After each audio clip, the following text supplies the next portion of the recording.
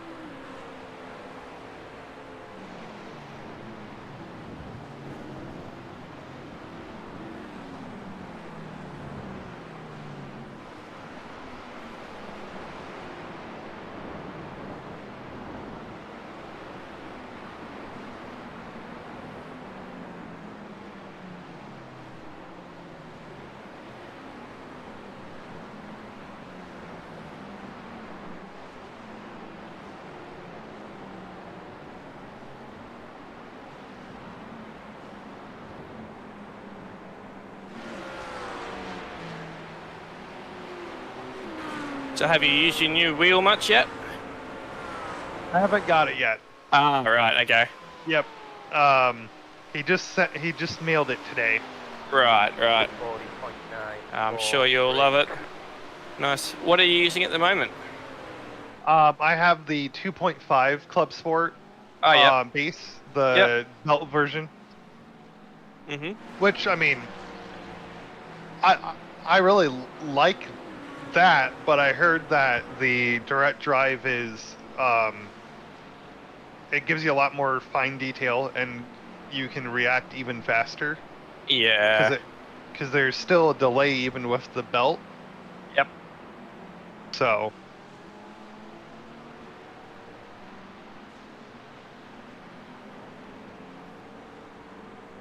Which I already felt pretty decent at being able to save snap looseness. So if supposedly that's even easier with the DD, I'm gonna look forward to that a lot. Yeah, I think I mean, I haven't driven with your wheel, but I do have a DD, and you can definitely feel the rear start to go.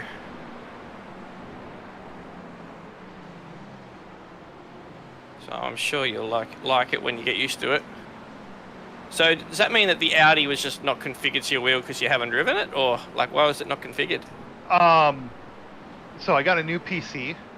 Right. I built a dedicated PC for the sim racing rig, and I just haven't driven the Audi yet with it, and I have it selected in iRacing to where each car has unique controls. Gotcha. So yeah, I just had to remap everything specifically for the Audi because I haven't driven it since building the new computer.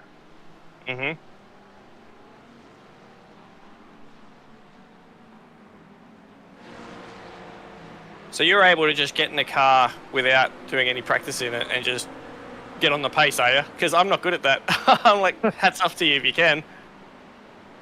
Well, luckily for GT machinery, most of the time I drive mid-engine anyway. Right, okay. We did have a run where we were driving the Mercedes a lot, but when the Corvette came out, I switched to the Corvette mainly. And we were also driving the 296 when it came out. Right. So I feel fairly comfortable with mid-engine GT. And yeah, we, like Kevin was saying, in CMS we just had a league race here not that long ago, so Fuji's pretty fresh in my mind, so I felt ready to go for it. Yeah, cool.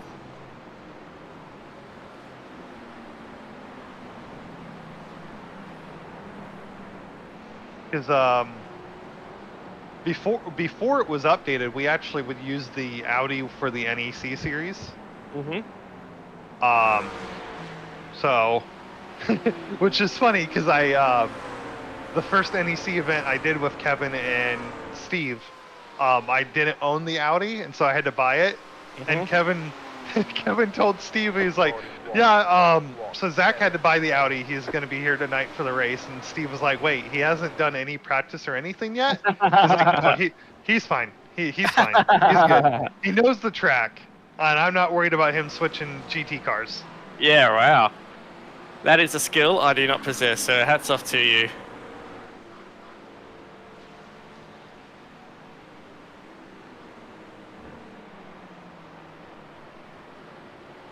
Well, and I didn't have very good pace here. Just because I don't really run Fuji a lot, especially this layout, because like Kevin, I hate that chicane. Yeah. But during our league race, I got behind someone who was, I was kind of following them, and they showed me a line in a lot of places that I wasn't using, so that helped a little bit. But I'm probably going to be high 41s, I'm guessing. It's all right. I'd never driven this track before with the chicane, and in fact I've only ever raced here once before, and that was 2 years ago. So I'm like, okay, track, let's get reacquainted. And last time we did it, I left the setup up to the bloke I was driving with, and he decided to put the wing on 2. So on the straights we passed everybody, but we were so slow for the rest of the race, the rest of the lap, and it was painful, man. It was really painful. It was just not fun because every corner you're like, oh boy.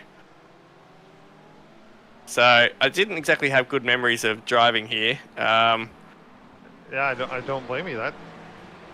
That sounds horrible. It was 2 wing? 2. Yeah. Oh. We made up 5 spots when it went green on the straight, and then an enormous train appeared behind us, and no one could pass us. So we frustrated a lot of people, and I was like, yeah, I bet. What is this car, honestly? So yeah, I'm definitely enjoying this stint a lot more, having a car that actually drives like a car. Well, just a little update. The person that was in 8th place dropped due to packet loss. Ah, free spot. So, yeah, that was the person we just lapped. That was on pit road. Oh. Last lap. Yep. The car just got back. There's a new driver in it, and they're going through their pit stop. But I think they are now a lap down. Yeah. It's They unfortunate. might go 2 laps down. Yeah.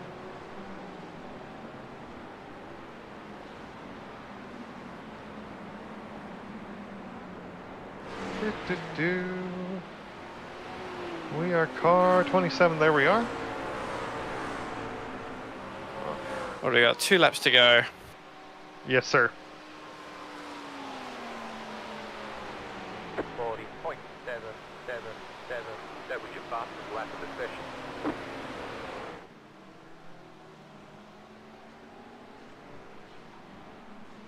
Yeah, and I don't know if I will use the wheel when I get it right away.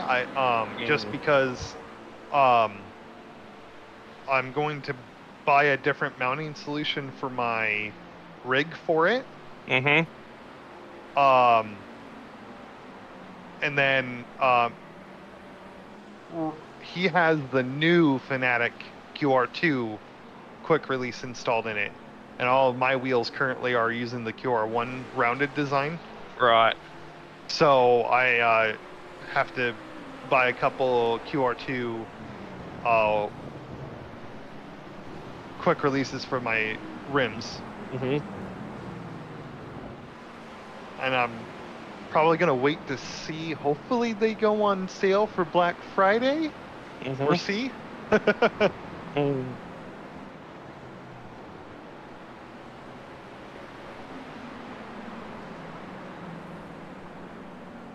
It always feels so strange when you use a new wheel or new pedals or something. It's like the whole rhythm gets thrown off for a bit.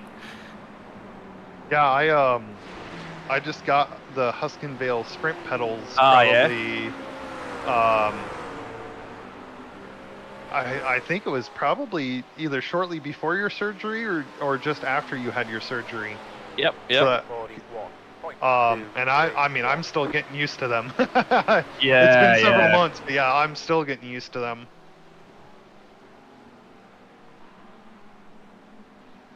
I'm doing okay in iRacing, but doing some rally in WRC Yeah.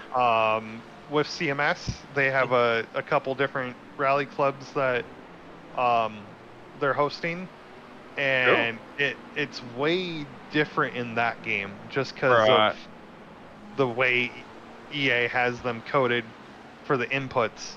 Mm-hmm. So getting used to how to brake in that game is like like relearning the pedals all over again. Yeah, yeah.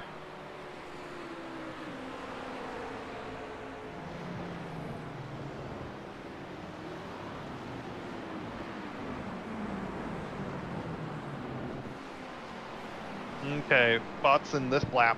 Yes, indeed.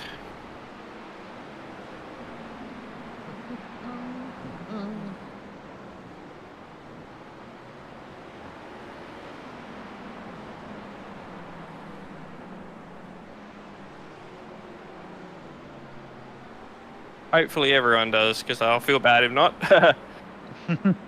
I'm sure a good number of people, because we're an hour and 3 minutes in. So Yeah. Oh no, a lot of them are pushing on. okay. Good on them. Yeah, yeah. All right. Not me.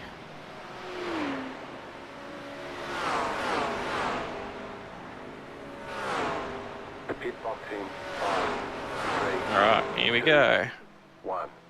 Right here.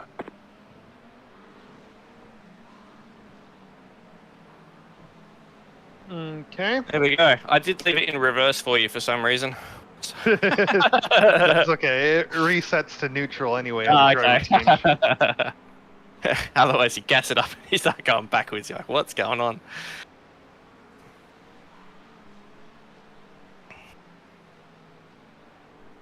Do.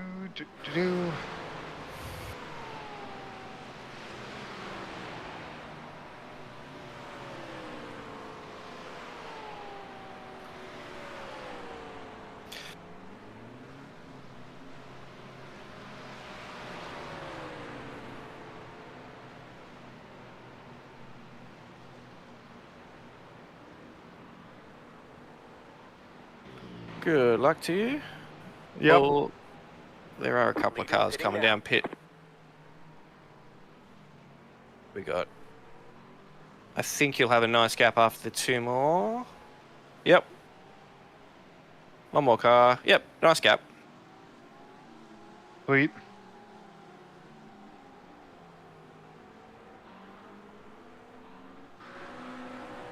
The car in P. I don't know if this is a bug on the car display, but according to the in-car dash, they did not change the front left.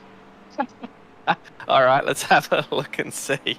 Yeah, I don't, because it's on. Oh, whoa, cold tires. That's a thing. All good. Wow. All good. There's 2 cars coming. Yep, go around to the right. Good call. So there is another car. Yep, you're good to rejoin. Car on the right. Clear. Sorry, yeah, I should have warned you. It's just the first. All good.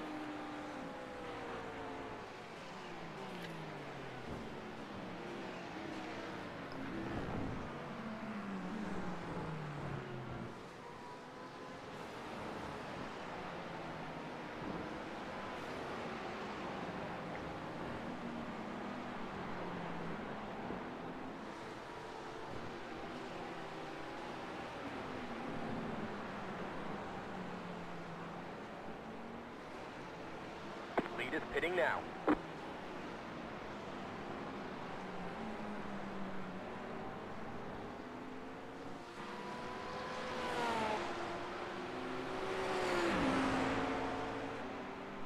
I mean, all the tires are ticked to change. I just checked Yeah. that, so that I'm sure it was changed. You'll feel it pretty quickly, if not, I guess.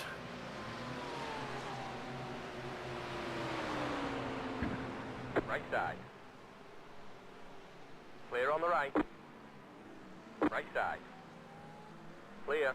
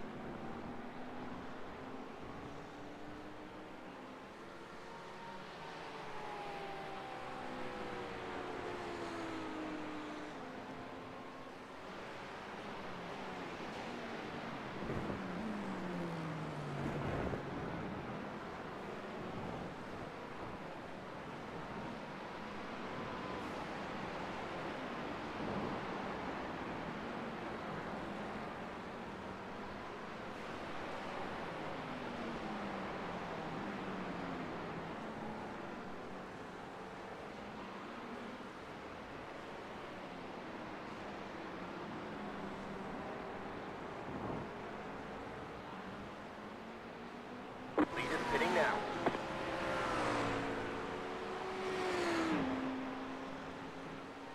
It doesn't have the best turn in this car, does it? It's interesting. Yeah. 43.489. The car behind is pitting.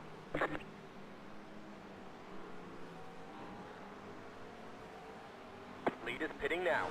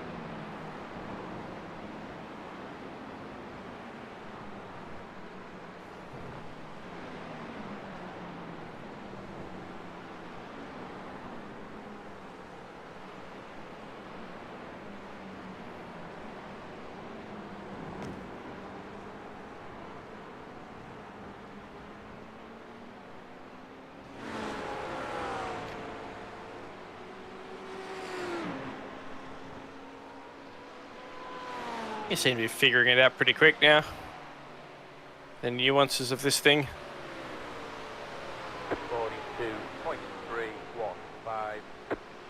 42.315. It lights trail braking. It does.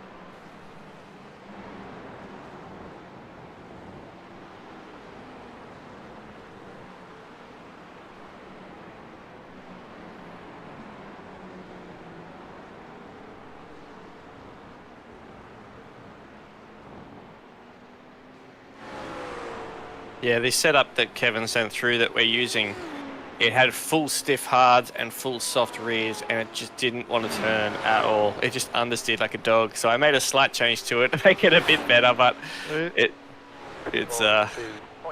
takes a bit to get used to.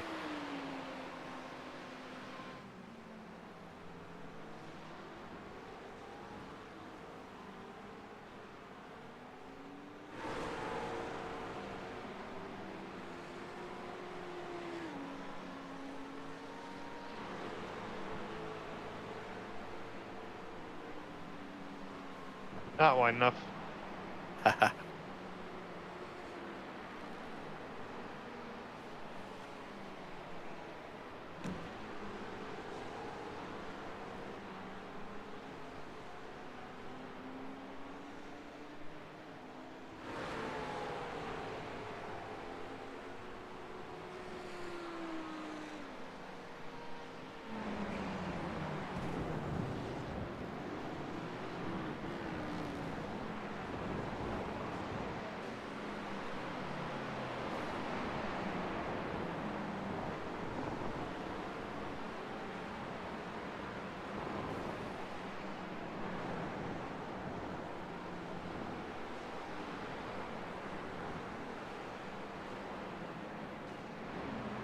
Yep. Those turtle curbs, man. Yeah. Jesus. I've hit them a couple of times in practice, and they usually don't damage the car, so you should be right.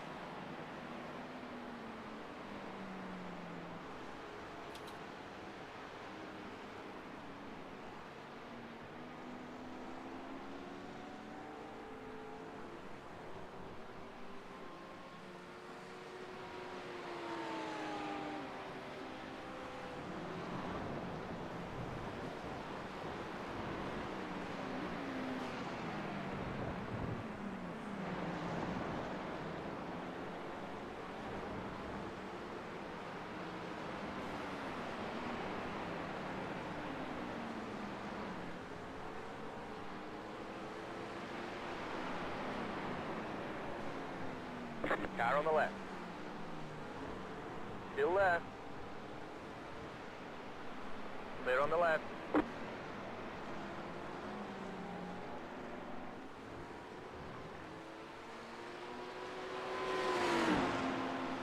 Car on the right.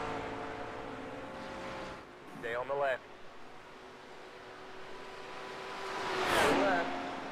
Clear on the right. 42.681.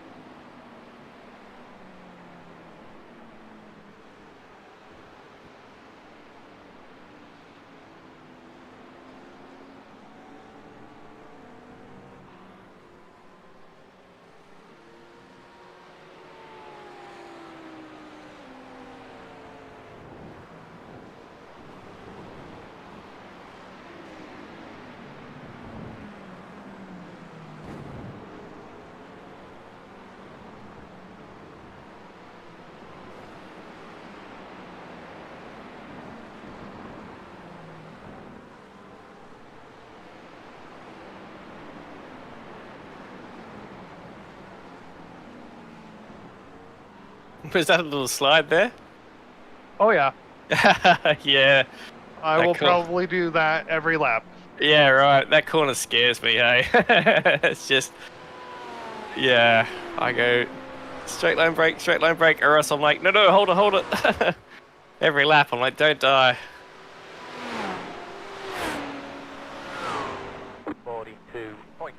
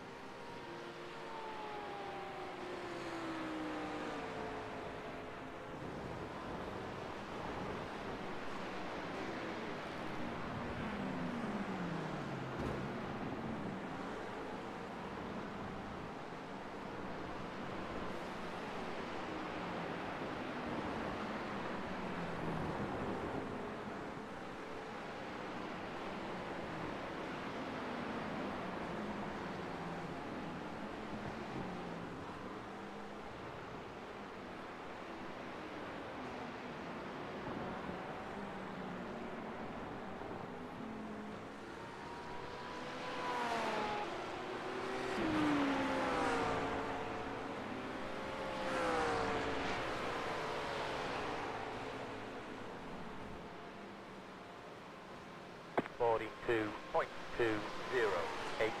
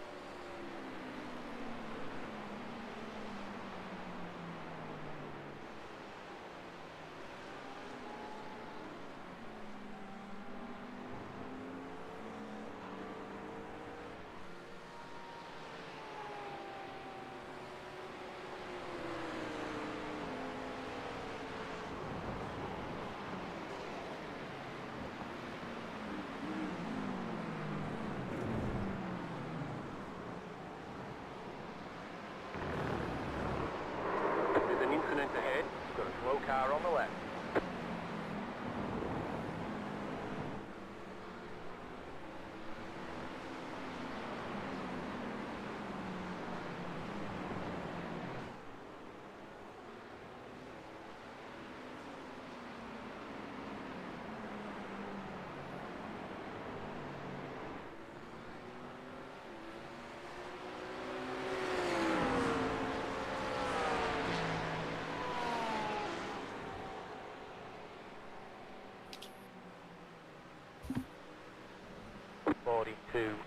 .653.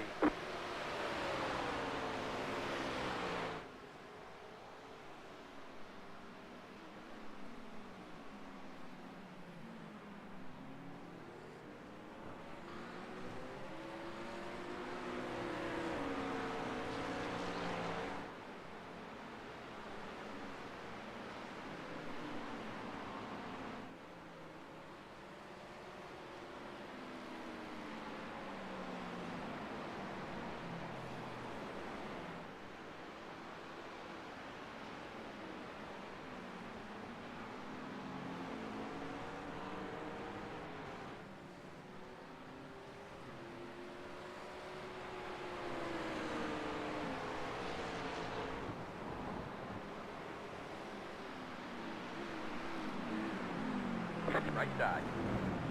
Clear on the right.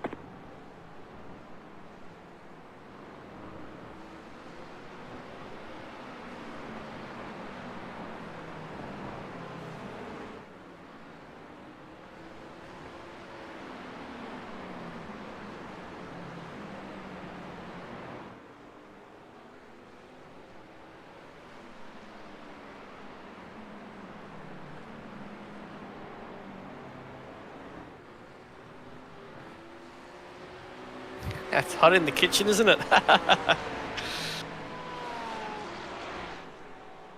on the left. Hold your line. Clear on the left. 42.711.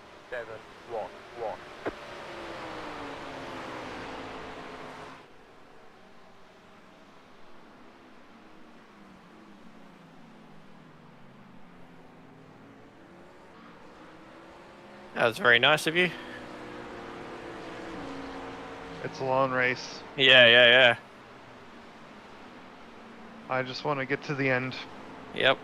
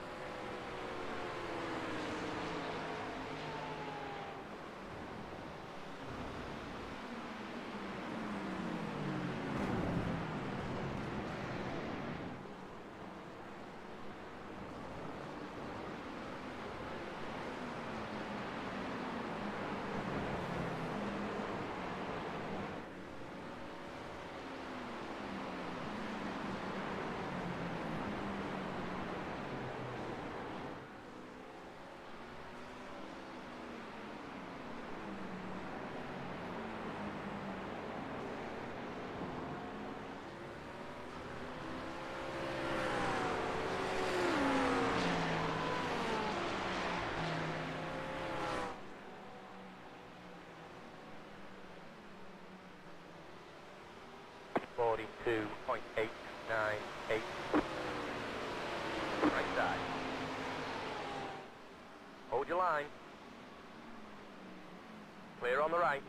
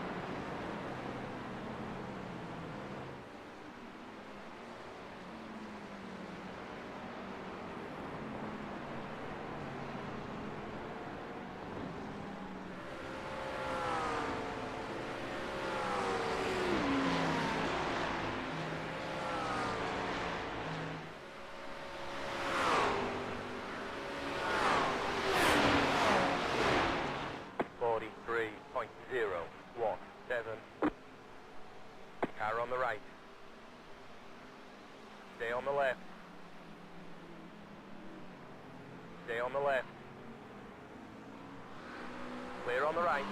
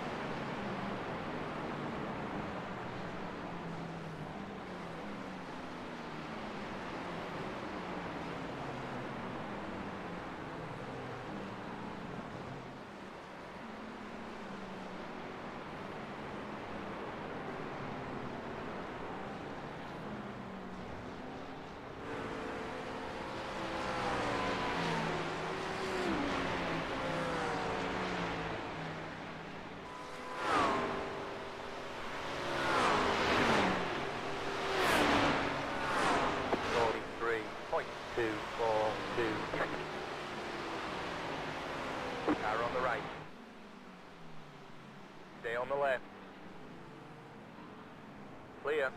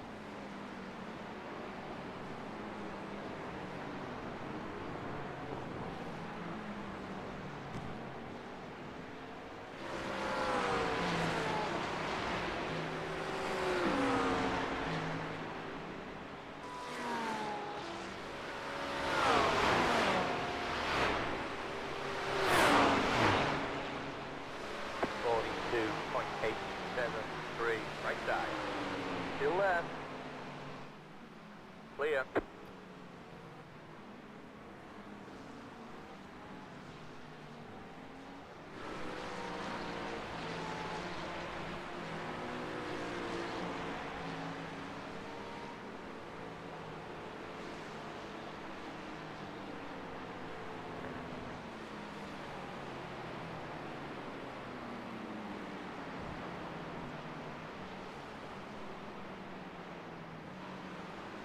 Left side.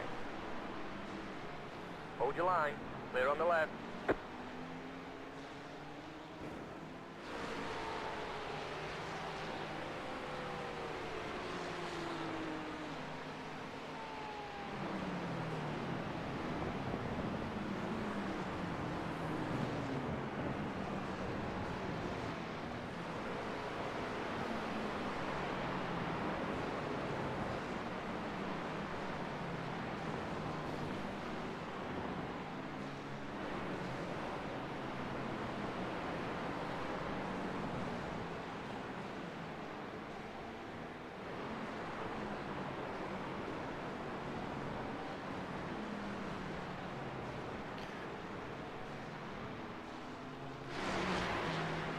I can't believe you managed this without binning it in a car you don't know. That's crazy.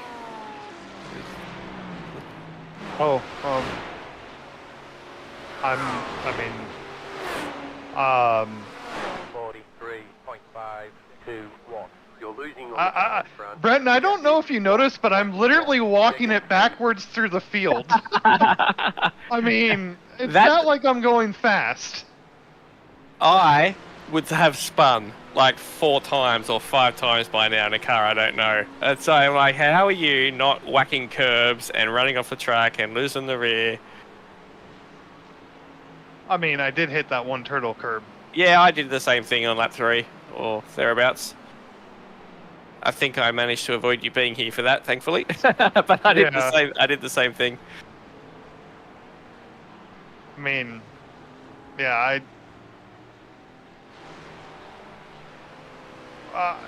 I would like to say that I'm just sitting here running laps, but right now I'm not going like 120% or anything crazy, but this is as fast as I can go right now. Yep. And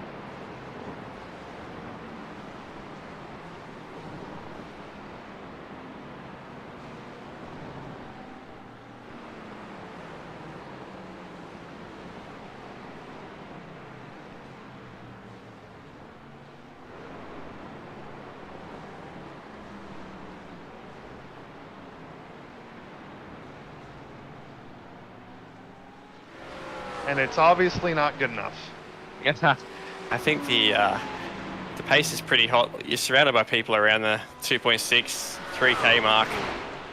And, yeah, having a car that you don't seem to be enjoying its understeery nature.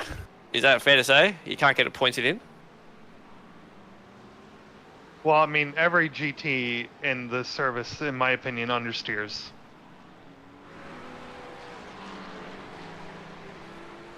The Audi might be the worst of the bunch, but like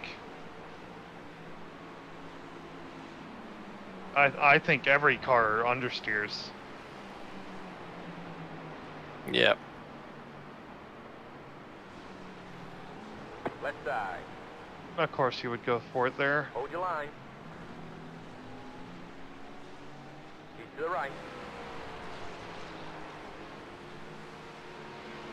Hold your line.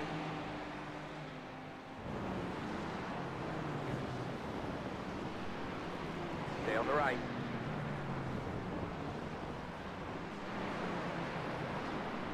Clear on the left.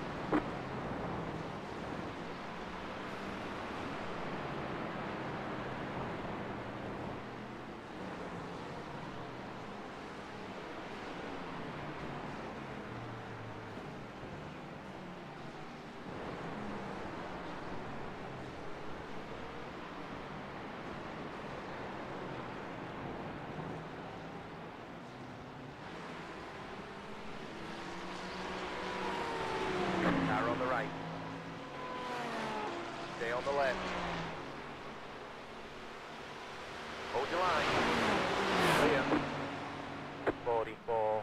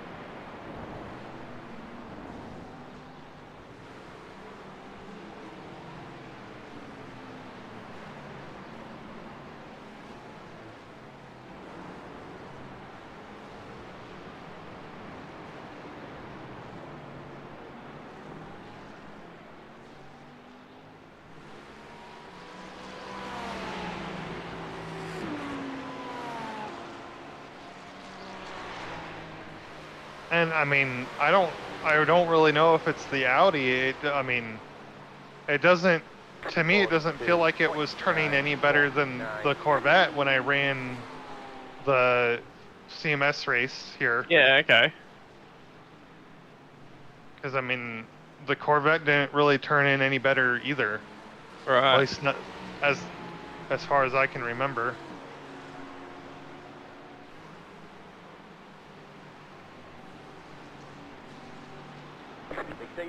Yeah. Or have you been known I was on the correct side of the bollard, marshals.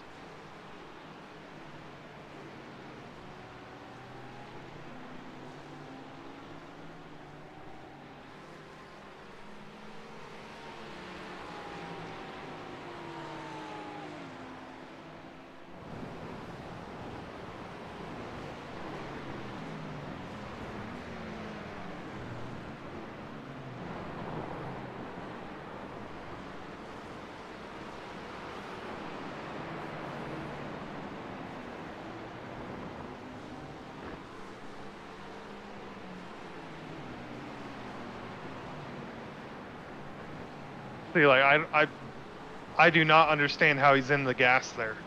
I cannot be. It does not. Yeah. Yep. It does not turn there. Mhm.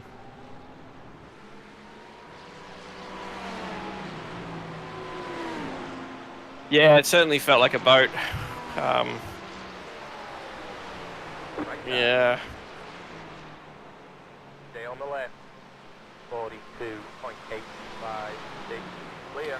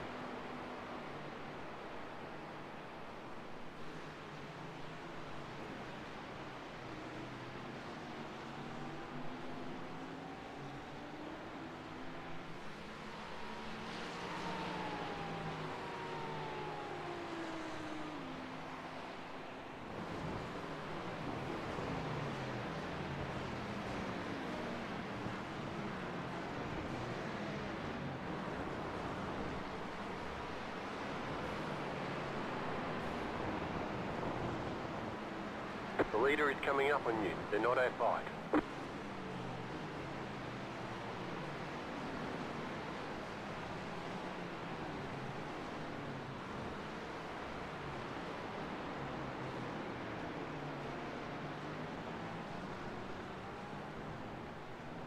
What?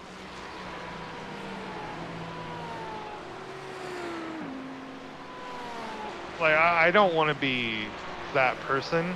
Mhm. But I mean, right now, just sitting in the cockpit, to me, it feels like I've literally single-handedly in one stint taken us out of any contention. I don't think we're ever in contention. In case you're worried about that, I don't know, and I don't care. I know, but like. Yeah, I know what you're saying. Like, I'm sure it doesn't feel nice, but for what it's worth, I don't care because we're like here to just try and enjoy the drive. But it's a bit hard, I guess, when the car is feeling a bit foreign.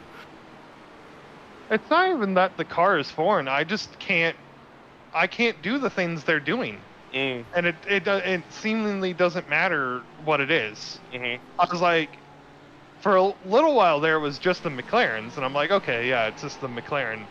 But then the Mercedes, the Porsche, like, I can't do anything they're doing.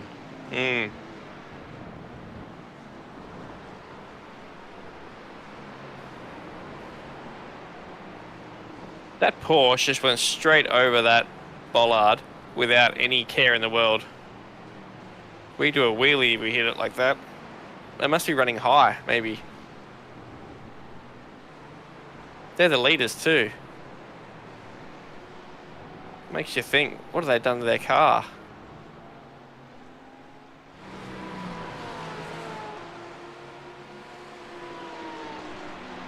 Car on the left.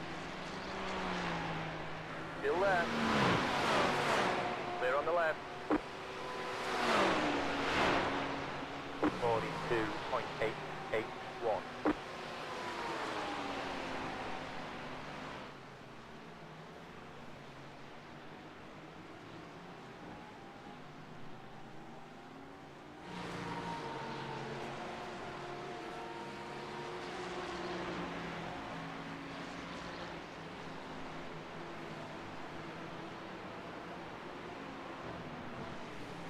Left side. Clear.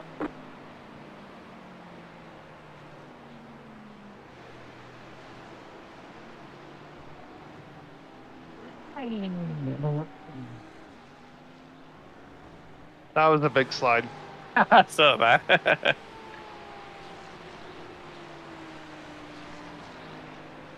You don't need to go defensive, Pierre. I'm not going to go. You don't need to go defensive. Just run your line. Run your line.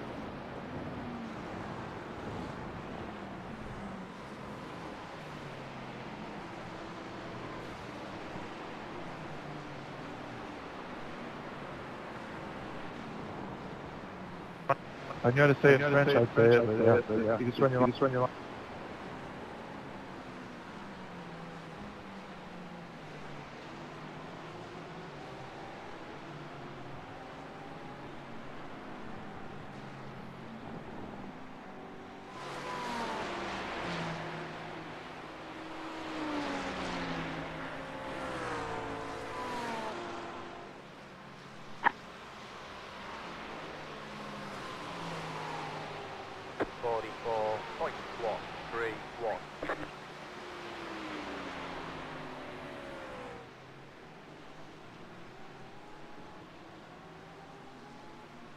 Right side.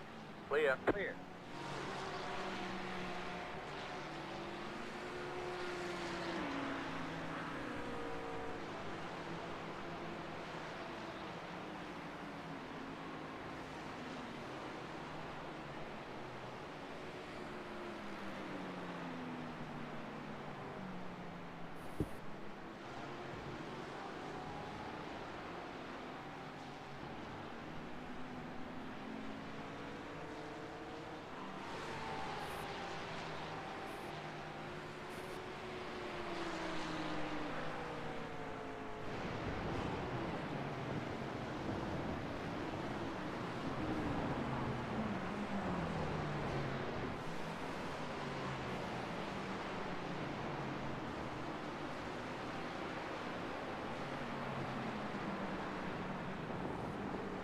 Thanks for patience.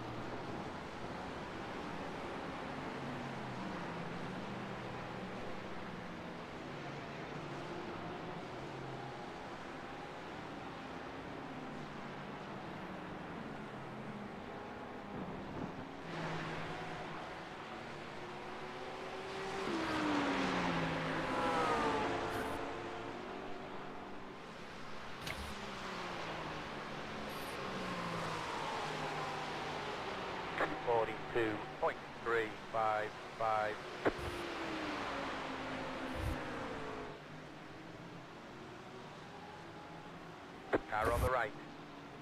What do you mean he outrode me? What do you mean? I can physically not brake any later for that corner. Mm-hmm.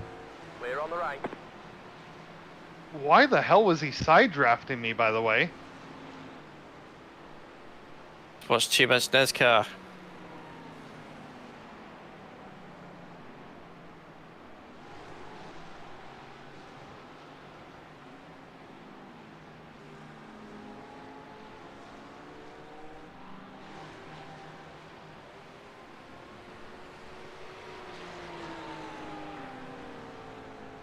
Got a slow car on the right.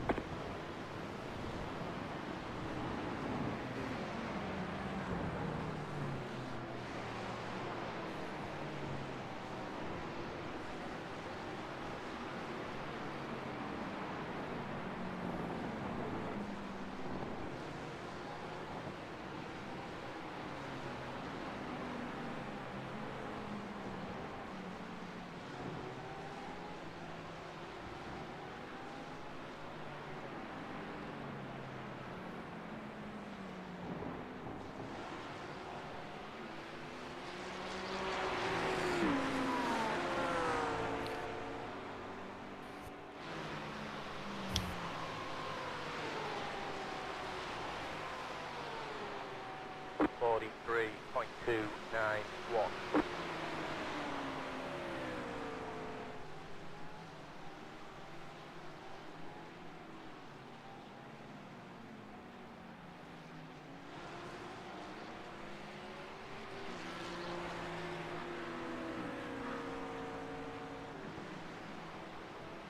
Car on the left.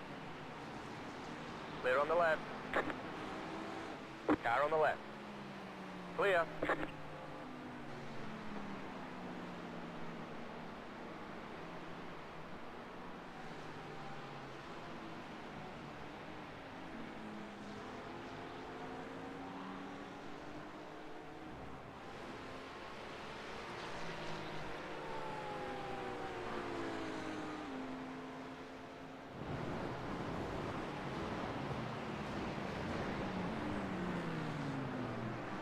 I can't believe how little attrition this race has had. We've had one car only out.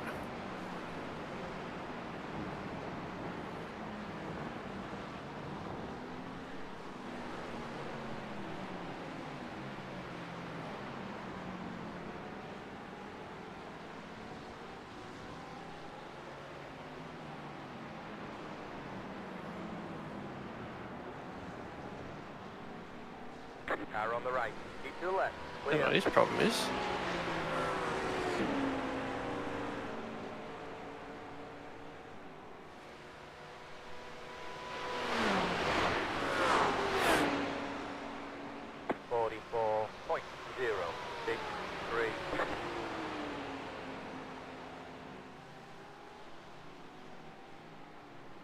Oh, that's his problem.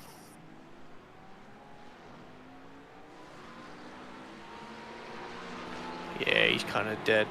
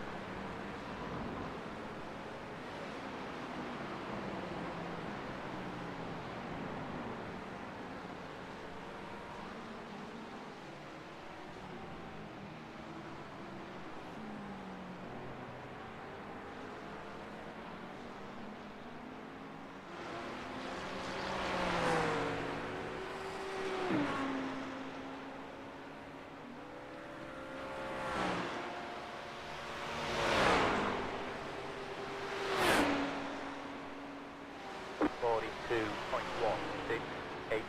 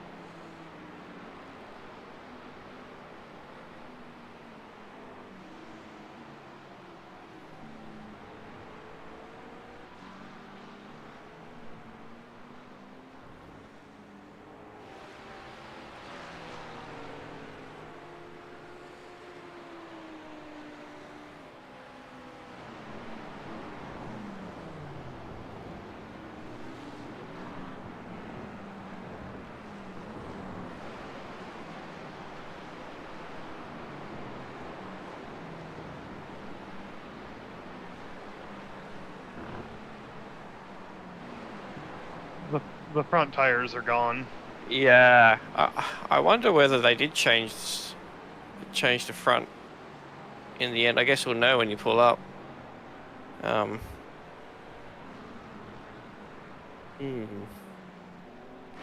I'm looking at the radar as well. I don't know whether it's going to rain, but it's going from partly cloudy to mostly cloudy. So you never know.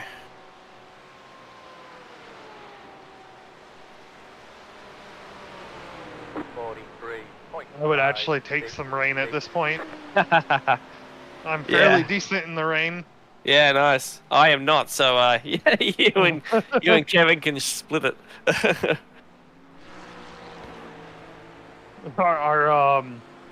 We just had the season finale for CMS at Road Atlanta this last Wednesday, and they had it rain for the last like 50 minutes of the race. And while everybody was wrecking, me and Kevin managed to stay on track. He finished third, and I finished fifth. Nice. How big's the field in those races? I think we started out with like 28-ish cars. Oh, wow. Normally we get around 20. Yeah. 20 to 30. It just depends on what track we're going to, you know. Right side. Keep to the left. Clear on the right. Everyone has their biases. Yep.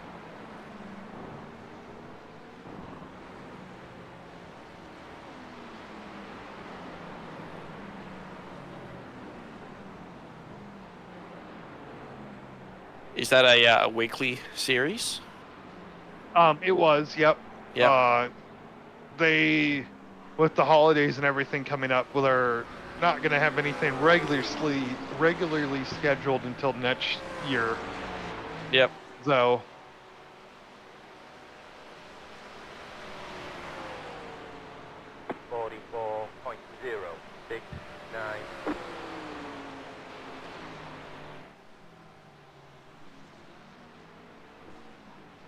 So in other words, you're looking for races to participate in for a month or two.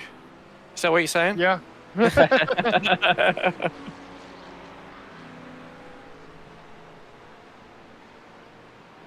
I need to do more public racing. Yeah, that's all I do at the moment. Just the odd public race here and there. So after not racing for basically a couple of months, last week was my first race back. The Creventic 12-hour, and then obviously doing it today, but the next one for me may not be for another couple of weeks. I don't know. If there's shorter at races at convenient times, I do them, but it's pretty hard living here. All the good stuff's on. You kind of nice hours for your time. Yeah. That's another turtle. Right. Clear on the right.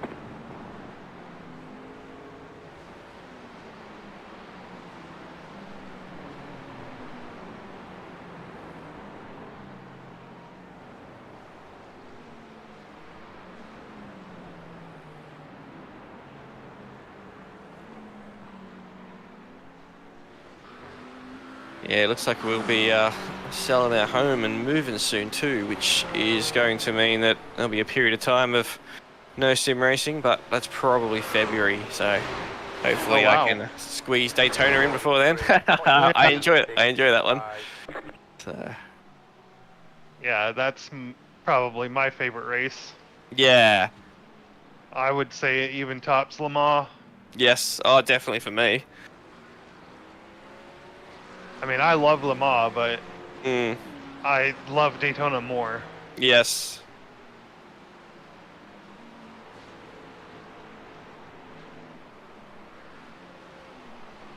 Yeah. I don't know whether I'll do the Bathurst 12 hour this year. I didn't do it last year. That was more because of my first knee operation I had. But this year I may be moving.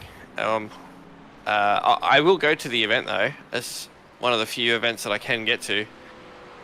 Yeah, But I wish travel wasn't so expensive. I would love to see that race in person.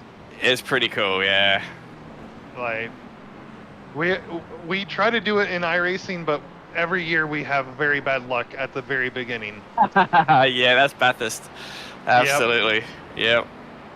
We always get caught up in a wreck, and we I think the last attempt we made it through lap 1 and we're like, yay, cool, and then lap 2 fucking roadblock on top of the mountain.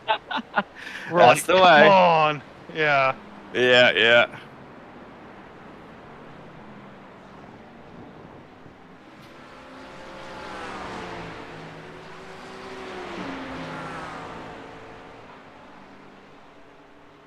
Right side. Year before last, up at Bathurst, they had Liam Lawson there in a 2010 F1 car. And, oh man, that thing, you can hear it coming from the bottom of the mountain up to the top. And it's such a cool spectacle. Yeah, I think those were like one of the best sounding F1 cars ever. Mm.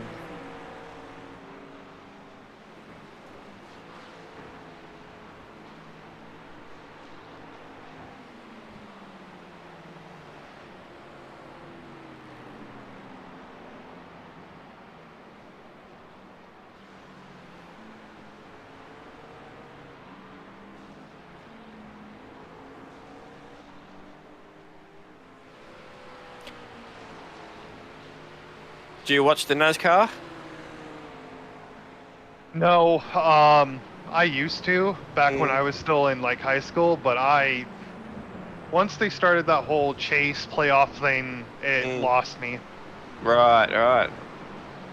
And I'm one of the people very, very upset that Joey Logano got this championship. Oh, really? Yeah, I don't Yeah. really, I'm not a Joey fan in the first place, and then the whole controversy they had with Martinsville and the fact that he just got in because they had to drop someone else out. I personally think if you end up in that situation, you should tap the person who got the regular season championship if they're not already in the Final Four. 42.886. So you're a Kyle Larson fan, are you then? Stay on the left.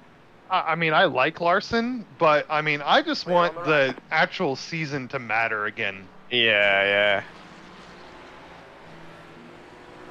And all these stage rates and stuff they do now, it's just not. It's not what NASCAR is, in my opinion. Okay. It's not what I should say. It's not what I enjoyed from a NASCAR race. Sure. Everything I enjoyed from a NASCAR race, they have taken out of the sport. Right, right. Yeah, I don't know, I'm still sort of seeing whether I'll end up liking NASCAR or not. Sometimes it's good, sometimes whatever. But I do enjoy watching road racing in NASCAR. I think that is good fun racing. Car stopped on the left. I think Shane coming over, got some more interest in it, which I think is good. Mhm.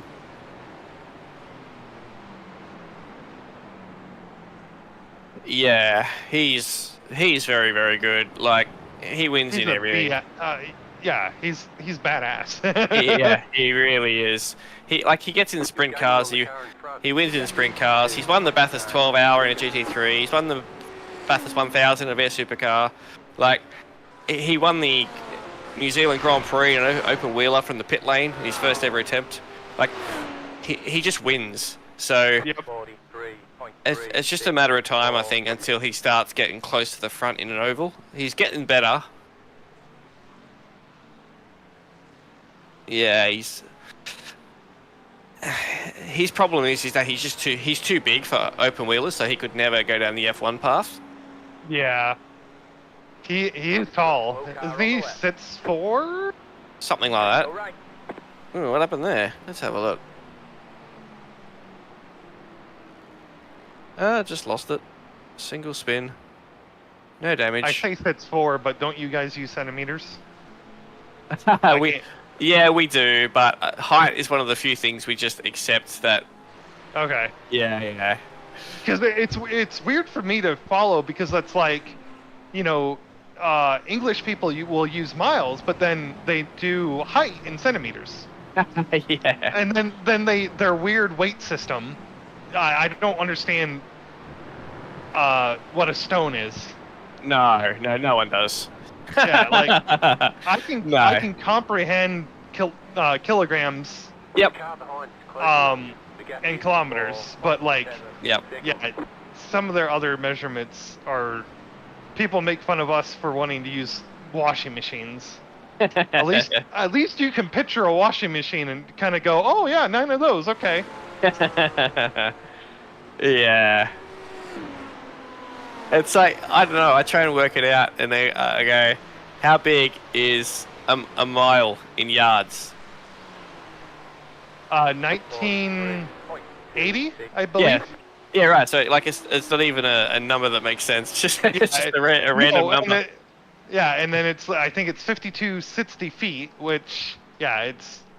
But then what's really fun is you have standard miles, and then you also have nautical miles, which are completely different. Yeah. Did you see that message from Eli? He just said, "Hey man, mind if we pass y'all?" Y'all.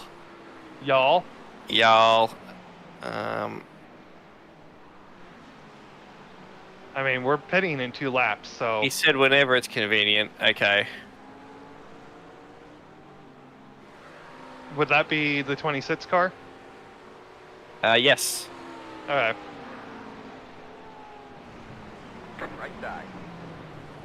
Clear.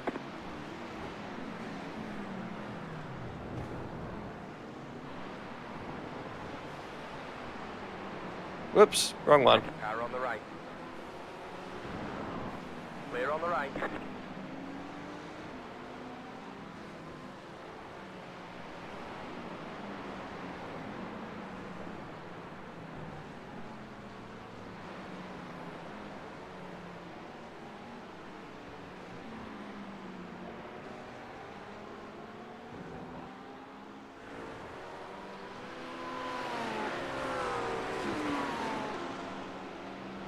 I'm boxing nuts time by.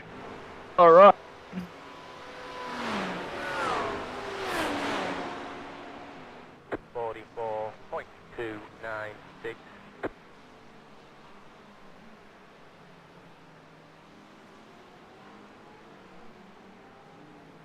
Right side. Clear on the right.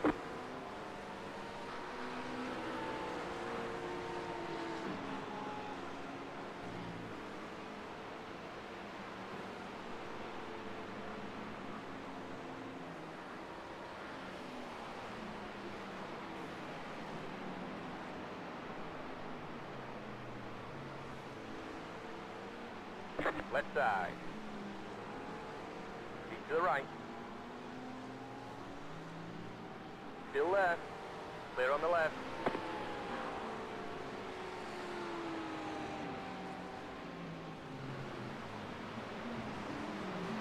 Car on the right. If you want it that bad, take it. Yeah. Leaders pitting now.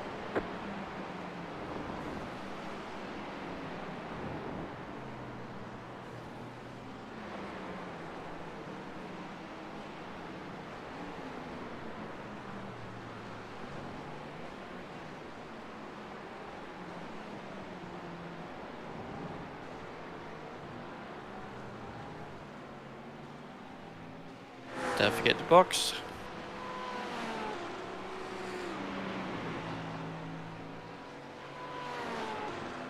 Leaders pitting now.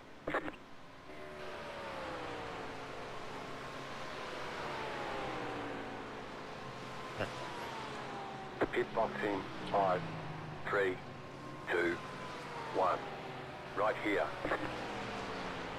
Nice. They did not change the left front. It's down to 30. Really? Yeah. Oh, that's probably half your problem right there. That's crazy. Wow. Okay. Alright, well that must make life a bit happier then, knowing that. A little bit, but I mean, I don't think that, especially at the beginning of the stint, I don't think it gives me, 5/10s. But at least at the end, I can understand why I was nowhere. Oh, we have 2 minutes of optionals too. 2:16 minutes. Yeah. Alright, well, that's probably I'm- that helped as well. I'm assuming we picked up some damage when I hit the turtle. I assume so, yeah. That's alright. We're all good and we're off. Hopefully they've changed tyres this time. That's probably why you spun as well, because the front was hot, the rears were cold. Yeah, remember cold tires. Hmm. All four are unchecked right now, which means they should have changed them, and they Yep. are rechecked now. Yep. That should mean they're good. That's weird. Why would they not have changed one? I certainly didn't press anything. It's just one of those. Yeah, that's odd.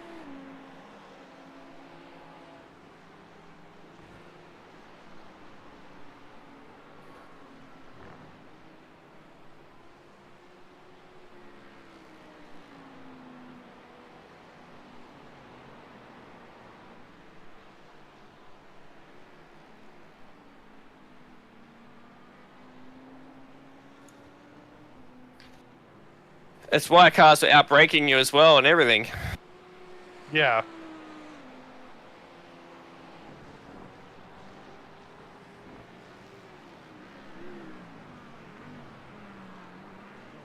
I flash you to let you know that you can let me go, and then you lose the car in front of me. Yes, great job.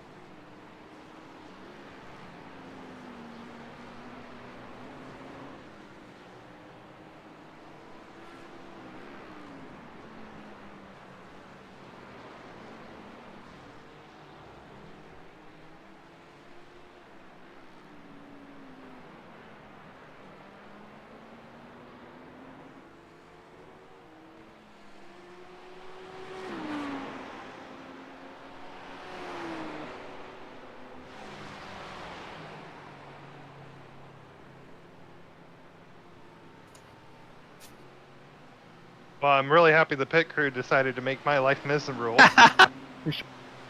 How funny. That's a cool practical joke, guys. Thanks. That I checked it like twice and it was checked. Right. So that's weird. Yeah.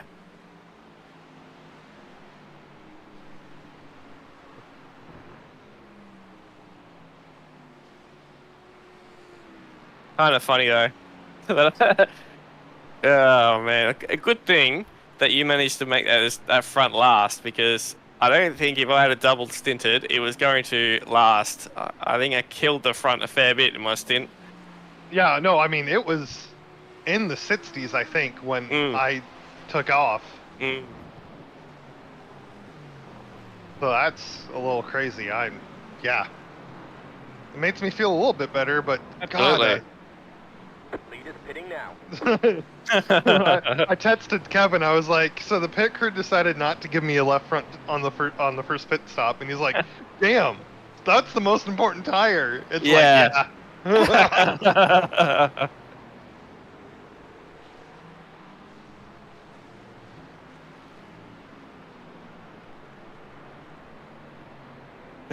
No wonder you're like, my car doesn't do what their cars do. It's like, because they got new tires and Yeah. you don't.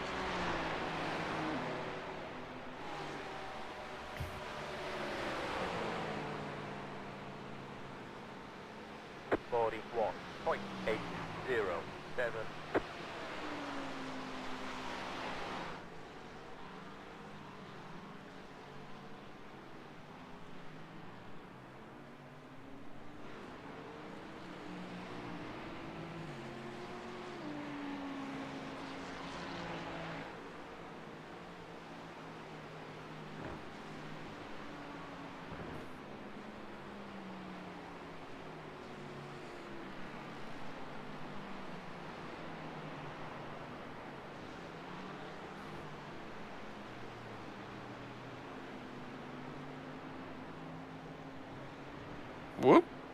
Almost a 1X.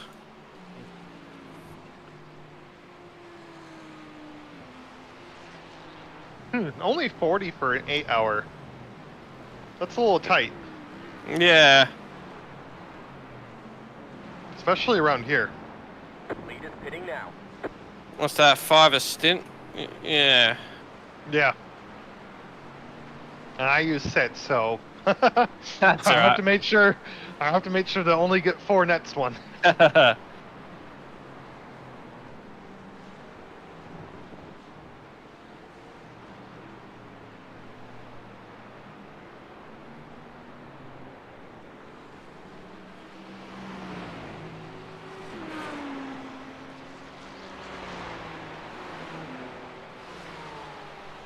Yeah, so for next pit stop, everything is checked.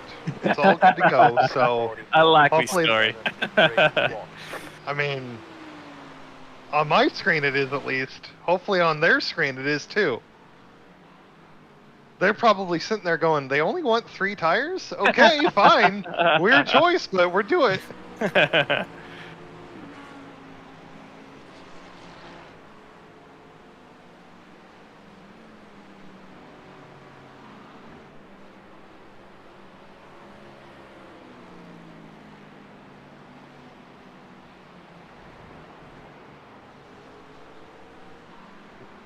Maximizing all that corner. Yep.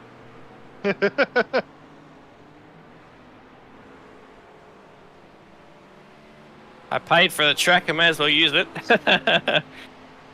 Fair enough. Nah, I did not mean to be quite that skinny. What is going on here? Lead is pitting now.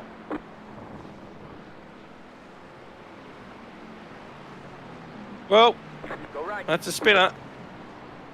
He was the leader too before he pitted. That guy Let's see. Did they... must be a new driver in that car. Yep. I'd say. New driver. It's his outlap, Now. Yep. as far as I can tell. So yeah. And he was very slow. Well, at least we know the leader's going to lose some pace. That's good. Yeah. Yeah, we'll start to peg it back again. That front left tire, I swear that should go on a stand somewhere. As the evil villain of the day. 5.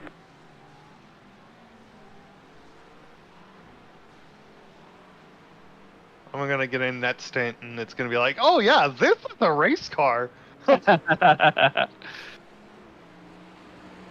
This is an entirely different vehicle than what I drove the first time. He was driving a tractor. And Not a tractor, just an Alpine race car. F1 car. oh, I don't know. He got second and third last week. Lots Somehow. of rain. Lots of rain was involved in that, Yeah. and a couple safety cars and a red flag. And red flag, yeah.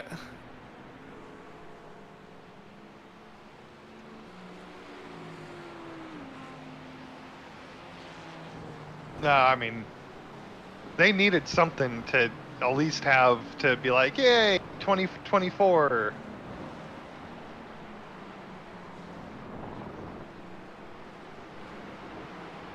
I think they jumped from 9th to 6th on the constructors in one race. Yep.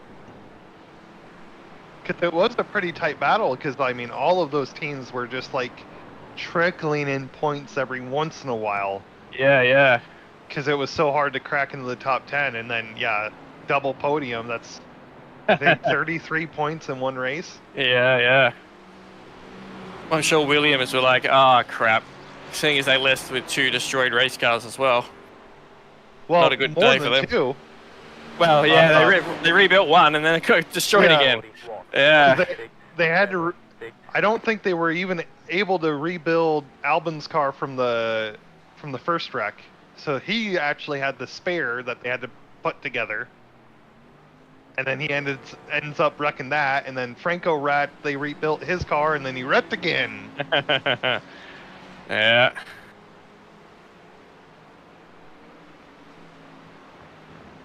This Which bloke I is- mean, Mm. I don't think I could have been able to drive in those conditions. So that looked See- like a monsoon. I'm going to claim that I would have done it easy because I don't have to prove it. Yeah. When are we ever going to have a chance to drive an F1 car, Yeah. you know? Yeah. But yeah, you should be able to get this guy in front of you. Yeah, the problem is that we're very slow in a straight line, and he is quick out of the final corner. Yep. That Mercedes power, man. Mm. They also had a drag advantage, I think. Because I know Kevin and Connor did the that 24-hour Daytona race that was part of that summer endurance series iRacing does. Right. To be able to do the 24-hour Le Mans. Yep. And they said at Daytona it was all Mercs. Wow. Every single car was a Mercedes because they had a power advantage, and they also had I think it was either an oversight or a bug where they had a draft advantage too. Right.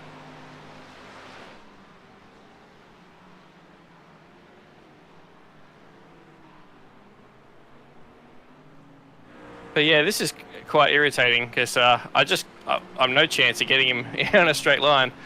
Yeah.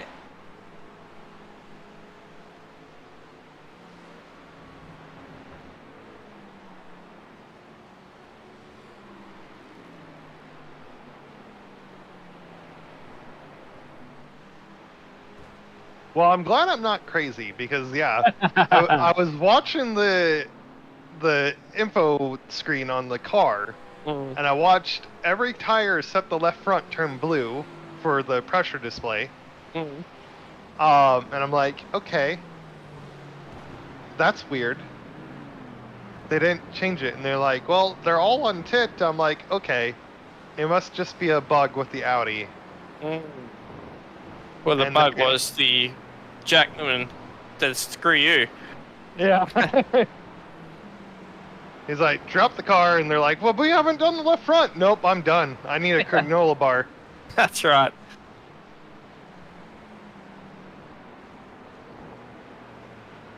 This is my union-sanctioned 15-minute break. They're like, no. You thought you did a buy 3 get 1 free, but you missed the deal. Yeah, that was yesterday, not today. Yeah, that's right.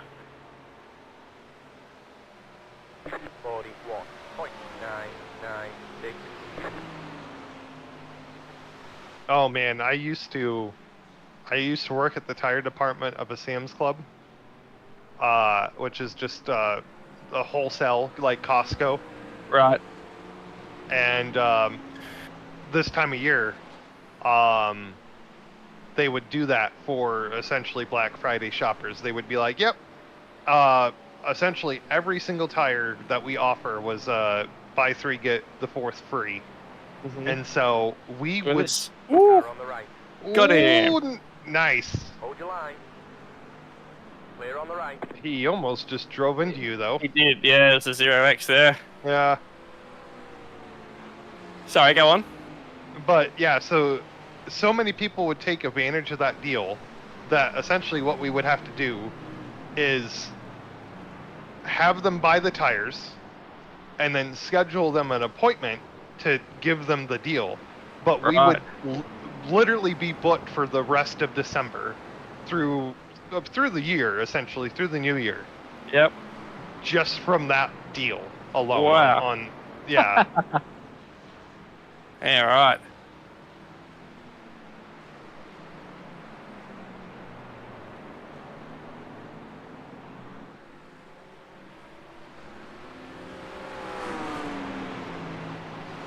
Man, this guy is still edging away from me. Are we running like more wing than everyone? We must be. Something. Maybe. 42.229.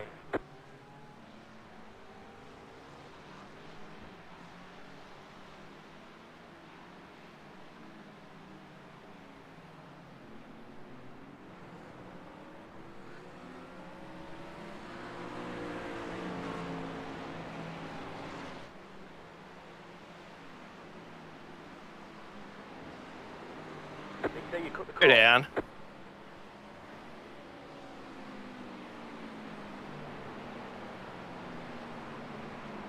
Whee! Car on the right. Still left. Clear on the right. Car on the right. Stay on the left. Clear on the right. Car on the right. Stay on the left. Hold your This line. is not nice. Side by side through here. Yep, that's tight. Hold your line. Still left. Clear. Whew. But I think that's pretty good evidence to where we are. We have more wing than them. Yes. Because, yeah, he could not hang with you through that sector. No. But the good news is he slowed everybody else down for that straightaway, so hopefully you might not pull away, but they shouldn't have a super advantage on you here. No, it's only minor, but it's just enough to be noticeable, where passing on the straight for me is just almost impossible.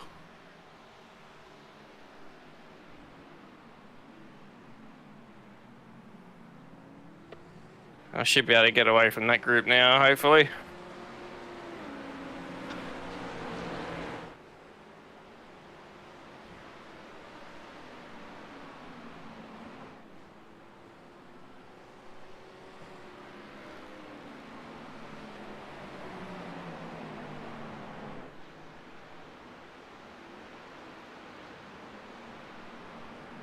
I don't trust my black boxes now. I keep checking. Not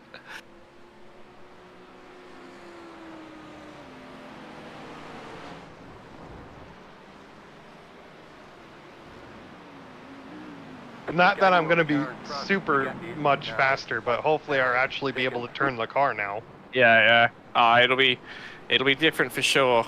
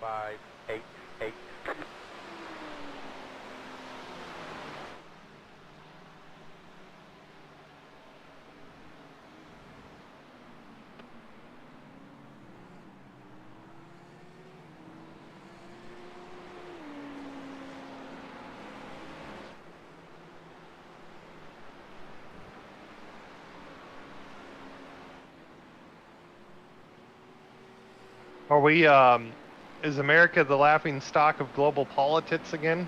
Well, it depends on who you ask, really. It's a very divisive point of view, I guess. I think if the average Australian, yes, but the average Australian is also kind of, how do you say this? Like, pretty arrogant in that we're the best and we don't need anyone, and you know, everything here is just it's just always been so easy in Australia. Yeah.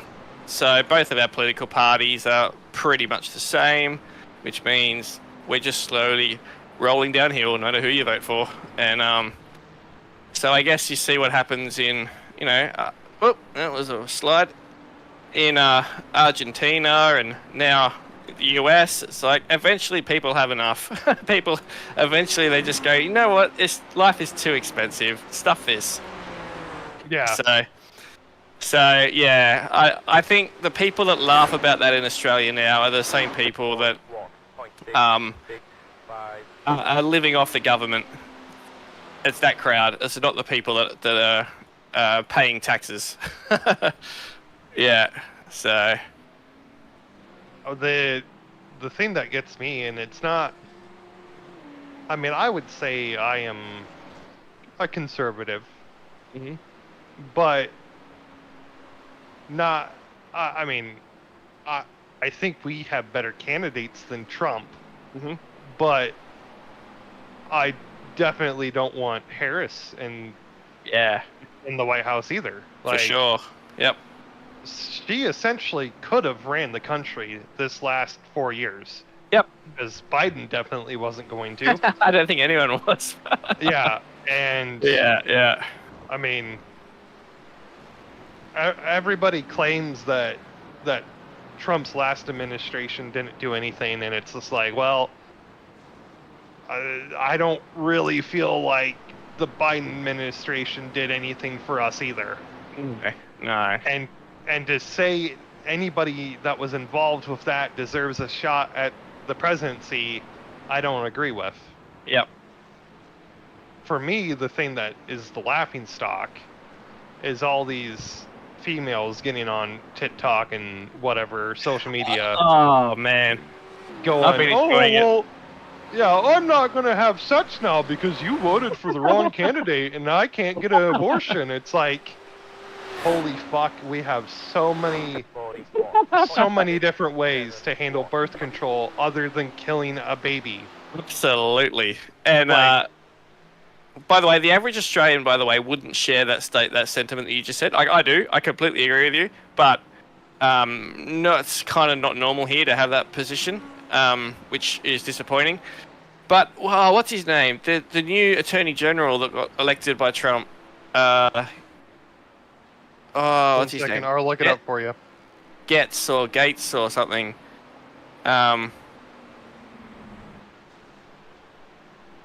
He was bagging out exactly what you just said. He said, all the women at these abortion rallies, he's like, you know what? You're the least likely to reproduce anyway. You're not attractive if you look like a thumb. Yeah, it's a harsh way to put it, but yeah, like, if that's the mentality you have, then you don't deserve to raise a child anyway. That's right. And I highly doubt, like, I've seen a lot of these females, and I mean, I understand everybody wants to have sex, but like, I doubt these girls were going out and just, pointing at any male they wanted and being like, yep, we're gonna hook up. Yep.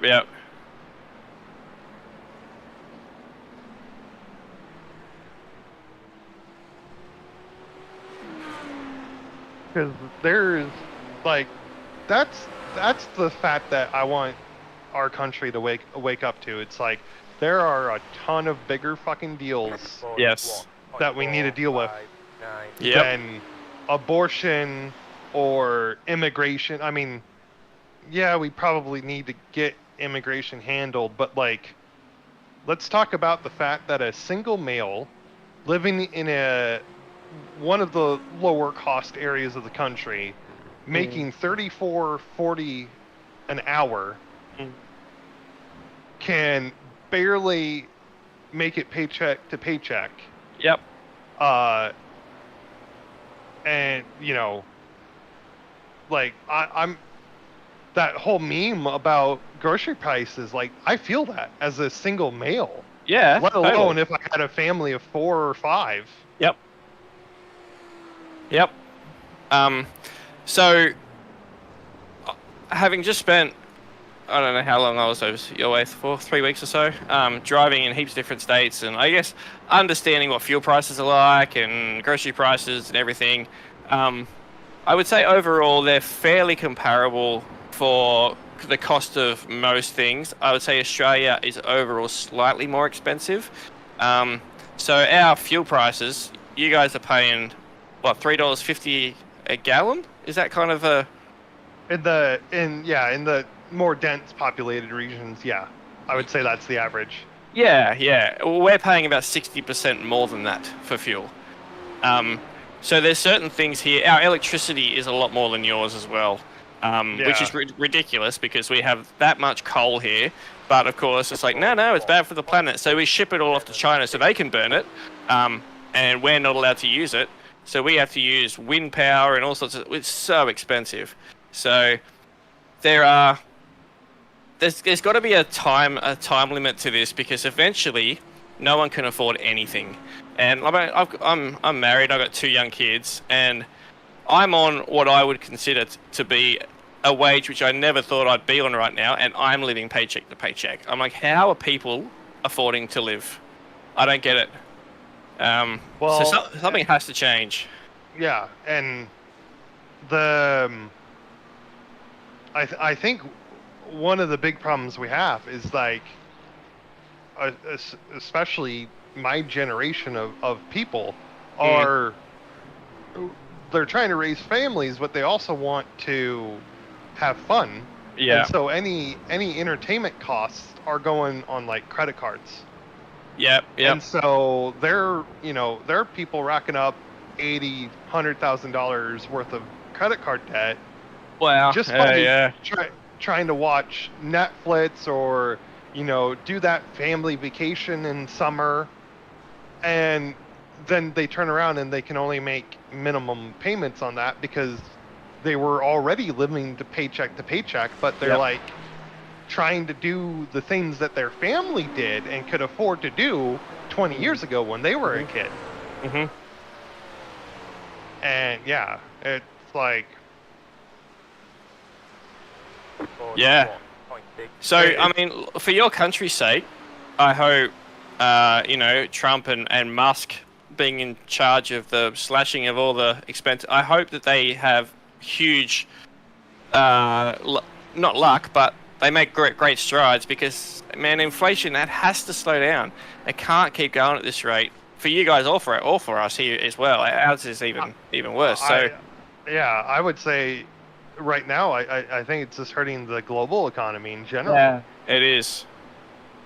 So I'm kind of cheering on at the moment, Trump and Musk, just because of the potential for change. There was no potential for things to get better, in my opinion, under Harris. So yeah, whether things do change or not's another story, but at least there is a pathway where it may happen, and it seems like there's every chance something will happen. But there'll be a lot of upset people in the next 4 years, I'm sure. But at the end of it, I guess the question will be, is life easier for you guys to live or not? Well, I think right now we are on a road to end up in another 2008 situation. And I think these next 4 years will either accelerate that or hopefully cancel it out. Yep. We'll just have to see. But yep.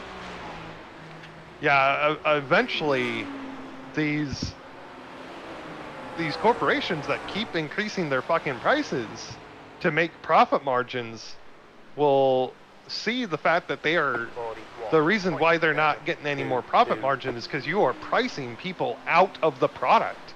Absolutely. Like, I mean, hopefully, I pray to God that hopefully people will wake up and go, yeah, maybe I don't need to spend $7 on Starbucks every fucking day. Yes. Yep. Sometimes multiple times a day. Which, like, I'm not a coffee drinker, but your coffee sucks. Like, it's so bad. That's like the only thing that we've found that is like better here, and it's oh yeah, all of the big chain coffee shops, they suck. Yep. I think there is good coffee in the country, but it's not going to be in a chain store. Yeah. I agree, because I went to Starbucks one time and just got black coffee, and it was disgusting. And I am a coffee drinker. I like coffee. Right. I normally drink coffee black, and yeah, I threw away that coffee. I took one sip of it and went, yep, nope. All right. Creamer can't even fix this. Huh.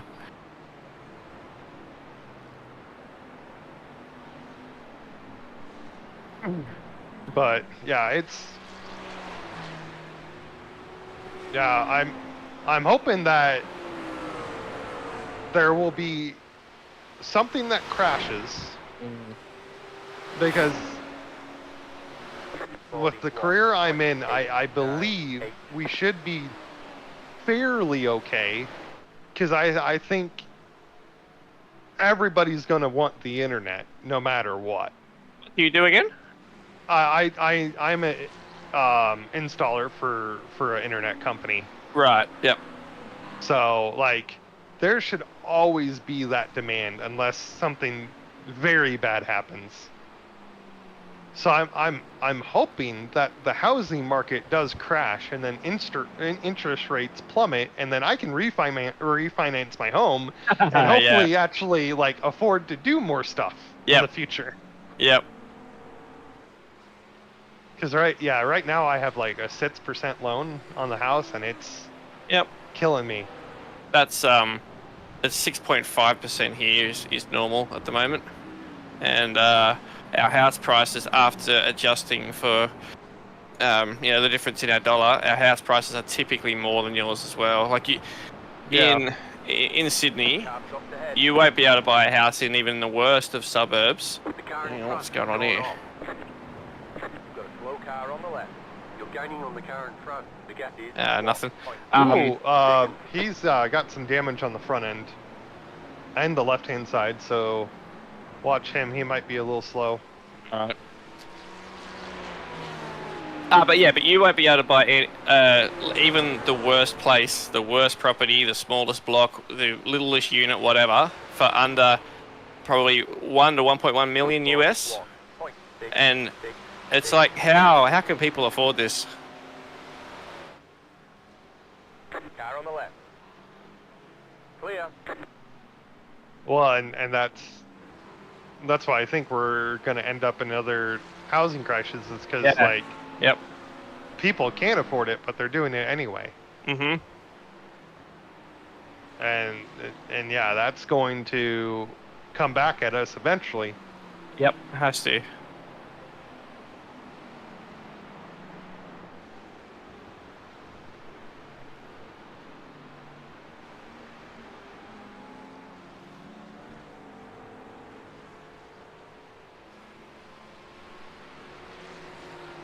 But yeah, I agree with the fact that I don't think anything was going to get better under Harris. Yep.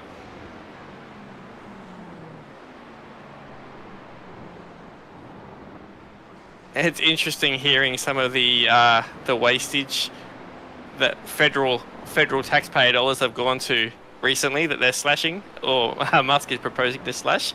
Some of it is just like, how have you guys spent that much money on this? One of them was looking at how aggressive it's like hamsters get after they've been injected with COVID, and it cost the taxpayer $400,000. It's like, what? Who rubber stamps this? Yeah.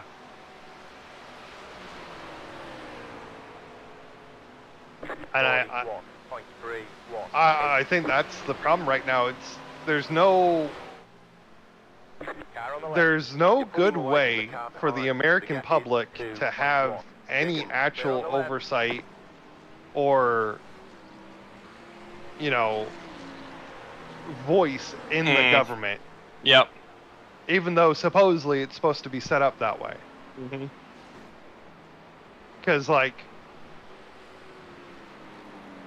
as far as I can tell, everybody likes to care about the presidency.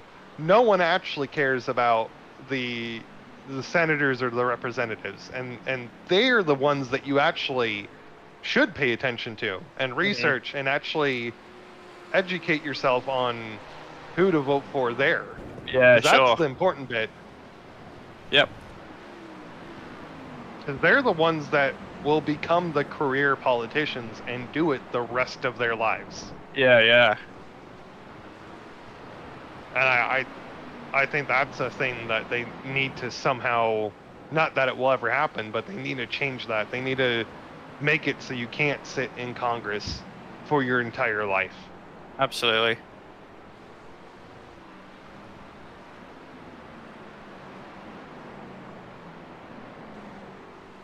So you're in Iowa. Did I remember that right? Yep. Is your I don't know how your politics works that well, but is it a governor or Congress? Who do you elect for your local election that goes to Parliament? Like you have a governor, right? That's not going to the House of Representatives. Is that how it works? Yeah, so each state has a governor, which is Yep. essentially just the president of the state. Yep. And then each state actually has their individual Congress, Yep. just like the federal Congress. Mm-hmm. So you are electing those people alongside your federal representatives and senators. Mm-hmm. All pretty much all at the same time, and then we have midterm elections every 2 years. Well, yeah, every offset the president election by 2 years, and that's specifically for the Congress, the House of Representatives and the Senate. Okay. Yep. But yeah, there's a state Congress and there's the federal Congress, and then the governor of the state is essentially like the president. You know, that's the executive branch at the state level, and then there's also a Supreme Court for every state too. Right. Not that they are used, but we're kind of defaulting here the last 40 some years, maybe even 60 some years, to just the federal level more and more.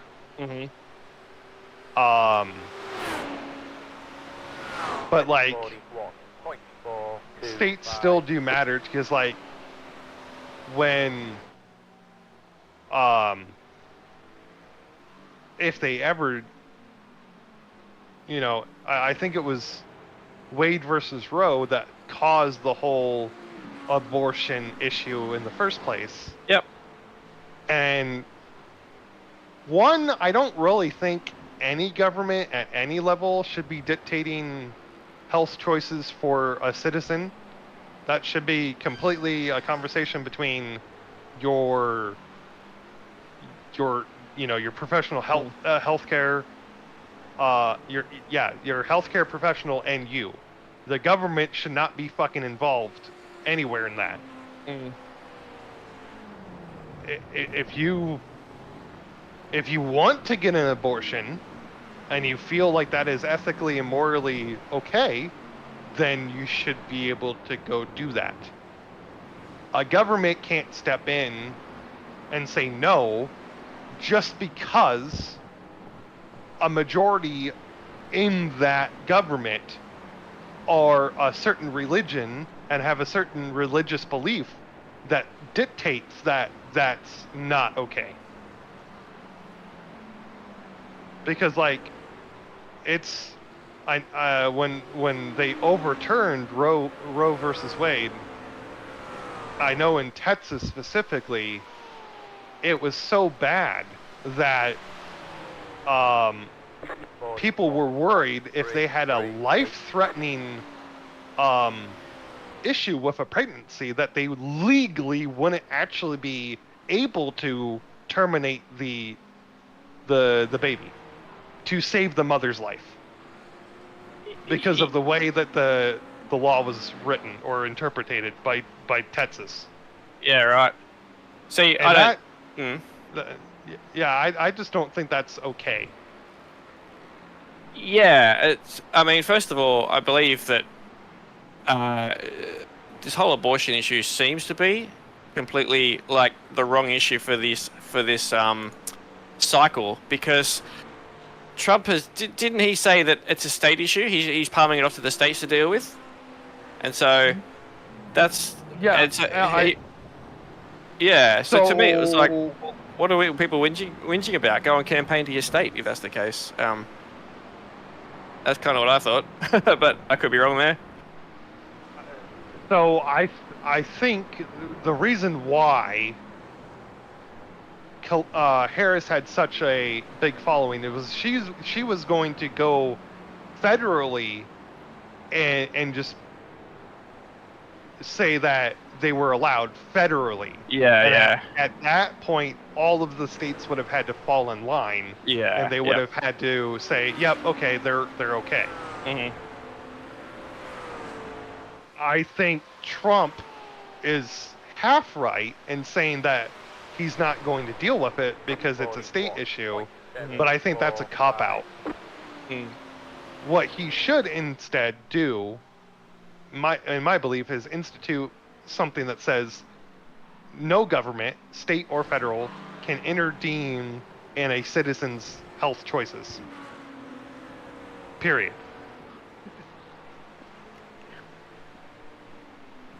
Because that way, we can quit this whole conversation about transitioning kids, too. Yeah.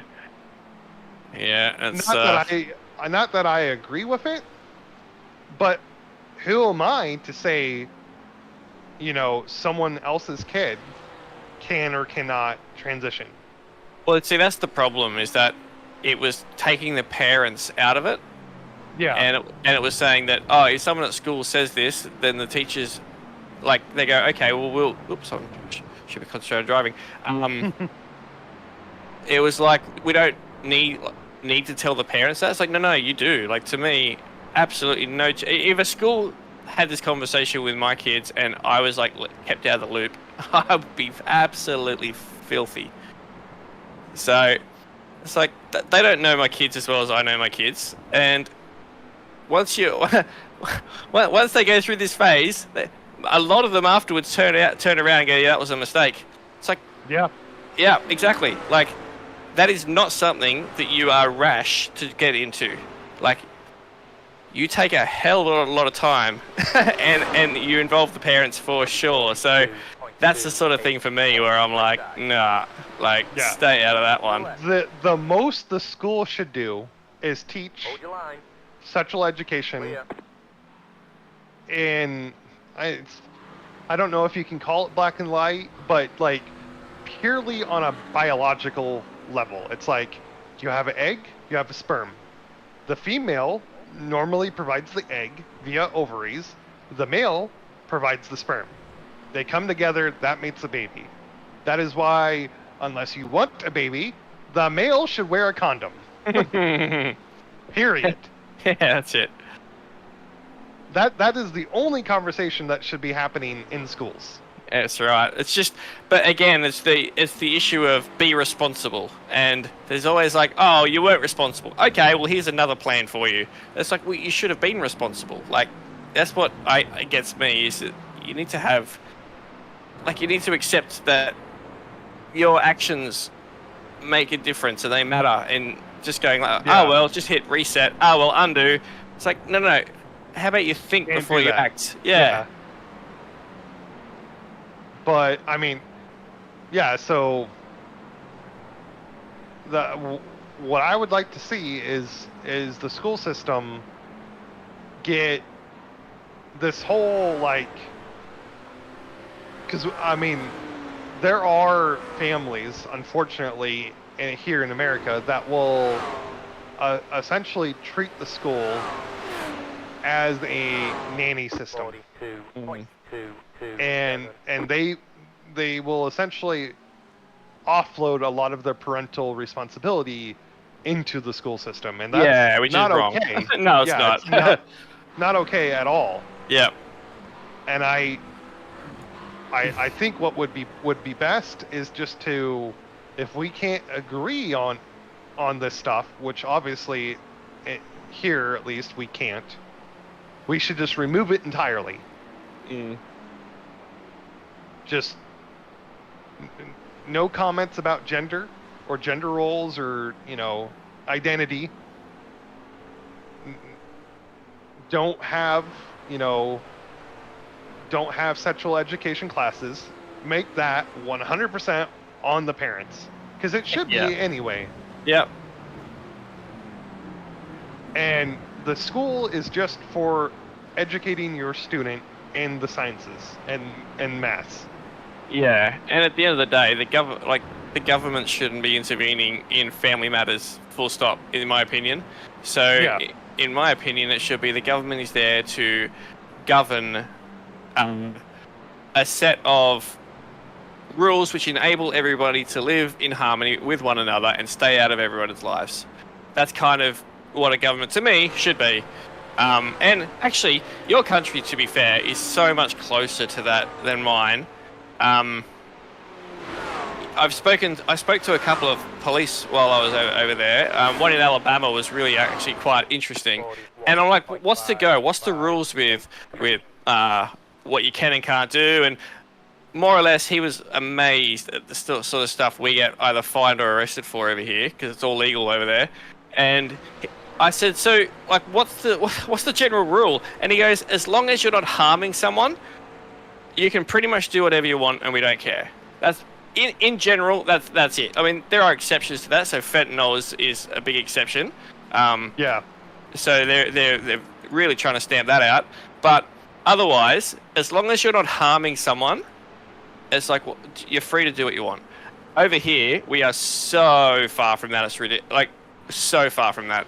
We have rules for everything, and you either abide by it or you get fined, or even arrested. So we are way more governed here. Now I know that you guys have got different states have different rules and everything. I get that. So, let me hit that curb.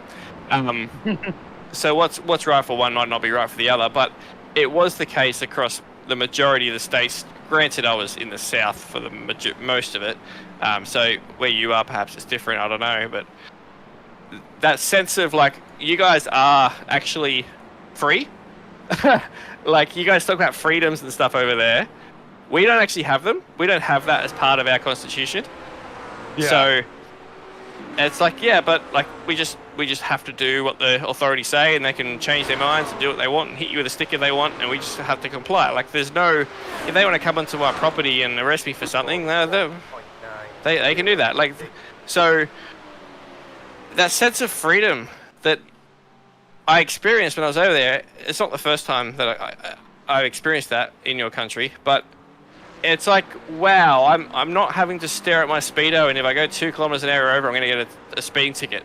Like, I don't have to worry about such mundane, silly things, worrying that there's someone hiding, watching, and you get fined for it. Yeah. It's just all this stuff. It's like, oh man, you guys can just, you're so much more free. And so when these issues come up, these political issues, and you know, well, and so I don't, how do I want to phrase this? Not saying that it's the same level, but I would say that, like, at least in, say, California, where they've had a lot more liberal state government for a long time, they are kind of the offset of us, where like a lot of conservative states look at California like the Antichrist, and they're like, we do not want to be like them at all. So to give you perspective, California is pretty much what every state here is. So yeah, we're basically a giant California, and there's no signs of that slowing down. So that's why the political landscape over where you are, and you ask like, are you guys the laughing stock? It's like, well, over here it depends on who you talk to, but yes, because a lot of people here, if they were in the US, we would all be blue states, just and none of them are going to change. So that's the problem. It's like, it's not balanced at all. So well, and then the funny thing is like the states that are blue almost always are blue because of their major cities that just have so much more population than the rural areas. Like, if you look at the county map of California this cycle, so much more of it was red, but the fact that LA County and the surrounding counties in that area are blue outweighs the rest of that entire effing state. Yep. It's just like, wow. So it's like, it's like, it's not even the entire state, you know, it's just like a specific little region of it is just like a mini socialist America. Yep. And it at least to me, it goes against so much of what this country is supposed to be that you saw everywhere else. Yep. So, I mean, California is like Melbourne, is like Sydney over here. It's like, yay, communism. It's like, okay. Yeah, it's so social. There are certain things that socialist governments. Ooh, my speech impediment came out there. There are things that socialist governments have. There's certain characteristics that I think are good. Like, we don't need a completely free healthcare system, but holy crap, do we need some fucking oversight in our healthcare now. Like, it is... Getting sick in this country will ruin you the rest of your life. Depending on what it is. And a lot of times, the supposed health insurance that's supposed to help you with that doesn't actually help you with it. So it's like, okay, we might not need a free healthcare system, but we sure as hell need some regulation in it to go, yeah, okay, you can only make X amount of profit here. So, like, we're going to at least step in and mandate standardized pricing for certain things. And maybe have some oversight in insurance companies to make sure that they're actually following up on the things that they were started for in the first place. I mean, yeah, because it's like,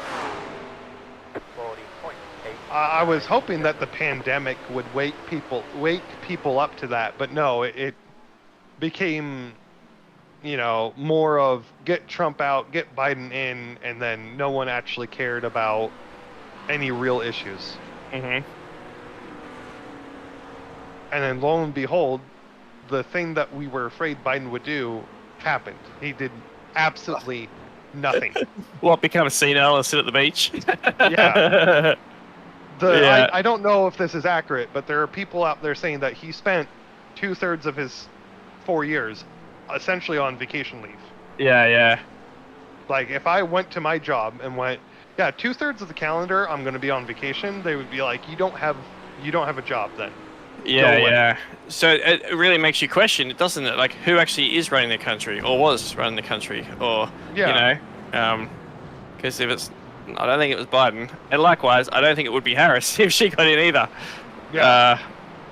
Because like, you should have been stepping up, and she, at least I don't watch like mainstream television because it doesn't give you any information anyway.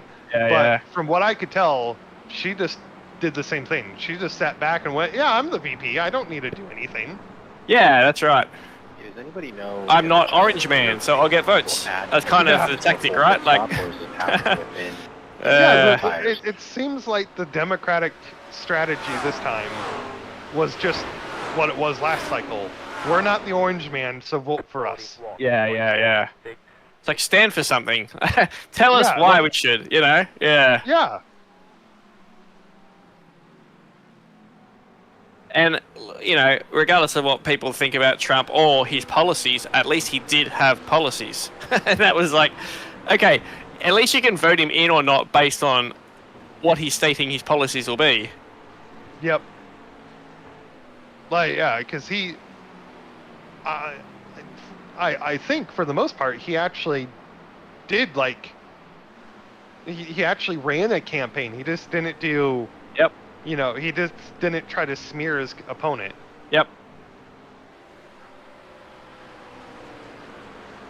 But again, like I say, I think more of the country needs to care about the midterm elections, because I think that's who actually does run the country, is our Congress.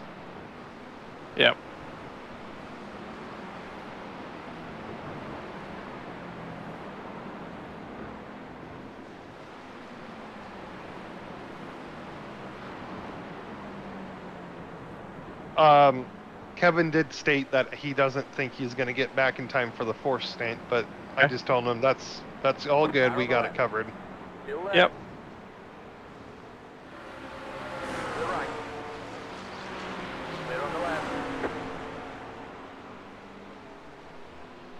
Whoa. Clear on the right. Oh, I guess. Oh, what was he doing there? I think he wanted to go to the pits, and then maybe I spooked him, but I didn't know he was going to the pits. Car on the right. There you go, Clear mate. on the right.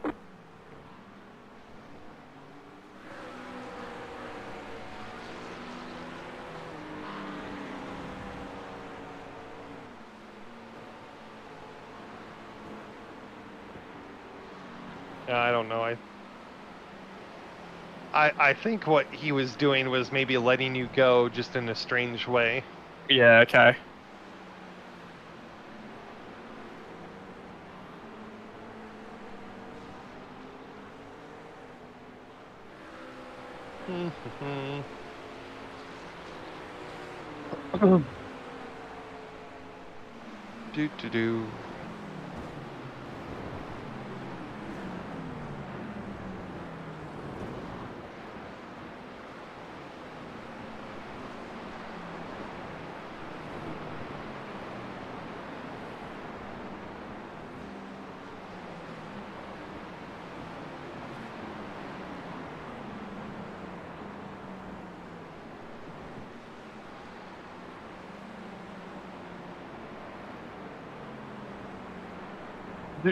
Do. Yeah, going back to a fun topic. I, like I was saying before about NASCAR, it's just I did try to watch a couple races this year, and all of them just turned out to be pretty boring in my opinion. Yeah, okay. I'd much rather watch like IMSA and get involved with the strategy calls and everything. Yep. Because like I said, they removed that in NASCAR when they developed the stage breaks. Mm-hmm. Which, I mean, if they deemed that's what they needed to do for a modern audience, why not shorten the races? Yeah, yeah. And then you could be like, oh look here, we're doing, you know, we're going to shorten our races for, you know, climate impacts. Now we're going to reduce our fuel usage by, you know, 30%, and we're going to use, you know, less sets of tires. Yeah. And I mean, you can keep a couple of your milestone races like the Daytona 500. That should always be the Daytona 500. Yep. You can have the Coca-Cola 600 at Charlotte on Memorial Day weekend. Mm-hmm. But like, you know, if we go to like Talladega or Michigan, we don't need to run 500 miles there. Yeah, yeah, yeah. We can do a 300-mile race there, or, you know, a 250-mile race. Or And get 2 100-mile races. Yeah. Do That something. would be kind of fun, right? Like having Yeah. a completely different grid, different everything, just 2 more sprint races. Yeah, but I think they felt like that would inter or harm the integrity of the sport too much, maybe. Right. But I mean, I think just randomly throwing the caution 2 times in the middle of a race at an arbitrary lap number is stupid too. I also think it's stupid. It's entertaining, but it's stupid how you go, oh, I'm sorry, there was a caution thrown just before your last lap, and now everyone's diving in the pits for new tires because they extend the race. Like, I've never seen another series where they go, we're just going to keep extending the race whenever there's a caution, and everyone pits with like 2 laps to go. It's like, what is this? Because if you don't pit, you get hammered. It's like, wow, This is so different. Yeah, it's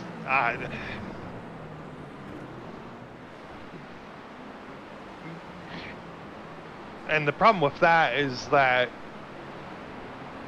unfortunately at the time they made that decision, they made it because the most exciting part of a NASCAR race was the restarts. Mm-hmm. And so they were looking at that and they're like, well, fans want us to finish under green, but on a side note, we're not going to really mention this publicly. We also noticed a bunch of people tune in for our restarts. So what we're going to do is introduce this overtime system where we're going to say it's to finish under green for the fans, but it's just going to arbitrarily add more restarts to the race, which is the most engaging content from our sport anyway. So it's a double win for us, and we're going to frame it in the context of we're doing this for the fans. Whereas, you know, if you're an actual motorsport fan, it's just ruining the integrity of the race. Yeah, man, talk your shit. Oh, I recognize that Eli guy. He races with us in CMS. Oh, right. Maybe that was why he was so polite. Yeah, in the public races, he is kind of a jackass.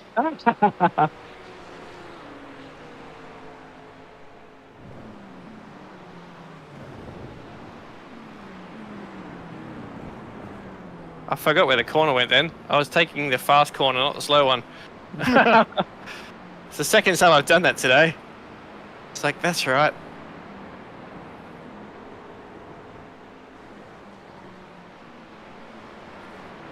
But no, I very much like watching sports car racing. Yeah, me too. I just wish my Corvette teams would have done a little bit better in IMSA this year.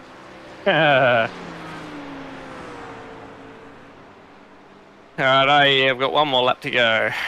Yep. 42. Everything's checked on the pit stop. Just making sure again.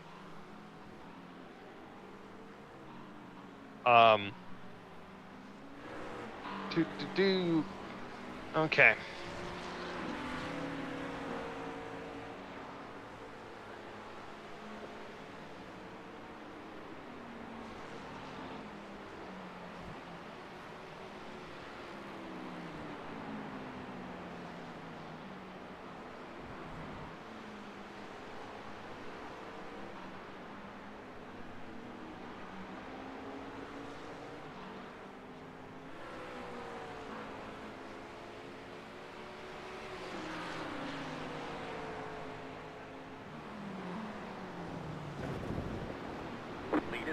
I reckon this optional damage is why we're slow in the straight line, I think. Because I wasn't this slow in a straight line in the first stint. It's not noticeable. It drives fine. It's just, I think it's just, yeah, top speed. It's probably floor damage, which usually shows up as a top speed hit. Yeah.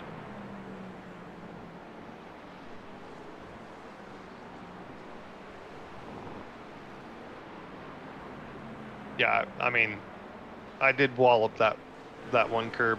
Yeah. Right. Hitting in. Yep.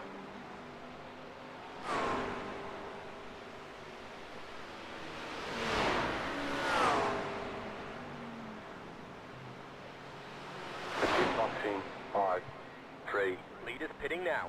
2, 1. Right here. All right. Watch those tires. See where they get blue. Blue ones come on. Well, it looks like they did change them. The fronts are changed at least. Good. And yeah, okay, they did all four this time. Good. Well, let's see the difference.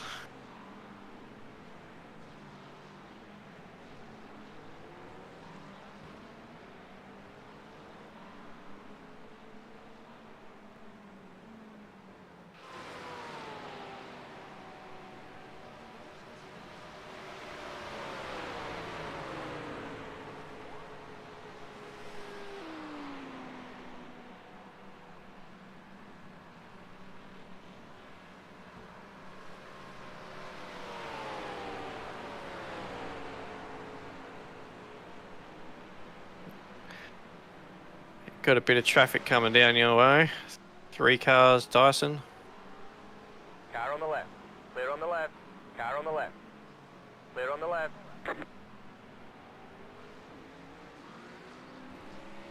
Nice. So I'll say cold tires, but it won't be anywhere near as bad as last time. We're gonna take it easy just in case. Yeah.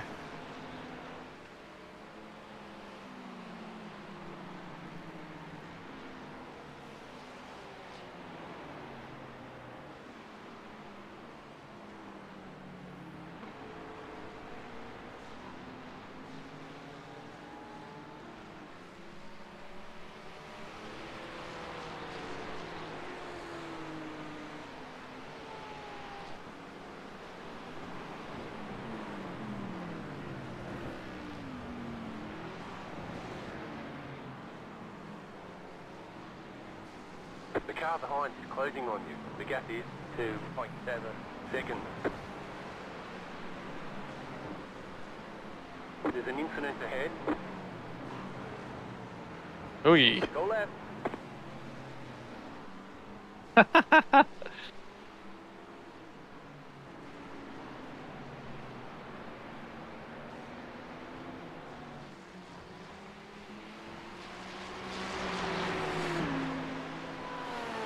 That's terrible driving. That's actually funny to watch back. The car in front is pitting.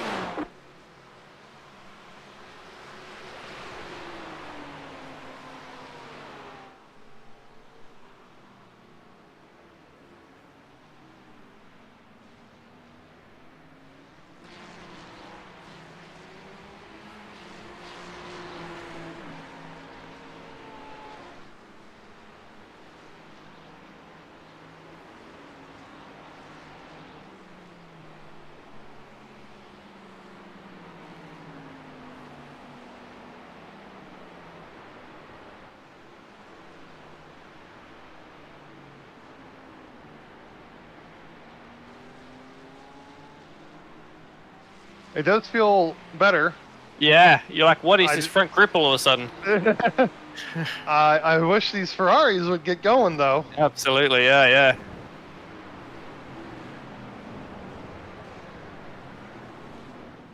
The one in front of you is going to pit this lap, I would say. Okay.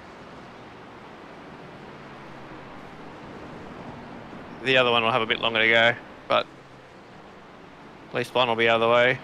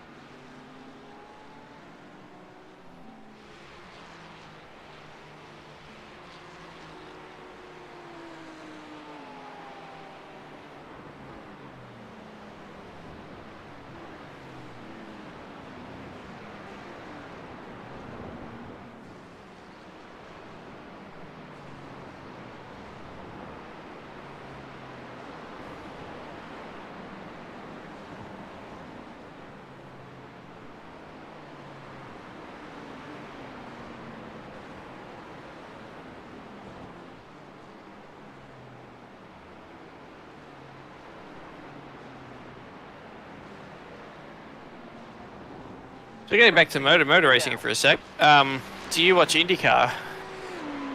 I try to catch it once in a while. Yep. It's a little hard since their schedule is a little sporadic. 42.5, 2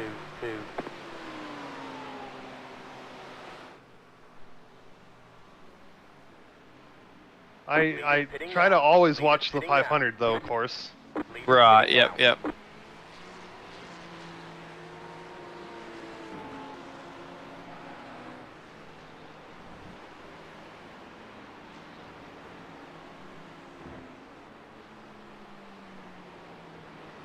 Yeah, Scott McLaughlin is my guy in the Indy. He I mean, he's a New Zealander just like Shane Van Gisbergen, not even Australian. We got Will Power, but I don't even support him. But I don't think anyone supports Will Power. I don't like him either. He seems like kind of a dick. Yeah.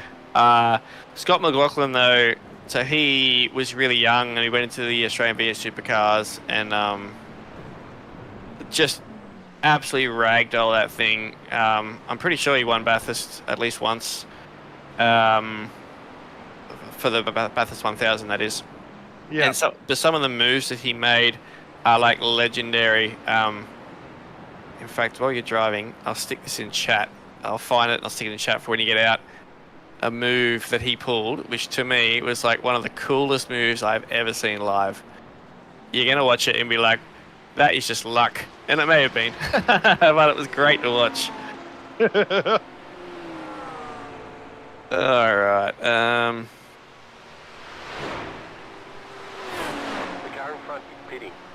41.746.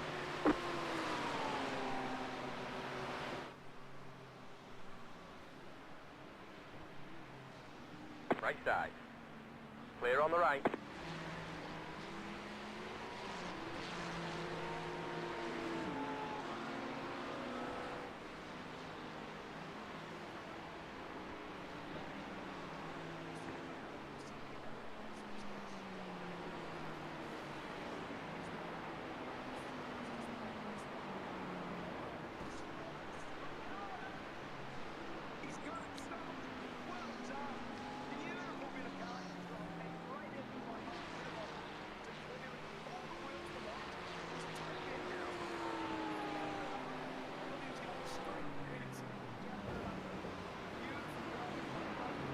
Leaders pitting now.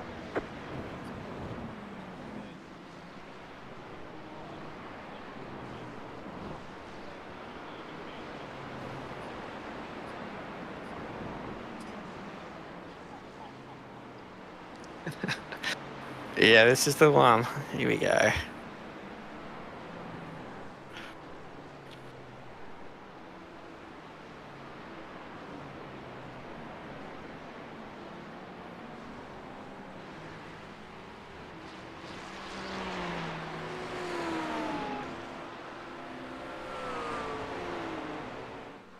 Right side. Keep to the left. 42.003. Clear on the right.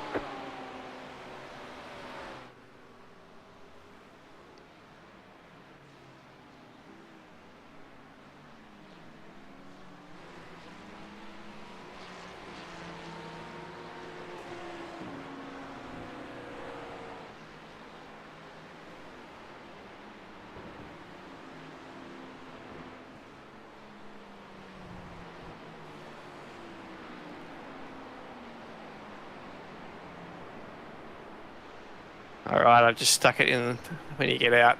It's Okay.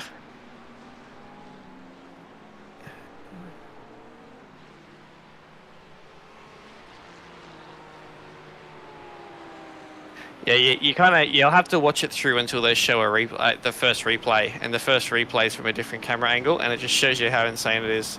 It's like that dude is lucky. Just he's got everything locked up, crossed up sideways, and makes a pass happen.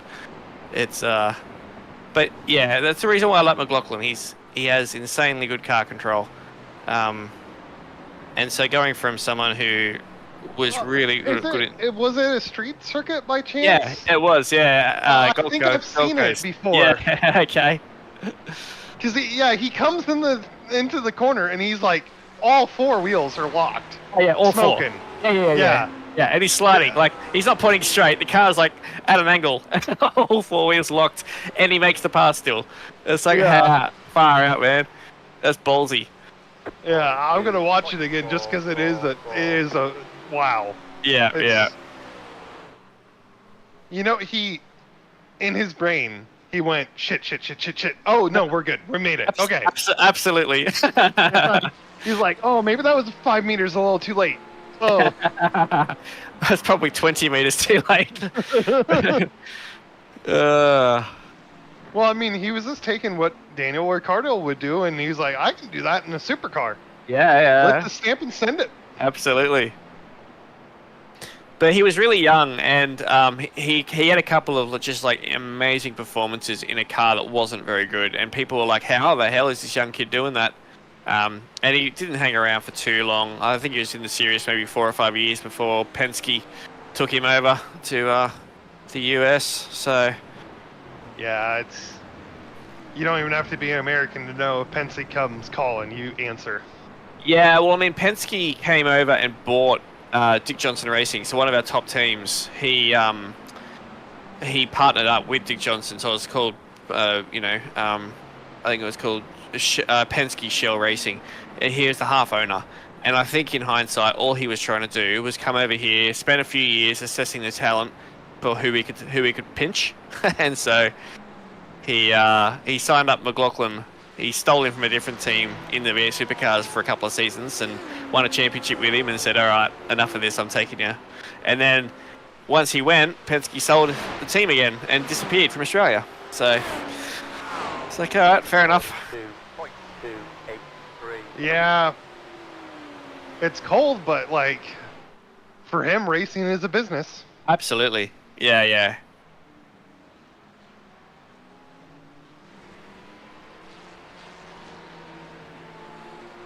And it's turned out pretty good for him, I think. I think so.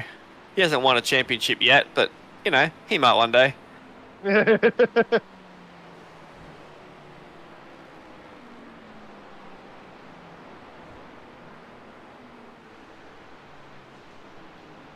Shimu.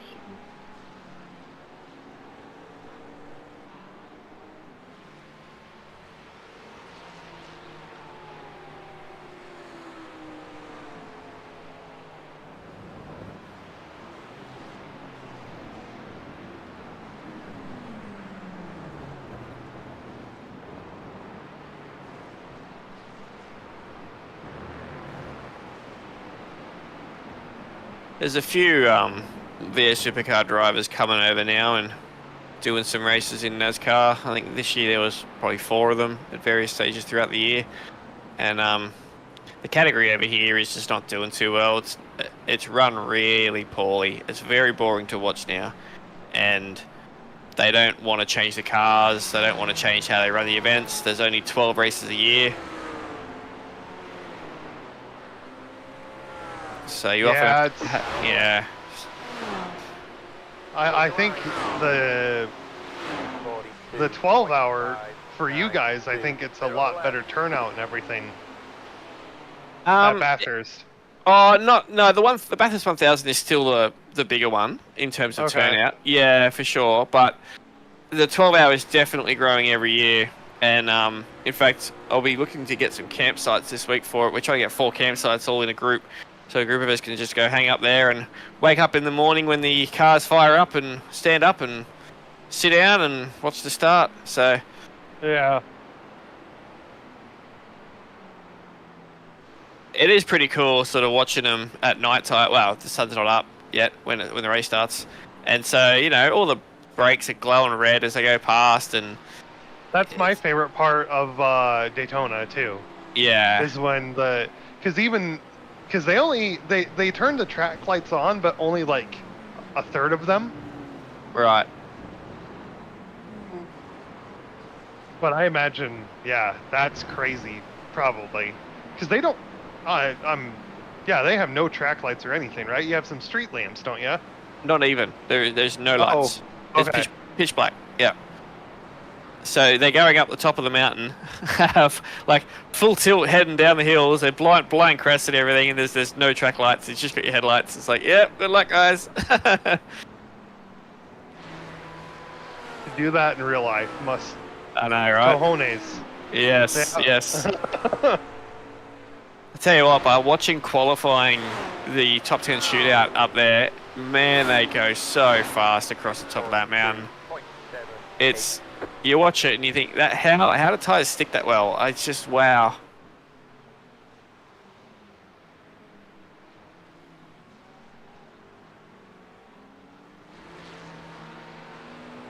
They're only about 2 seconds a lap these days faster than a V8 supercar around there, but the supercars are a lot faster in a straight line.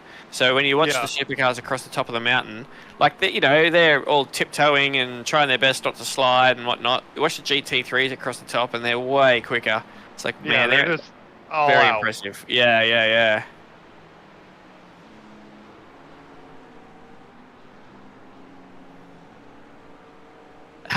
In the 12-hour last year, there was a support category race, which was just like improved production, right? So basically, any man and his dog can bring whatever tin top car you have, and there was a grid of like 60 cars, all sort of makes and models. It was a really interesting and fun spectacle, actually.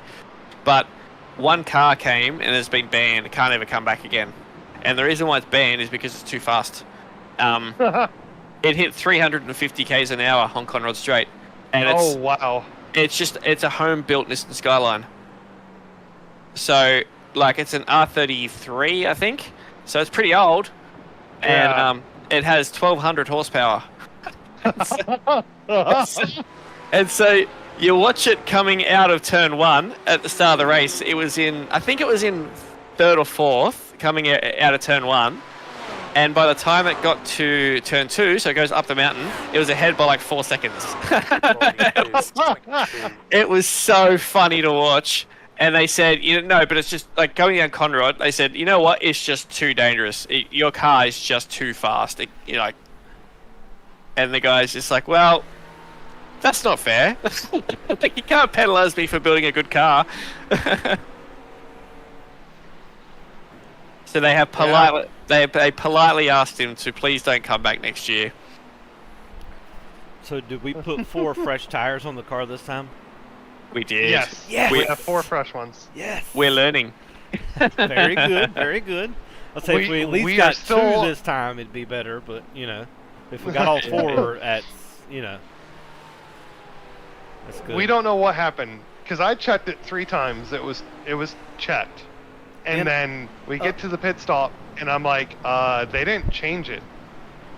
And of all the tires it doesn't put on, it's the left front. Yeah. God. Wow, that's I couldn't do anything. You can ask Breton. I was so downtrodden because I just had to let everybody go. Yeah, I I decided to let Zach just sort of ease into this stint because something was amiss, and he's like, I can't turn the car, I can't stop the car, and it's just like, yeah, that tire will do it. God.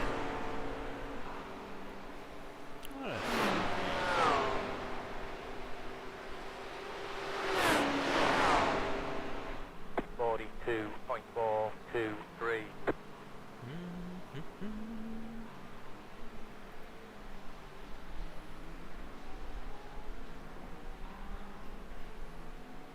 Showing a 1% chance of rain in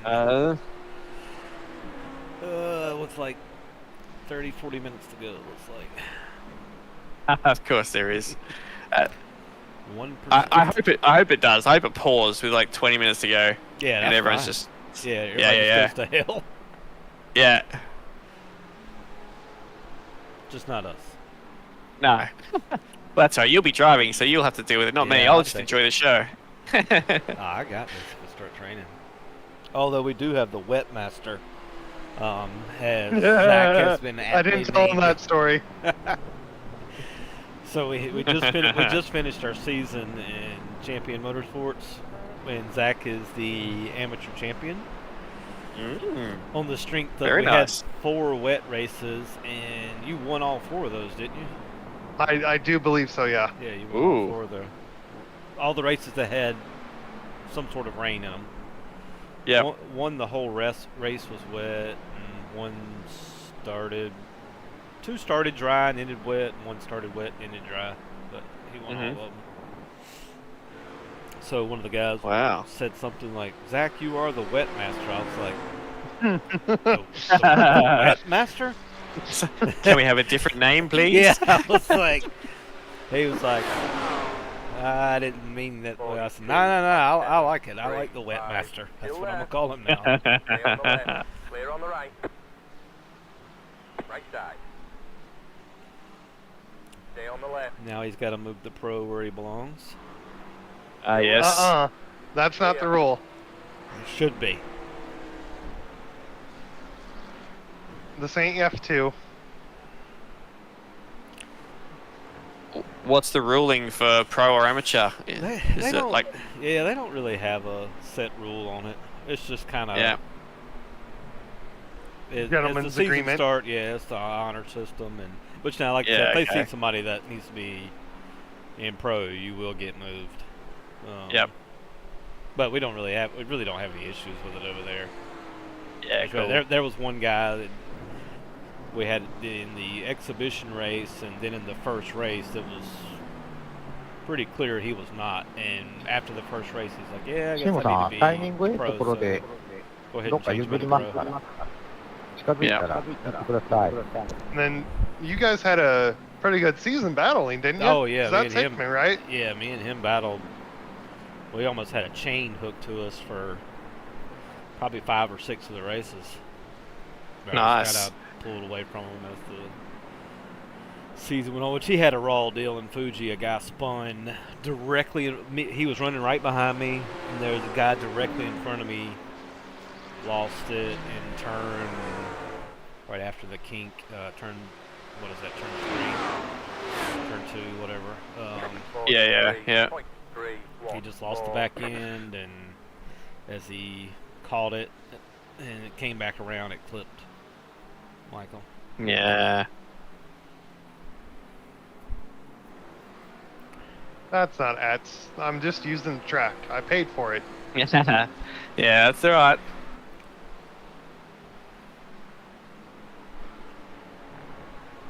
We're in split 2 of 6, by the way, too. Yeah. Ooh. Yeah, the quality's pretty decent out there. Yeah, we're definitely one of the bottom cars in here. Mhm. Yeah, I don't have pace for any of these guys, even with 4 good tires. I can at least drive the car now, thankfully. Yeah. I'm not just a passenger.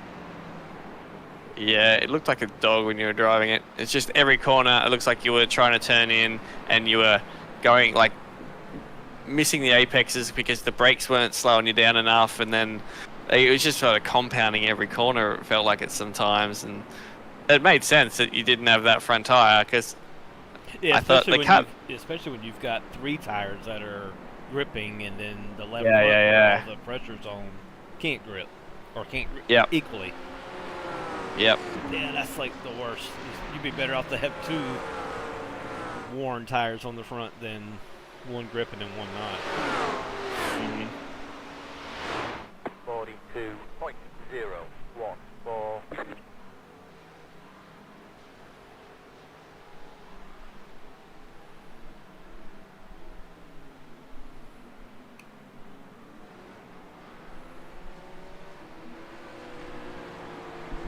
Yeah, it's the same. You can't. That's a really good series you're racing on Wednesday nights. It is. That'd be Thursday during the day for me. Yeah. It's ultra competitive. Yeah.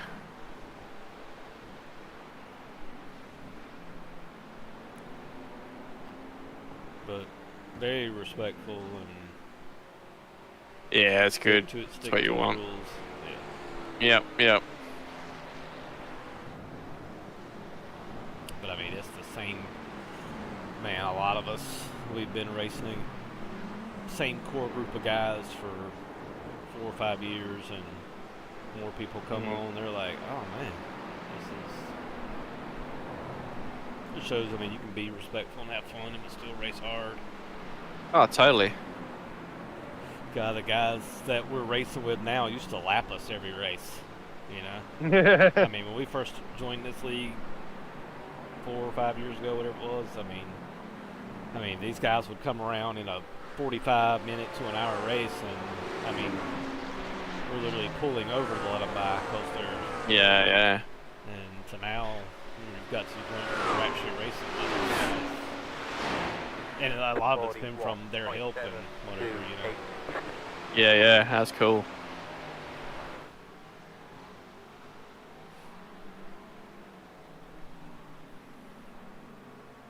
Is that the group of guys you normally do your 24-hour races with, like your Daytonas and whatnot? Mm-hmm. Yep.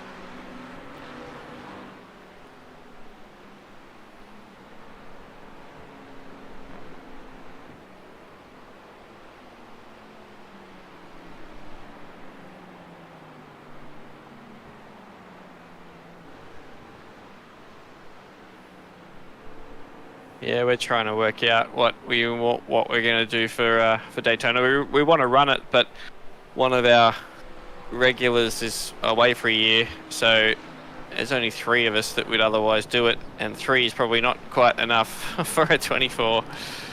So, like,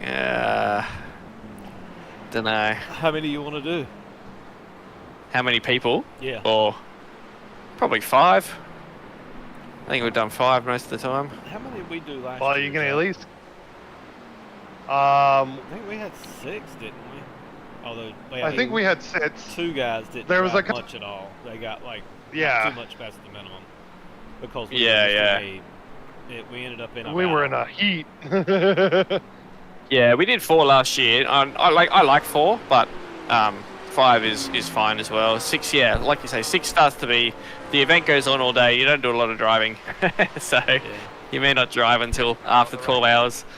Keeps you fresh though. That's the one thing. That's one thing that helped. Like I say, I mean, Connor is really good at Daytona. Like, he's as fast as me and Zach are there. That's one place he's pretty even with us at. Yep. Right side.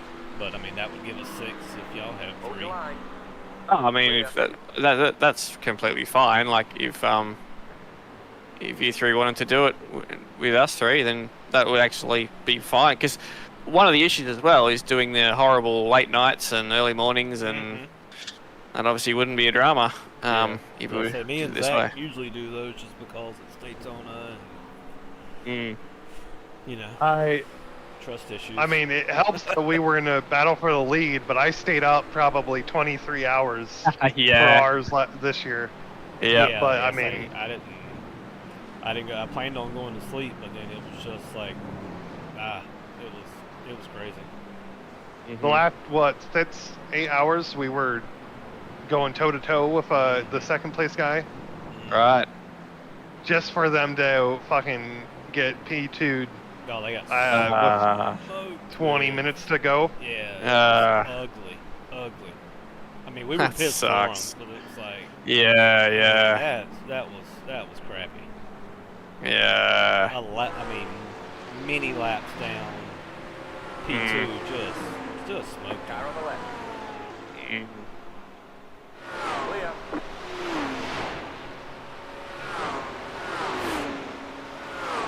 And we almost got smoked with what was about 40, 45 minutes to go. Yeah, well, and then we also got really lucky with the lap car. Yeah. Kevin kissed the safer barrier, and then we went to the real life race, and he kissed the safer barrier in the same spot. Because I mean, we got so lucky. He got turned going into T1, and By a lap down Probably- GTP, Yeah. I think it was. I mean, they were apologizing profusely. And you know, once the car was right now, it's back in the car. I was like, just tell the guy it's okay. Quit fucking apologizing to me. It's over with. I'm trying to drive. Because I had like a 30-second lead that got cut down to like 6 seconds or 10 seconds or something, you know? Against the guy, their like fastest dude who, I mean, I just didn't know if I had it in me anymore. I'd been up for 24 hours and had been battling that. I was like, man. I knew I could handle the 30-second lead with 30, 40 minutes to go. But 6 seconds, I was like, crap. Yeah. And I kept thinking something was wrong with the car. Zach's like, nothing's wrong with the car. Just drive the car, do your normal stuff. It's fine. You were the calming voice, were you, Zach? I was so I was fucking trying to rattled be. from the getting wrecked by the P2 guy. Car stalled. Stay on the right. Yeah, the Ferrari did that thing where if you turn it backwards, it stalls out, even with anti-stall and auto start on. And Kevin thought he blew it up.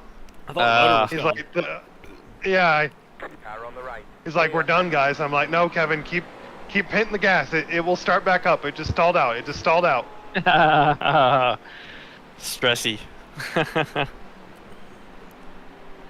Oh, God. That was a wild, wild race. That started with a disconnect. Yeah. From, I think we went a lap down. we were in third place on like stint 4. And my internet just blinked out for a second. Luckily, Zach was in there, jumped in the car, basically just had to sit through the tow. We came out right behind the leader.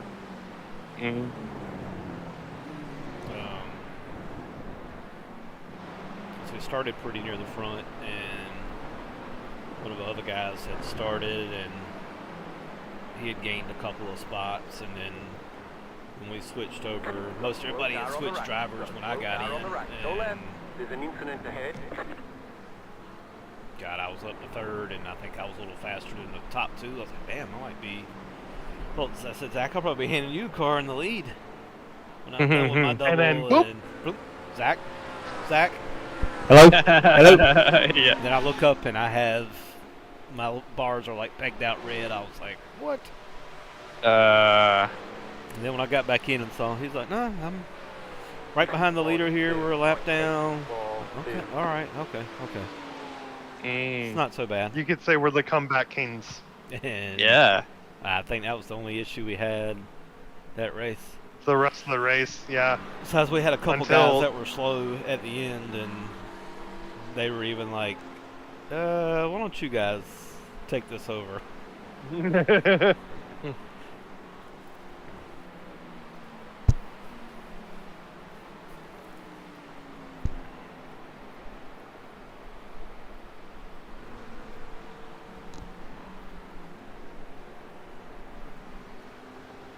So you said Eli Singh's in here, driving in something?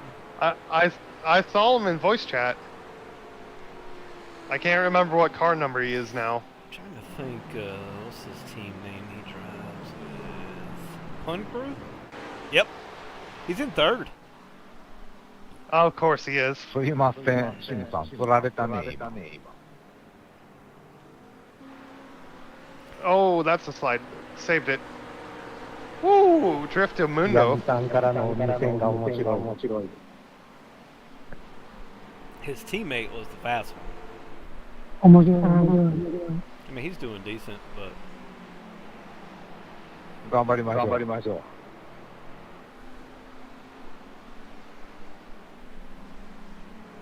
he's an AM in CMS with us. He's one of the, if he'd raced the full season, he'd have been battling with you. Yep. 42.422. He usually runs prototypes though.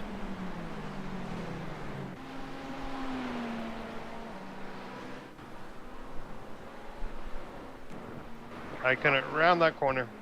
Clear on the right. Right side. Car on the right. Still there. Keep to the left. Clear on the right. Ooh, don't give me another one. Okay, that hurts.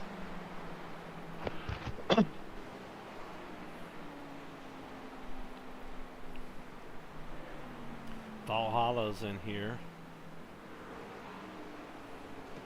Oh yeah, I think I told you that Matthew Wyckoff started for them. I don't know the other guy.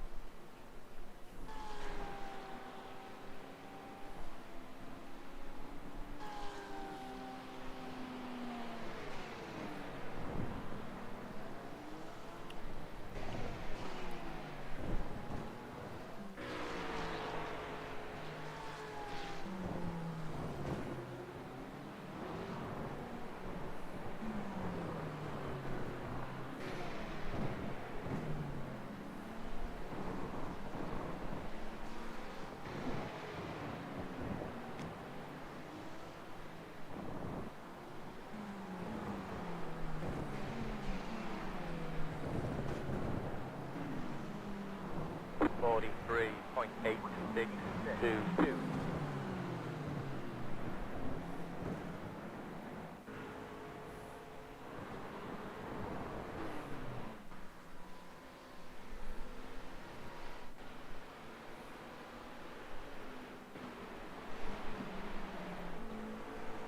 There's another Pond Crew car in here. I don't know either one of them though.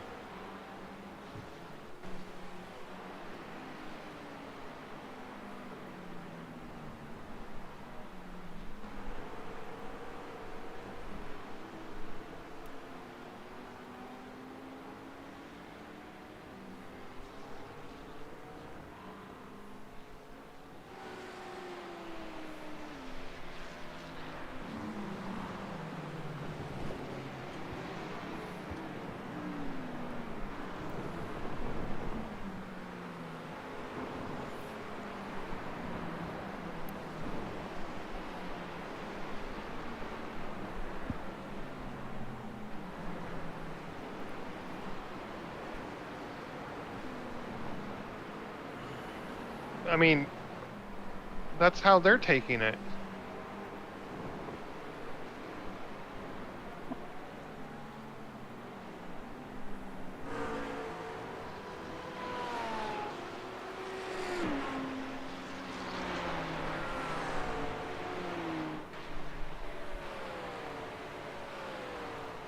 I think we're the only Audi in this race. 41.7. I think I know why. Yeah. I thought it would, you know, once the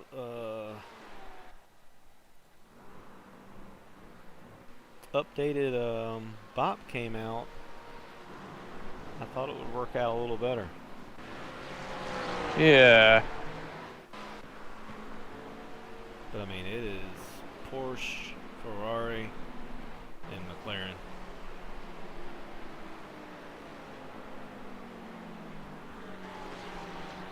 Like I've seen one Beamer. Yeah. I did see a Mustang earlier. There's a couple Mercedes.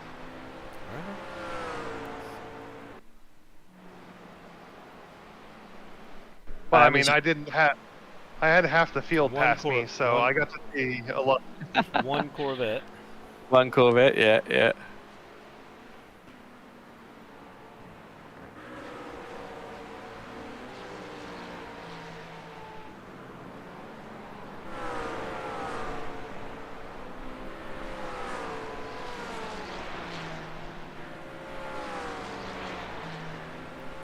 Try it again with the McLaren tomorrow. Mm-hmm. Sure, you'll do a lot better.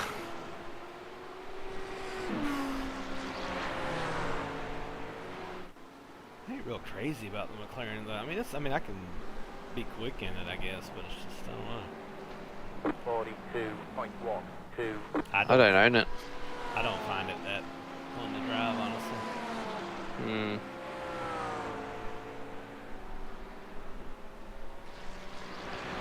Wonder how much usage the NSX will get next season when it's out. I don't know.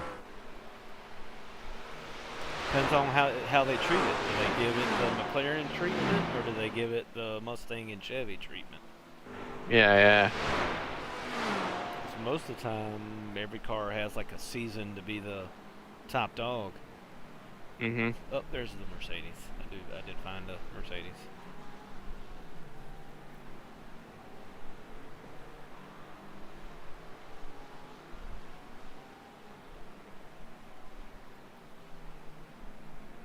No, there is a second Audi. Mmm. There is a second Audi. We should say howdy. Carson Cushman's in the car.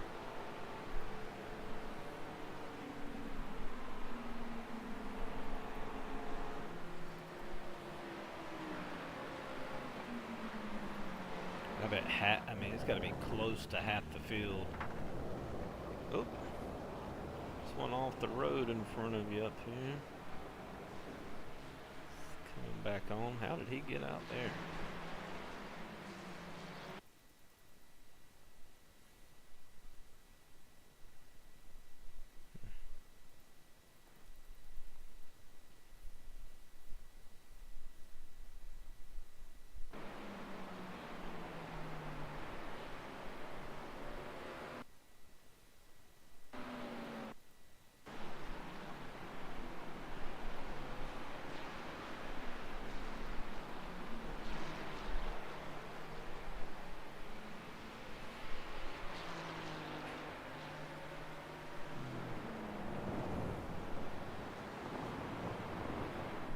You know goddamn well that's not a pace pass.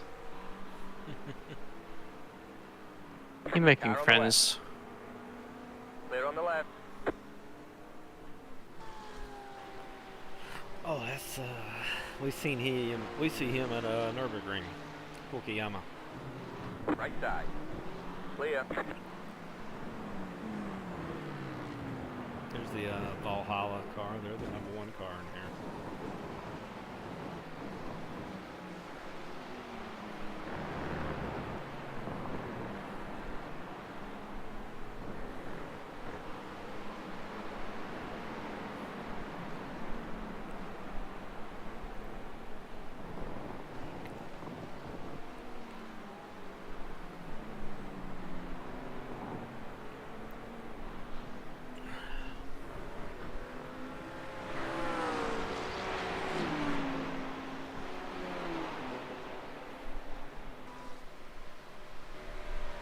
Laps we got 14. 43.146. I'm ready to see that Tyson and Paul fight. No. Oh, yeah. No. I just want to see Tyson 肩痛いです。 knock 大 his 丈夫 head で off. す。 I think everyone wants to see that. Although I don't feel good about it. Yeah, I think I mean, Paul will he's- just dance around the ring for ages. Yeah, and if どうぞどうぞ。 he tires him out, すいません。 he can beat him いや、ありがとうございます。 for the simple fact of the age difference. mm-hmm. But Tyson definitely have a puncher's chance if he can get close enough to him and hit him in those first couple rounds. Absolutely. But if he doesn't, I think if he connects in the first 2 or 3, it's over. Yeah. But I don't think he will. Yeah. yeah. But if he goes past that, I can't see his body holding up. Look, man, you're 3.3K. Either figure out a way. I'm not pulling over for you. Yeah, hell yeah. That's what I like to Yeah. I agree. Yeah, tell him. do. There's Eli. He loves to yapping. Flash your lights some more.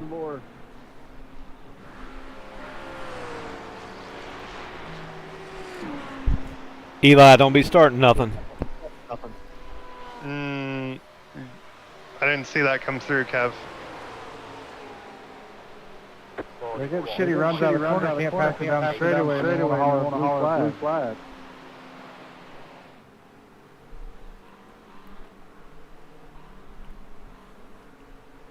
Thank you, Ernie.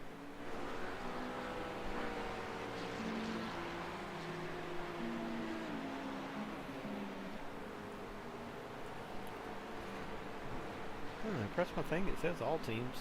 Yeah, it's just a cheap way out. It's just a Yeah, I recommendation heard to you. me.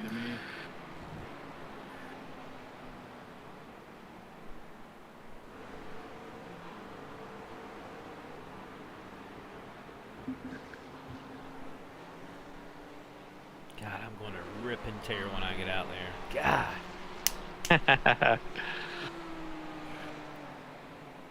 Slice and dice.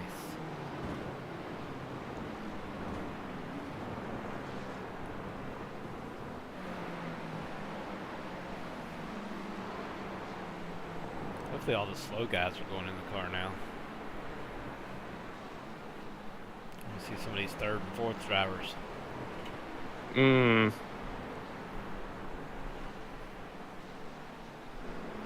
So what time is it where you're at, Brenton? It is 1:45 in the afternoon. 2 in the afternoon. So, But you're Saturday, right? I am indeed Saturday. You are in the future, sir. The good news for you guys is that it is lovely sunny tomorrow for you. I don't know about here. appreciate that. 2.143. Yeah, it's all next week is supposed to be rainy and possible sleet. Oh, So- yuck. You can have that. Yeah. We were in Denver for a week, and it was the week just before the snow hit. So we left 2 days before it went from 18 degrees during the day down to like -3. So Yep, you got out in time. we just did, yeah. It was getting a bit chilly, but when we were leaving, I mean, we flew out of Cincinnati, and it was getting a bit cool up there, but I think we kind of just got in before the change of season really hit you guys.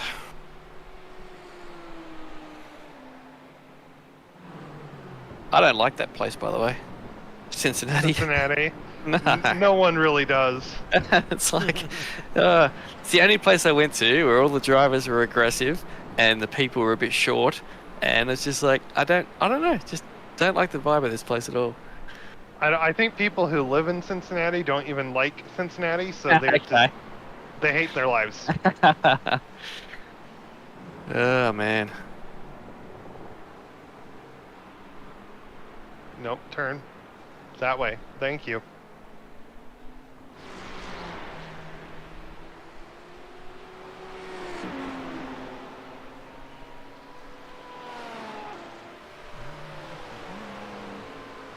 It's cool, but we got to go through places I'd otherwise never been through before, so drove through.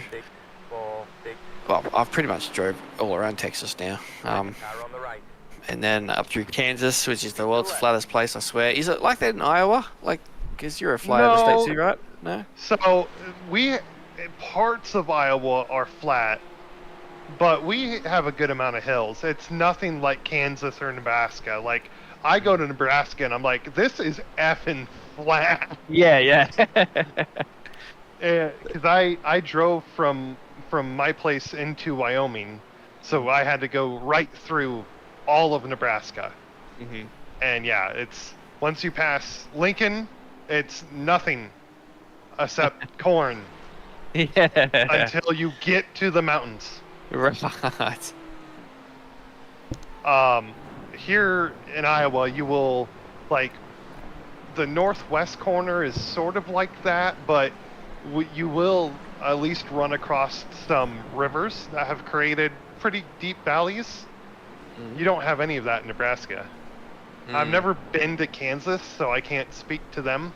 Mm-hmm. But here it's similar.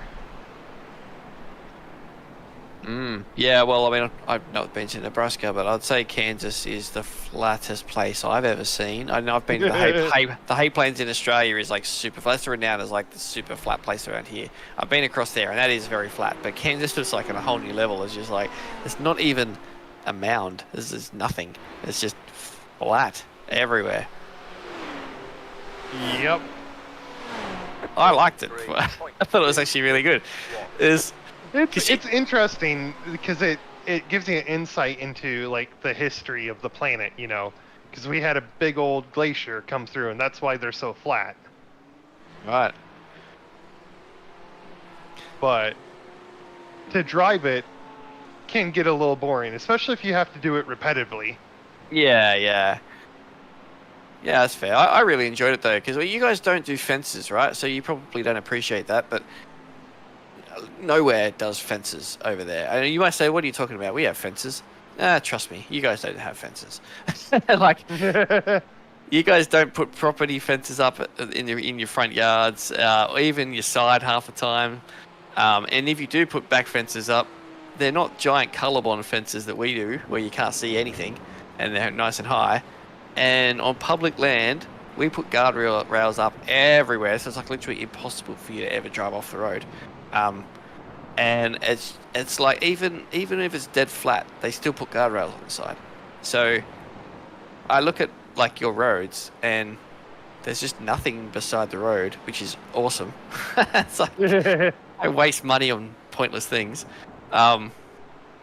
Yeah, I love driving through your suburbs. It's just like, man, it's just house. And there's no fences anywhere. It's like, wow, look at that.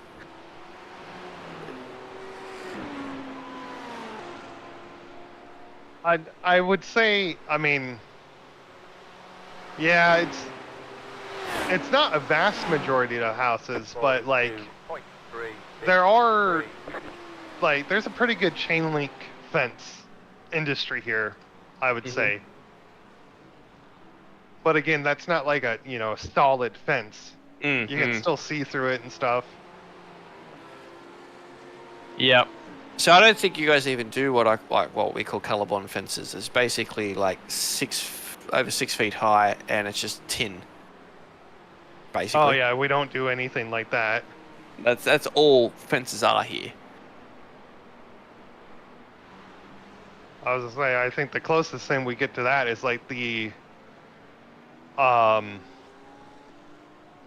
sound barrier fencing on our motorways when you're in a urban area. Yep.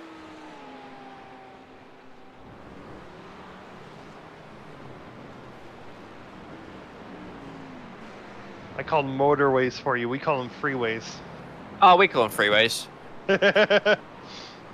We're not free on the freeway. You are not free to go over the speed limit, unlike where you are.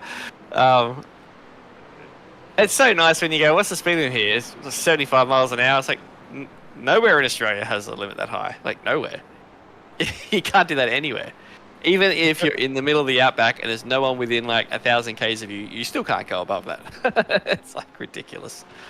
So it was just nice going, oh, I can go from point A to point B and I know that I'll get there quickly. And it's smooth and it's nice. Yeah, we are very pro car here. Yeah, you guys don't really have a rail network. No. I mean, we have a rail network, but it's for heavy freight. Yeah, yep. Like our passenger service is state run, and it has to move out of the way for freight. Yeah, wow. Yeah, okay. We have Yeah, because all they do for the passenger service is buy track rights from the freight corporations. So when a freight train is coming, they have to move over. Yep.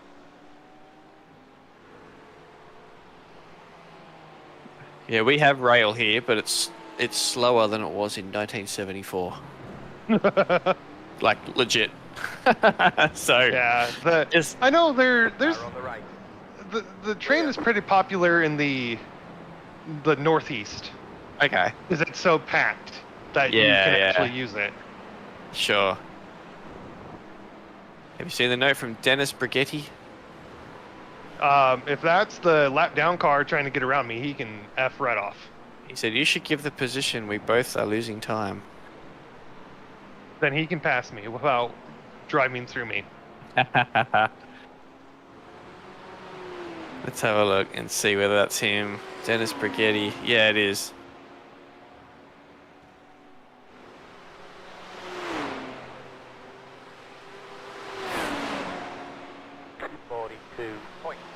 Yeah, he's nearly ran me over twice. I'm not going to let him by. In the next break, question mark.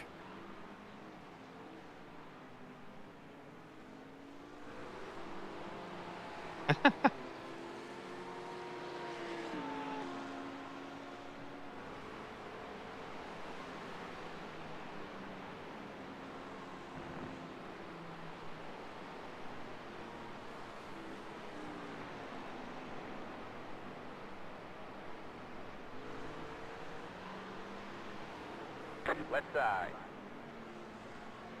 Stay on the right. Clear.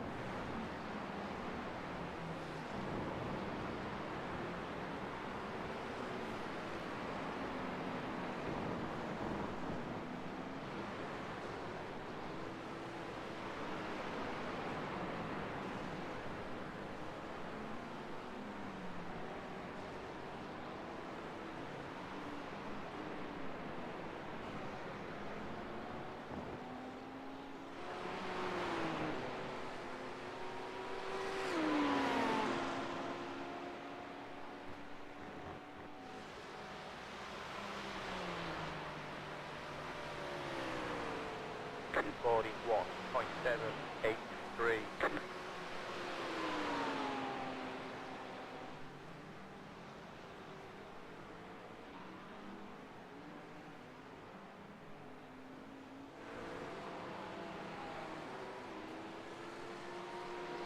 A bit nicer to drive this stint.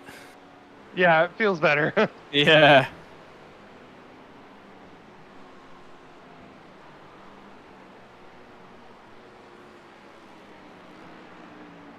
Car on the right.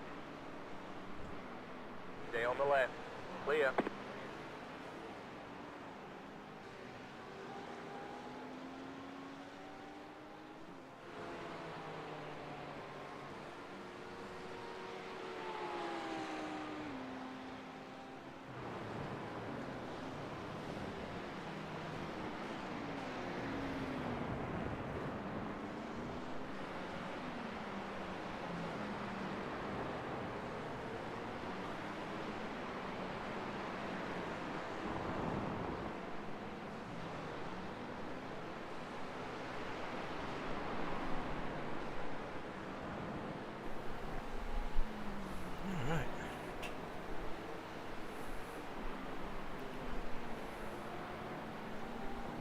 Who's this guy yapping to us?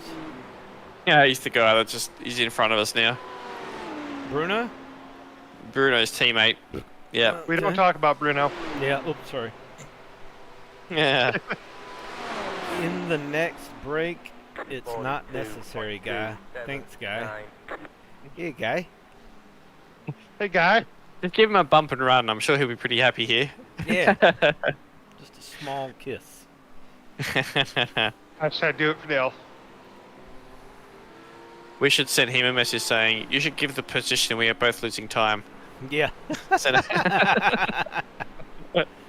Oh, you stupid son of a... Oh.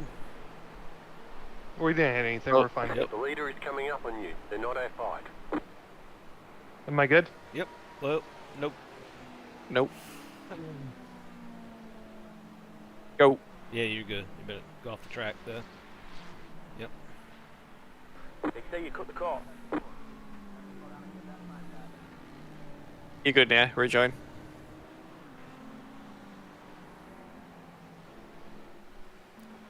Shinji Omori. So these stints are running quite a ways over an hour. What in the world? How long are these stints? 37 laps. I don't know what that is in time, but yeah, they do seem long. Wow.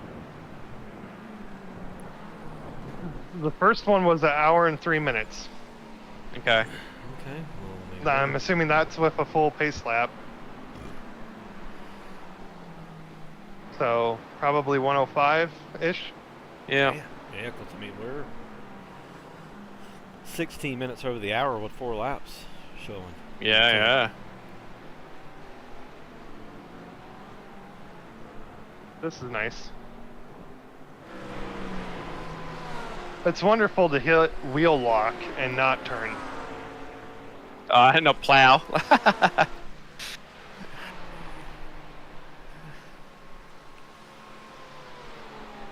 never been able to get a whole lot out of the Audi. 2. Only driven it a few times. Yeah, I really enjoyed it at Daytona. We were kind of on it there in this, but yeah, I think Daytona is probably just more such a simple track, really. I guess so. I think you can get most cars hooked up pretty well. Yeah.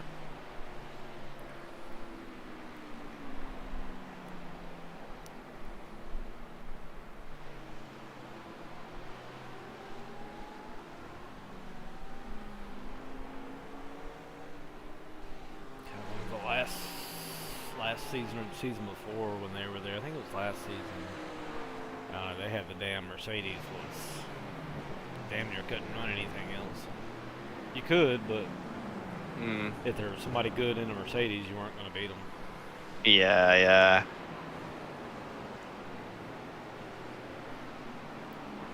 This season, they kind of took some of that straight line speed away from the Mercedes. and gave it all to the McLaren. Mm-hmm. Buy the new car. Leaders pitting now. Yeah. So if they do that with the Acura, I'm sure everybody will be driving it. I reckon so.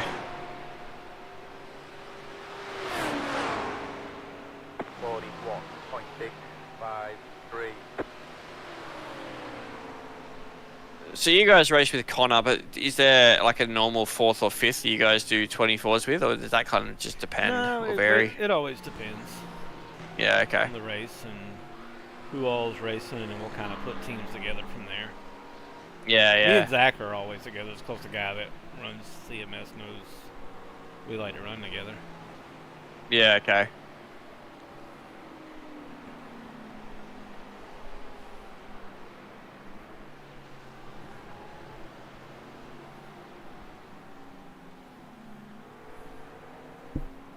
I don't know if I'm killing the tires or what I'm doing here, but But this track can be tough on tires anyway.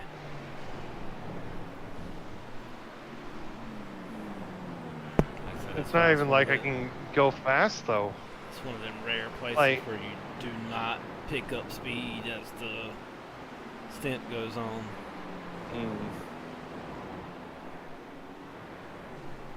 I mean, Hop, skip, and a jump.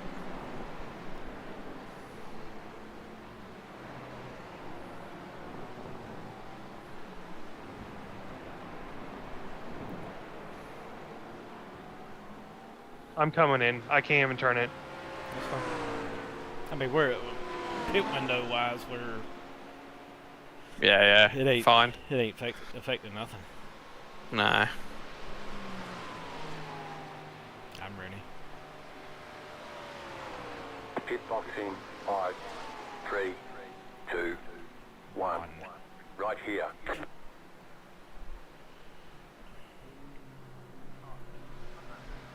All the damage is repairable. You actually cooked your rear more than your front. Good job. I don't know how you did that. I Damn. mean, That's impressive.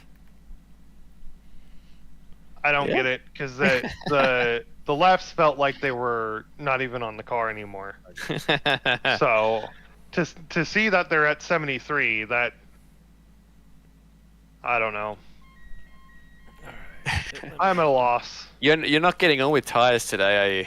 That first stint, that was hilarious in hindsight. That's it, go. Did y'all put tires on for me? Hopefully. I'm gonna say yes. Did you just ask a magic 8-ball? Yep.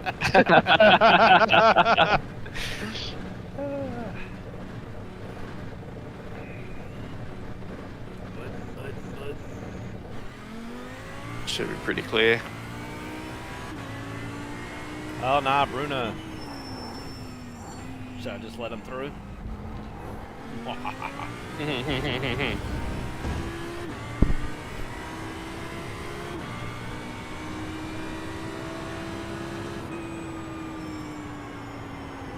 Whoa. It's a little tricky with cold tires. Yeah, I felt it when I was going in. I said, I'm just going to let this go off the track. Yeah.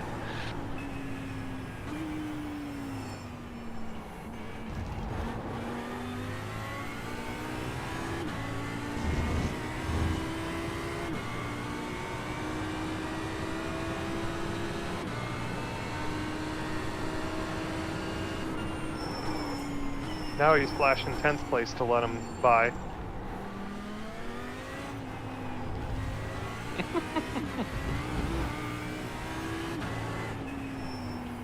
So 40th just dive bomb 10th.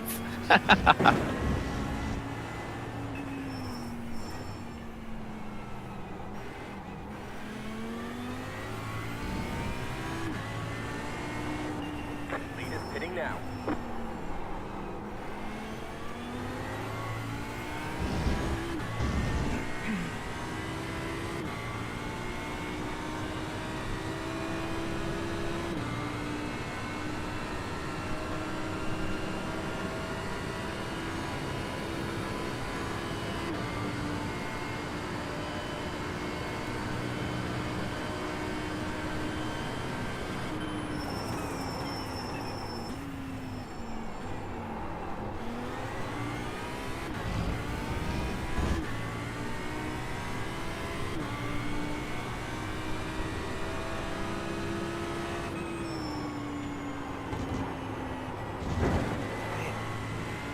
Mm. Then you cut the call.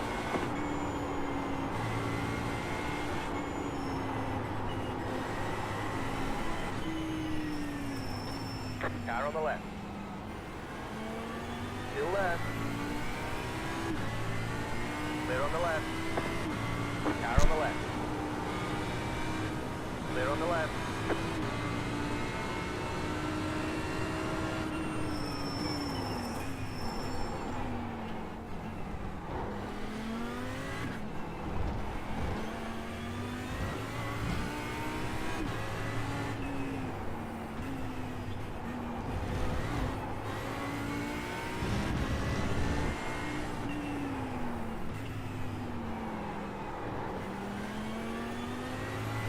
How did he not jump in the air? Yeah, some of the Porsches are doing that, and the Ferraris as well. They can drive over the curbs. Well, that's apparently they can. See, he just did it again. Yeah, God. the I hit leader it. was doing that. Yeah, yeah. It almost launched me into space.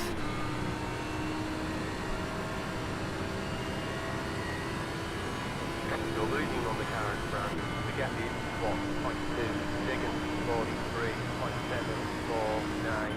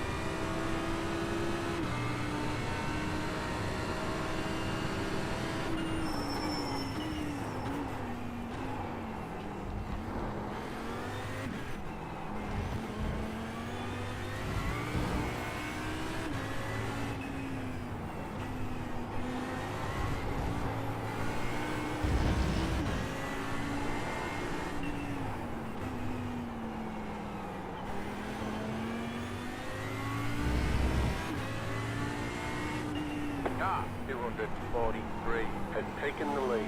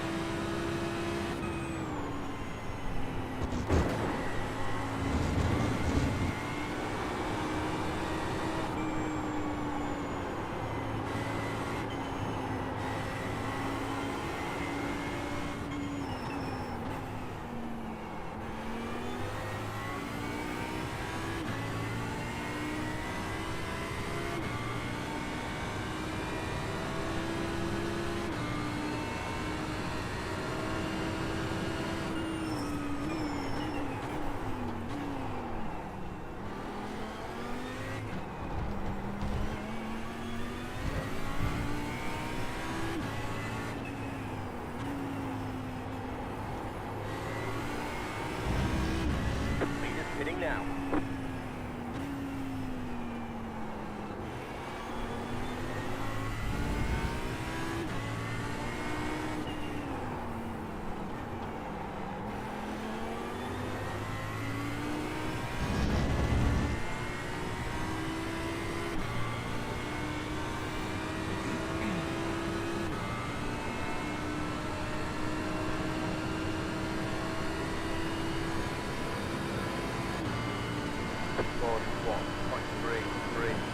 How's the car feeling for you, Kevin? No, it's getting better.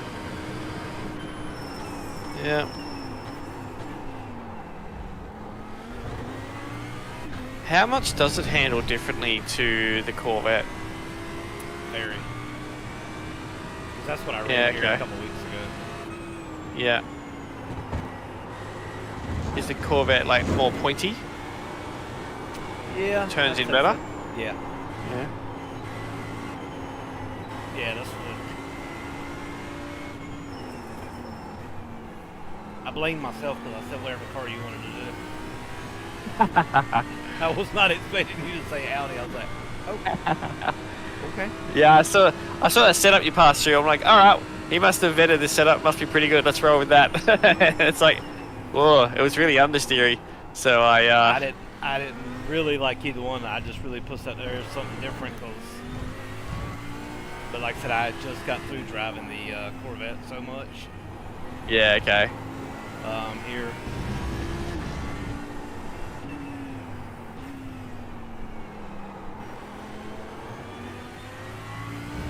And then I saw nobody was using the Audi in the sprints. Mm-hmm. I was like, ugh.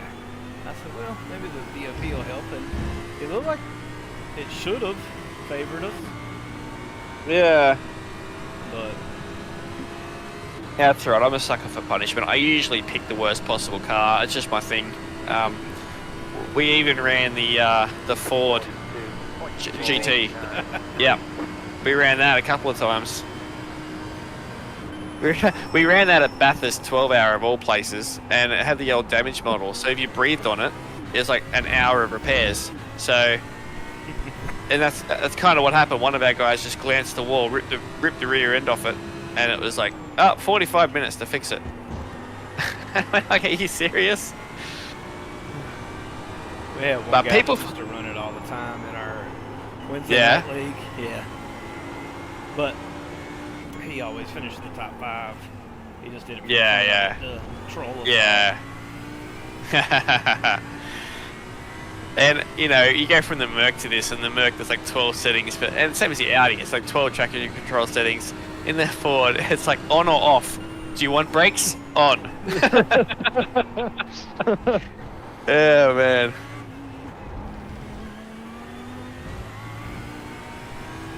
Yeah, I think I would rather be in the GT right now. Probably, yeah. I honestly do not really want to get back in the car. It's not. It's not your thing? I used to really like the Audi. Like I said, I was telling him earlier, we used it in NEC. Mm-hmm. To be But- honest, I think the setup is kind of a bit crap. The front is like full hard stiff, and it needs better turn in, so I think it should have been a bit softer at the front. Yeah, the one setup you shared to me felt super loose. This one felt super stiff. Yeah. Matter of fact, I didn't even know which one we were running until y'all started running. And I was like, man, I don't know which setup you went with. I went with the one that you posted, and the only thing I did was I changed the rear ARB from soft to soft medium, just because it wasn't turning at all, and now, like that. Yeah, It was doing even worse it before. feels like a bag of dicks. I mean, honestly. Yeah. Yeah. Yeah, normally I spend time doing the setup, and this one here I'm just like, who wants to run? Let's just stick it on the car and see how we go. So, lesson learned. And I used to run the Lambo a lot, which is similar. It's been a long time. Hmm.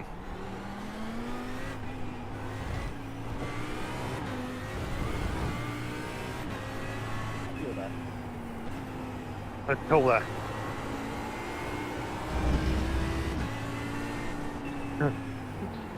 Oh.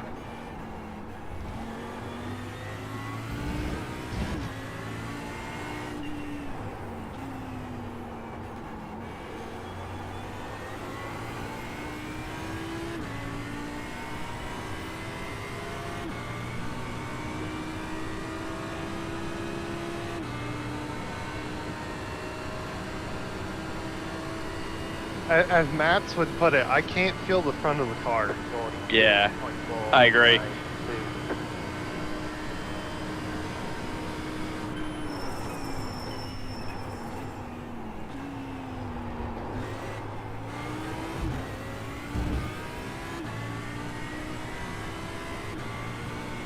At least it sounds nice. There's something. It's got a sick paint job on it. Yeah. Yeah, that's a one from Chris. You guys haven't met him yet. He's yeah, super nice dude. But his job, like I kid you not, he's like real life job is designing paint schemes for a well, not just paint scheme. Well, kind of car wraps. His history is signage, right? But then he got a kind of a good job at a big place, and all they do is car wraps. So he just designs car wraps. So, and so, you know, when it comes to events, I'm like, Chris, you're up. Design me a car, please. So, obviously it says Daytona on it because we made a Ford Daytona. I don't have another one for this car, but we felt I like love it. it fit the vibe pretty well, I think, of Florida. Yeah. I think Florida needs to revert back to that 80s Vice feel. Yeah. This 2020 Florida, Yeah. Nobody Yeah. needs it. It gave me like a Vice City vibe from Grand Theft That's what he was going for. Yeah. It's yep. 42.063.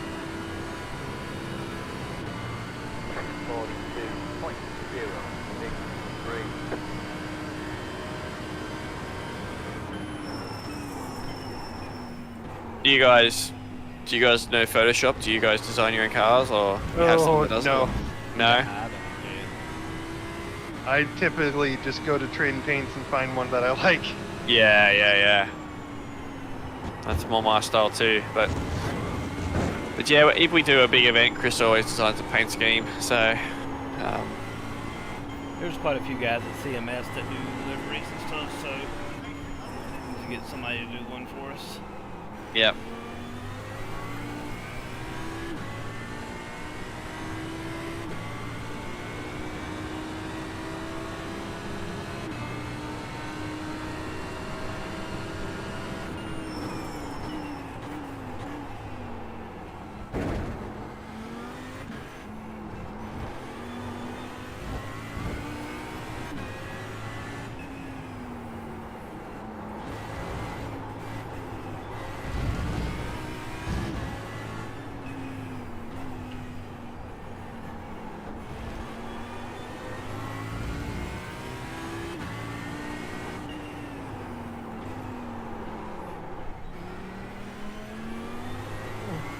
You missed the political talk from earlier, Kev. I think I heard some of it on the stream. Okay.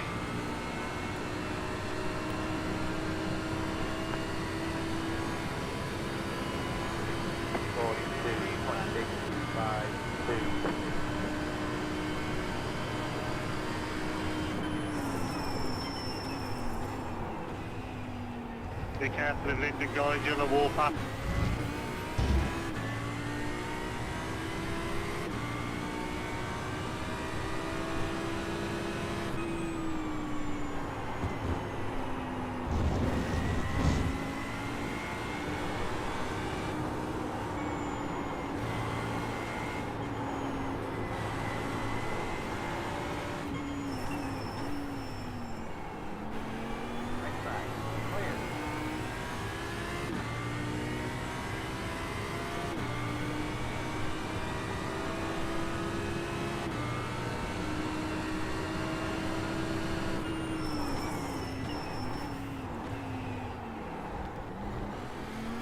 The chance of rain at the end of the race has now increased to 2%.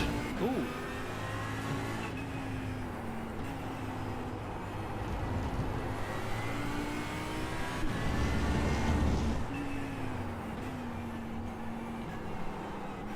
Martin Stanley said I should probably get out of the way. He doesn't know how to get by me? Or...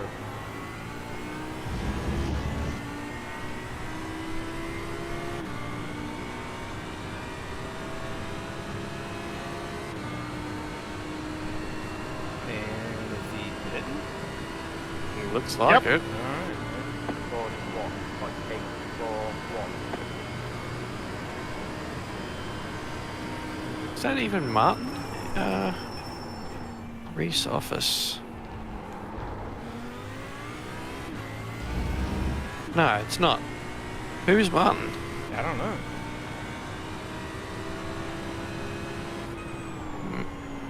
One second. Number 19. Okay, so that's the guy that's behind me now. Yeah. Not the guy who's in fourth.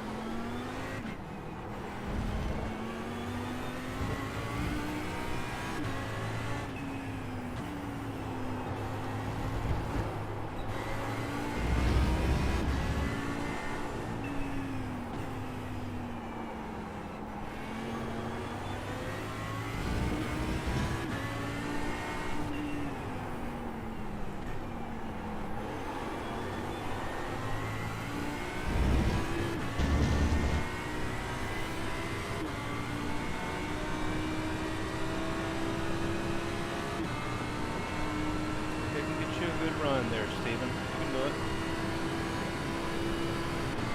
Car on the right, 42.41. Keep to the left. Clear on the right.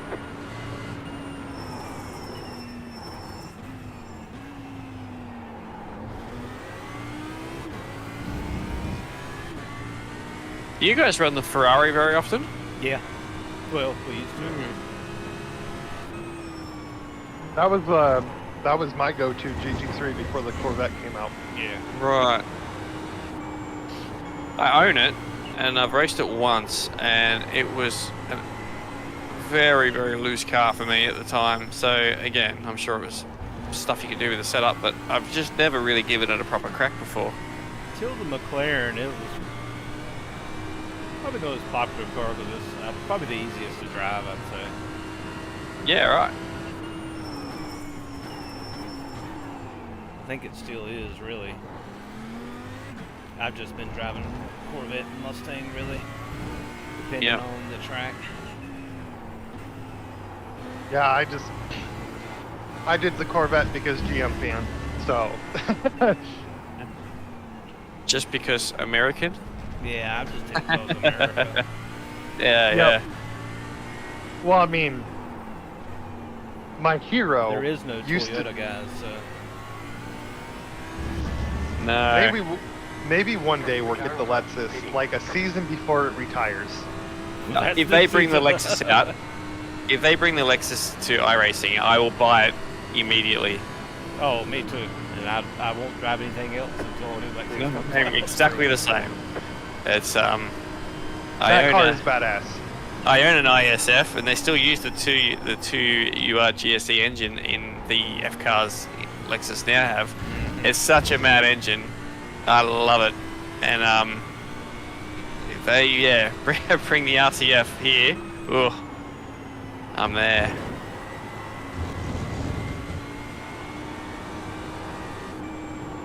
I actually had an issue with it. They got sound right. Yes. I yes, definitely. I've got headers on mine, and it's. Oh yeah. It's pretty awesome. Yeah. But I had an issue with it the other day, and when you give it wide open throttle, it kind of had a hesitation, and I'm like, is this like a fuel issue? Or it turned out it was the silicon intake pipe squashing itself. So it's just sucking itself as soon as it's just sucking too much air, and it just sucked itself shut. So the guy's just like, yeah, do away with silicon, get a carbon fiber intake, that way it won't shut. so I did, and suddenly it's like the car is just so much better. It can actually drink now. It can actually breathe. It's lovely.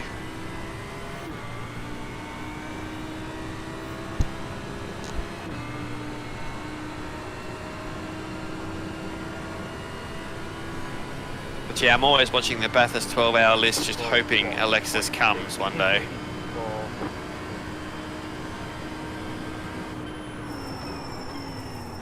I mean,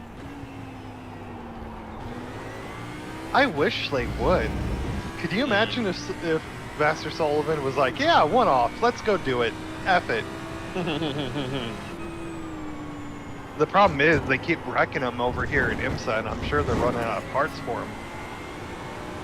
Yeah, okay. Yeah, they've had Because season this year. this season's been, yeah, it's because didn't they? I know they totaled the Pro car once and the Am car once. They got And the Pro car a couple times this season. Was that the one that lit on fire? The Am car caught on fire at Daytona. The Pro car is the one that got wrecked at the beginning of the race while it was leading. Yeah. By the P2. And then I know they wrecked one at Indy.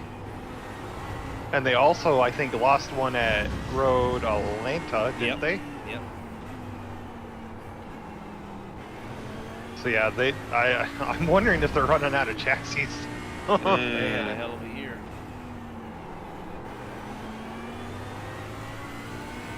They probably need to make that survive at least another, I would say probably 2.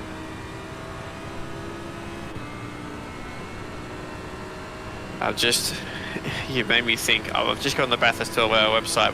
They normally start announcing the entry list one by one. They always have a press release of, oh, this car. They haven't started the releases yet, so they normally start about this time. So over the next month or so, we should start seeing them come in.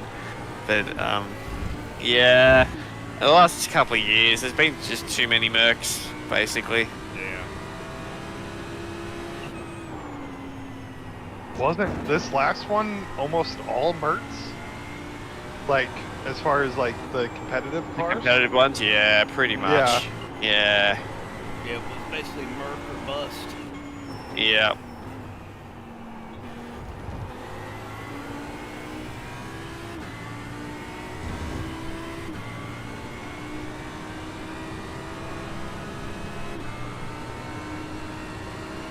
They did say they're bringing the Mustang this year, though, so that'll be good to see a different, or at least hear a different car note. They sound pretty badass. Yeah. Just don't put anything. Although we saw, yeah, we saw them when they were still having that problem with the rear end just coming undone without even being touched. It's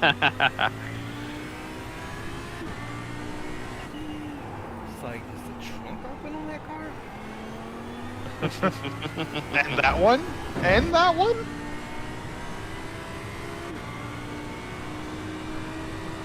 Then I think they had one that it happened to it twice. Yeah. It's like, I thought you already fixed They that. had them like bungeed down. They look like a Nissan Sentra going down the road.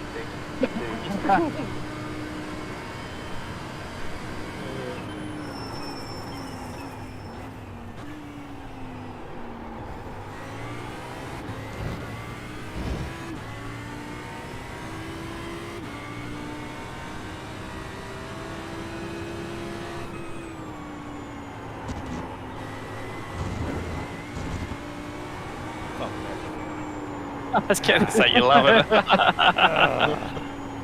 You only get, 40. yeah, we have Yeah. 40 ats, so you get 21 more of those. Alright. I don't know what I'm working with.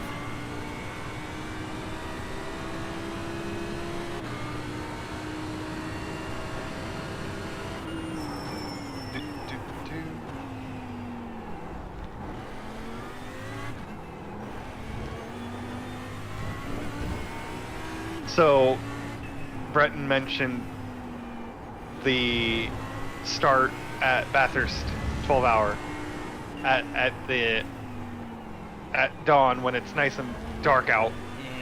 And I was like, that, yeah, it reminds me of my favorite time at Daytona, where you can watch them coming into the first horseshoe and the brakes and everything are glowing from them having to slow down for T1. One of my favorite ones at Daytona.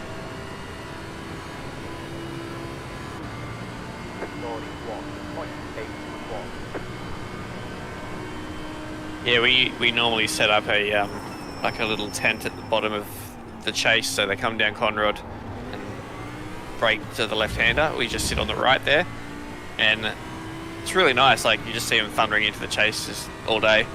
And if there's going to be a big accident, it's typically going to be there. Yeah. Plus, it's one of the best overtaking opportunities. It's pretty much the only one, except for top of Mountain Straight as well, turn 2. Yeah. Yeah. Single file, otherwise. Not on iRacing. Up the top. It should be single file in iRacing. Yeah. Yeah, these guys are better than the pros. That's right. Just ask them.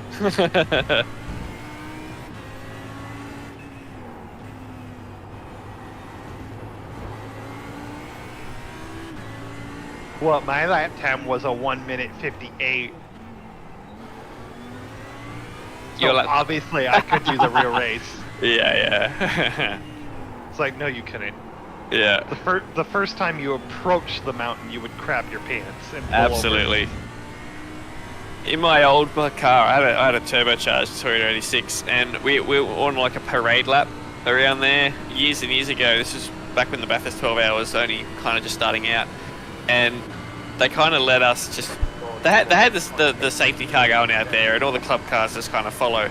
But there was like this giant accordion effect where the car at the front would just wait for a gap so he could gas it, and then the second car would wait a bit longer, and the third car would wait a bit longer, and so on and so forth. And I was at the back of the queue, so that meant that like when I could finally let go, I was just driving really slow up the mountain. But when it was time for me to go, I was up at Skyline, and so I could fly the whole way down to Forest Elbow, like as fast as I could. And it was.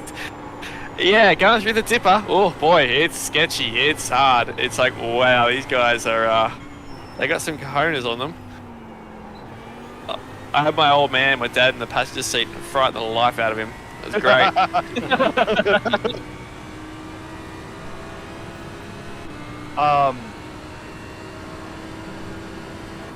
Yeah, that was this year. So I go down and I meet Kevin down there, and then one of Kevin's friends comes with us. I don't know if you met him, Mike. No, is this the Daytona you talk about? Yeah, Daytona. Yeah, right. Yeah, cool. This last year, we went down and we scoped out the meet and greet with Daniel Morad, because we had actually just raced with him in the IRETS series, IRTES, which is the endurance season that Champion Motorsports does. Right. And his sim racing team that Daniel like hosts with his brand, were taking part, and he filled in for one of the drivers, I think. So right. He happened to be there, and so I have no idea how to take that corner, guys. I'll be honest with you. I have no idea. Every time I come to it, it's different. You've got 3 hours to figure it out.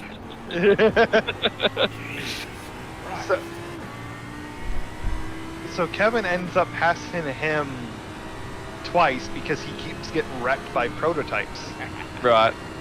And so we go down, and at the meet, we start talking to him, and we introduce ourselves, and we're like, yeah, we just raced with you back in that race.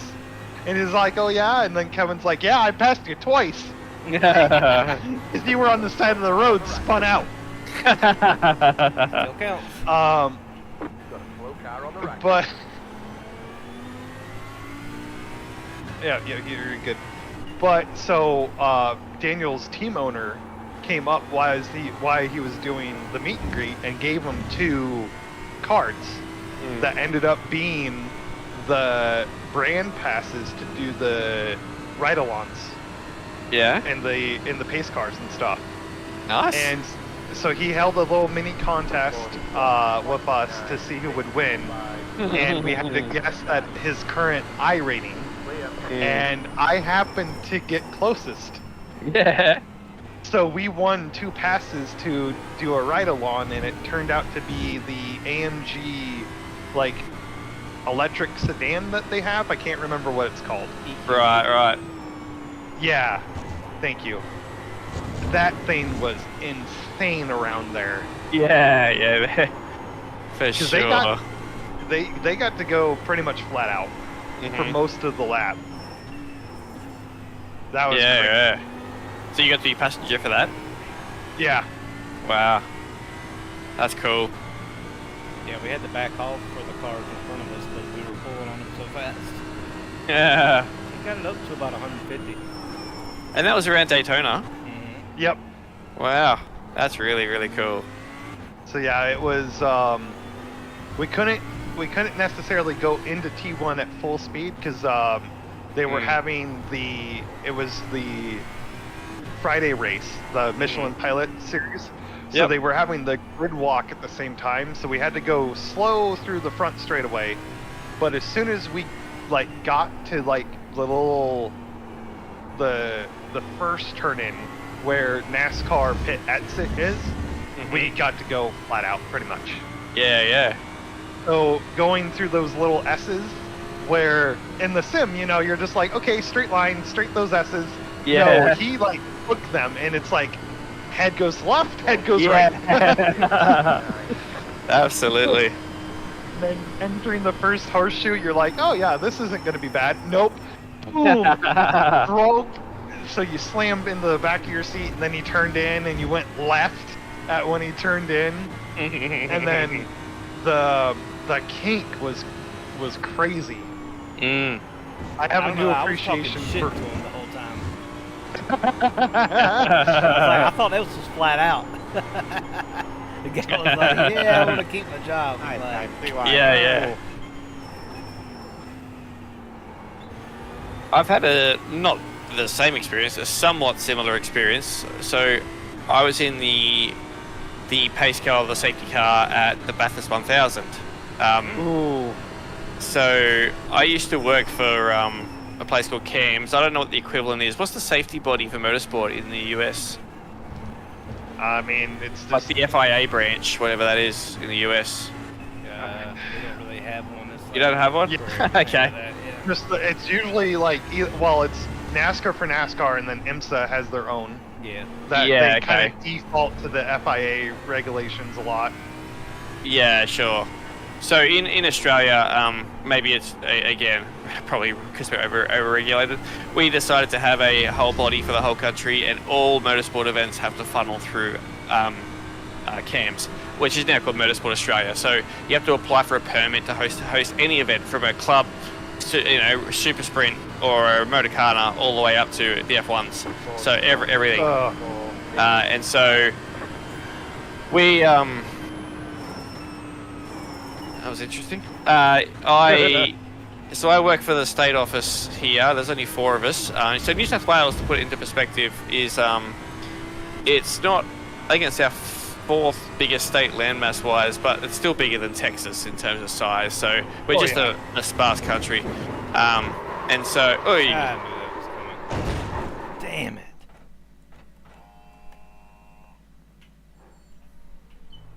The front's actually looking pretty good.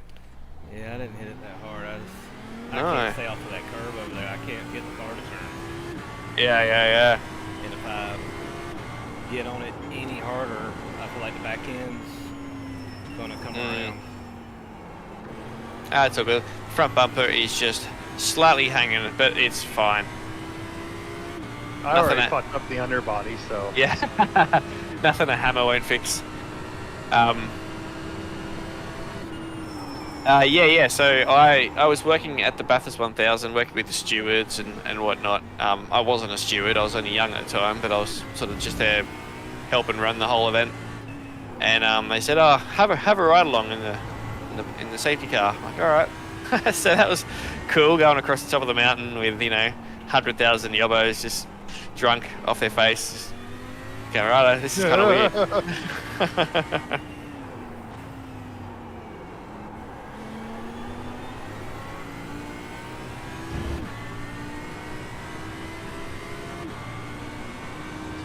Still pointing straight, Kevin? Looks Yeah. alright. Yeah, no, Yeah, cool. it didn't hit hard.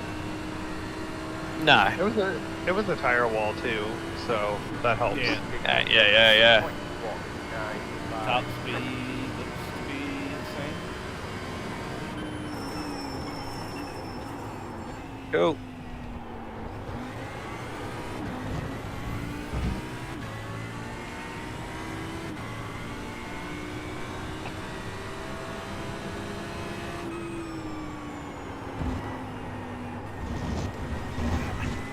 There you go.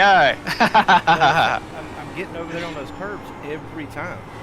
Oh yeah, I don't think there's any other way. Hey, like I did not do that in the Corvette. no, in this car at least, I don't think there's another way. Well, I'm glad I'm not the only one that's struggling. Because I mean, it was demotorizing. Yep. I can't talk, Say Brendan. it. Just Say it.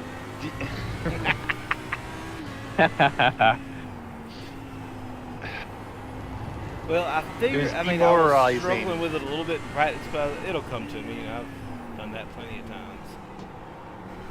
But it is not coming to me. That's right. If you guys are happy to do Daytona with us, I'm sure we can actually have a decent car for that, and not just rock up with a. Let's just there we go. No.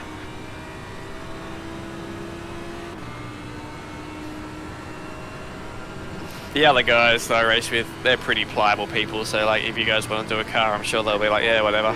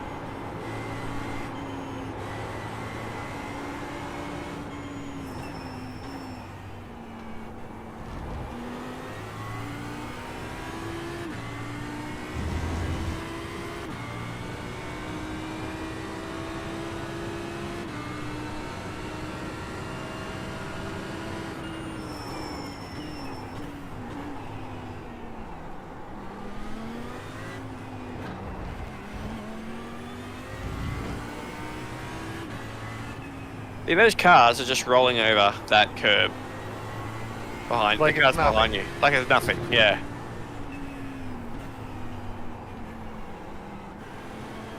Not the Audi. No.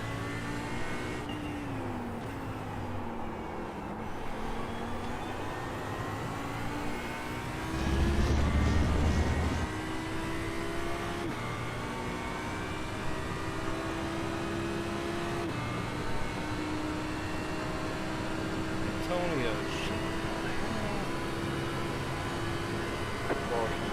41.902. Car on the right. Stay on the left. Clear on the right.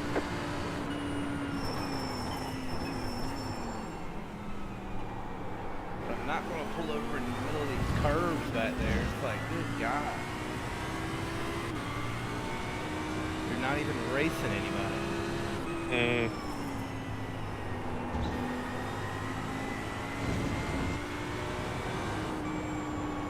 Right side. Clear on the right.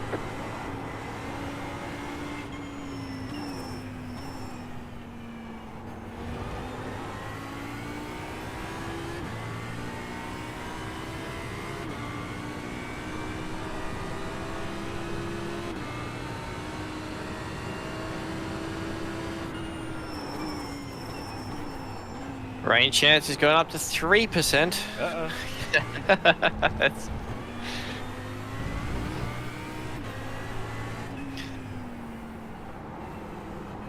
We'll be back in a bit. Just got to duck off for 5 minutes or so.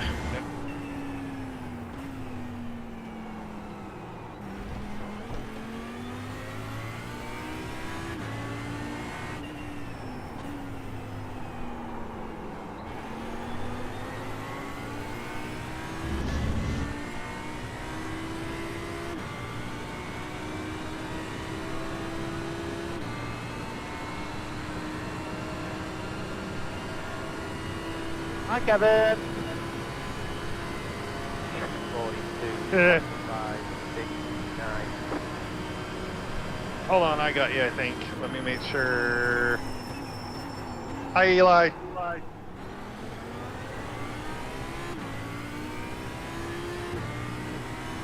the heck? None of my F keys are working. Uh-oh. Why would Your that be? keyboard die? Nah, it's all lit up.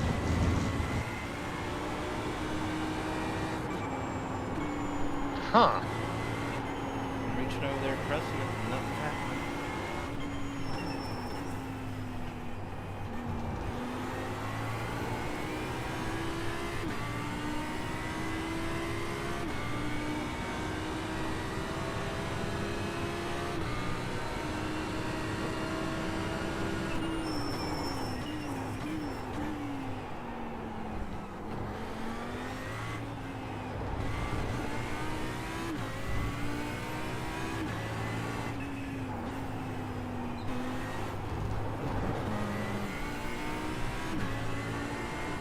It probably just needs to be plugged back in. Because computers are funny.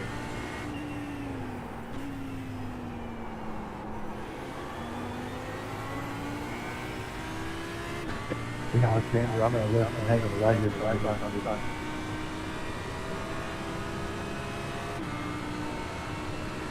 Yeah, nothing's happening. 42.181. As long as your wheel doesn't stop responding. Yeah, no, everything's working on my wheel. Just don't have anything mapped for that. Yeah.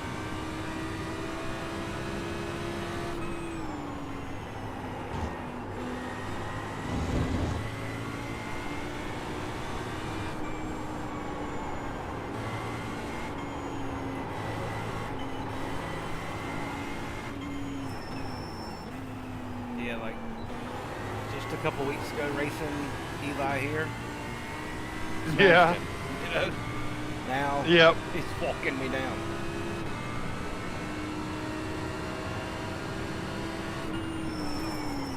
Yeah, I don't know what it is. I never felt like this with the Audi before. Hopefully it is just the setup. Well, I mean, I haven't liked the Audi, the new Evo Audi, anytime I've really tried it. You know? Paul loved it for a minute. It seemed like he seems to do that with a lot of the new cars. Every car. Yeah. Yeah. He's doing the same thing Steve would do. He just looks at what the fast guys are driving and goes, "Oh, well, that must work for me." Yeah, it is. I drove it No, a you few times. got- I'm like, this doesn't feel good to me. And it may just be my driving styles changed from, like I said, I know I used to like the Lambo, but I just don't really like the Lambo anymore either. I just don't think my driving styles changed where it just doesn't fit these cars anymore. Not to be where I want to be, you know, speed-wise. I mean, I can get around competently, I guess, but although this race would say otherwise.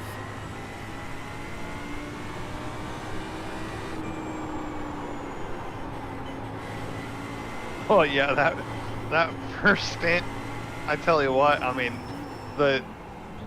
not having a new left front probably didn't help either. But like, as soon as someone got up to my bumper, I just pulled over. I couldn't even until I got down to like 40th, and then finally I could like try to defend against someone. But typically they would just get a run on me going into T1, and I just would let them go. Because I wasn't going to try to outbrake them and then, you know, not be able to turn for T1. Ah, 117 has taken the lead.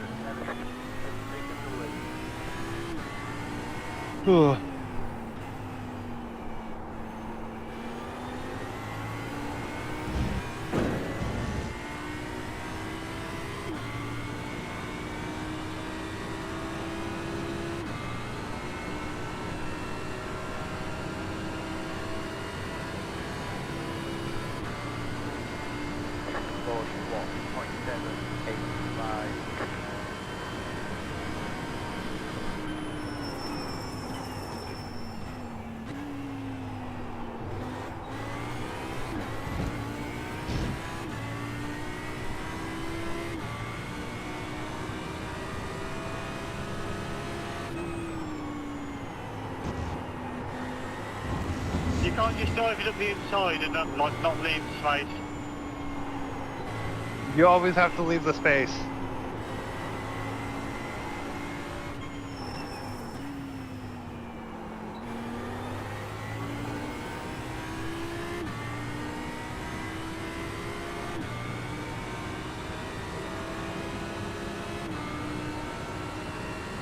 I mean, the man was not even going to make the corner, let alone leave you space.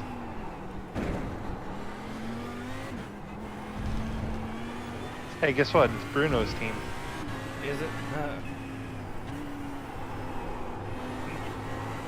In that little left-hander, in the last sector, right before the last corner. Yeah, the one I'm in right Yeah. now. Yeah. Tried to overtake him there. Yep. Tried to outbrake, got onto their left-hand side, and they were never going to make the corner. And so the guy turned in to, you know, turn for the corner and just hooked them. Yeah, there's really only one way to take that corner. 41, 110, 83.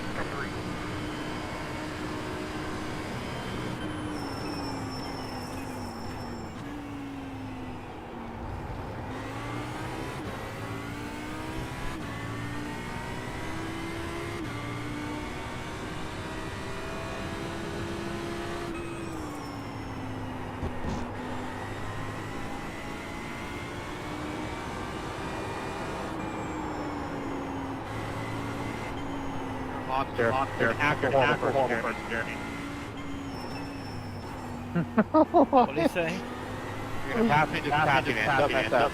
I've seen them been back there battling it. Oh yeah, he's falling way off. Then you refuse to move. That's on you for parking. You did that lap? You didn't say a thing. Sorry, I did. One time you go down. What a nice guy.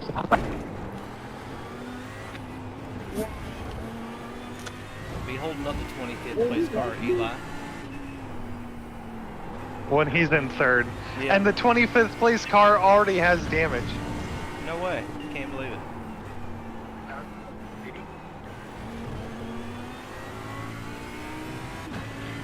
it. Sounds like I rejoined at the right time. That was.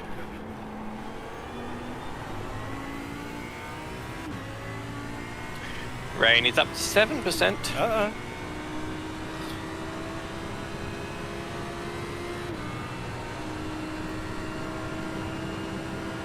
So you want to drive the stint after me and then I finish it from there? Yep. Let's do that. That last swing would be like stint anyway. And maybe it'll be wet. It might be wet. I'll take it. I mean, Yeah. I can't try worse. It don't matter.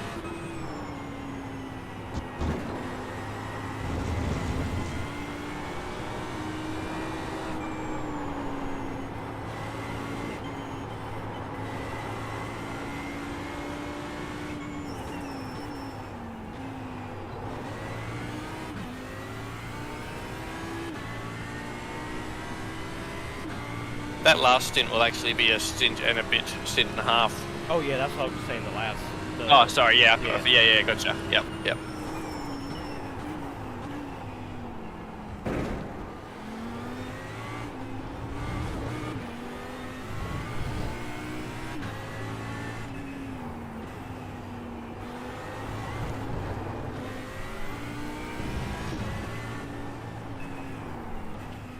bracket losers. Oh, a whole bunch of them.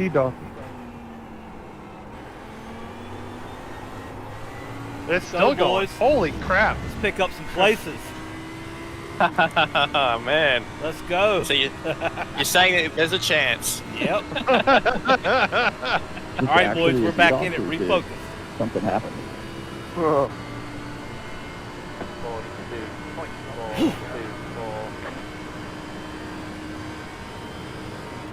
Netflix is having issues with the fight. What do we go do?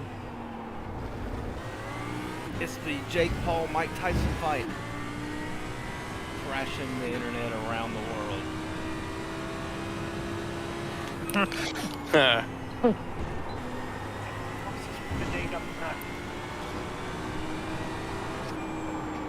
I'm all for a DDoS attack for a chance of winning if that happens. Yeah, don't mess with us, man.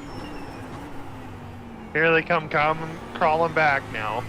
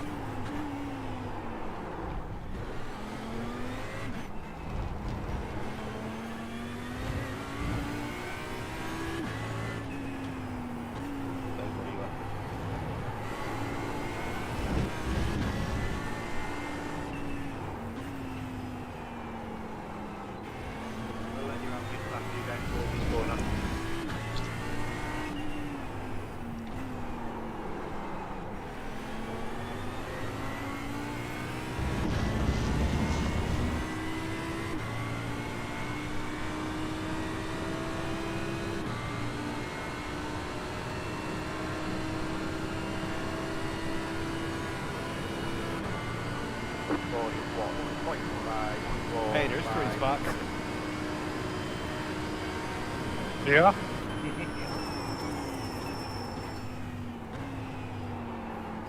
Keep it going, boys. Hit them again. That's it, Joe. Dive down the inside for that P21.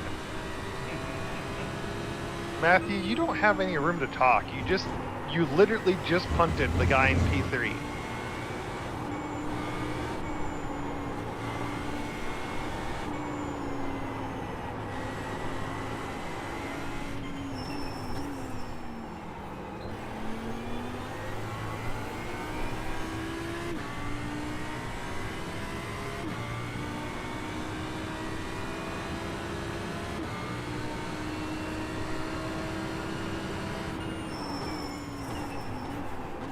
Gaining on the car in front. The gap is 7.8 seconds. Bloody old car 26, right into the wall. Streamer. Get your streamers on.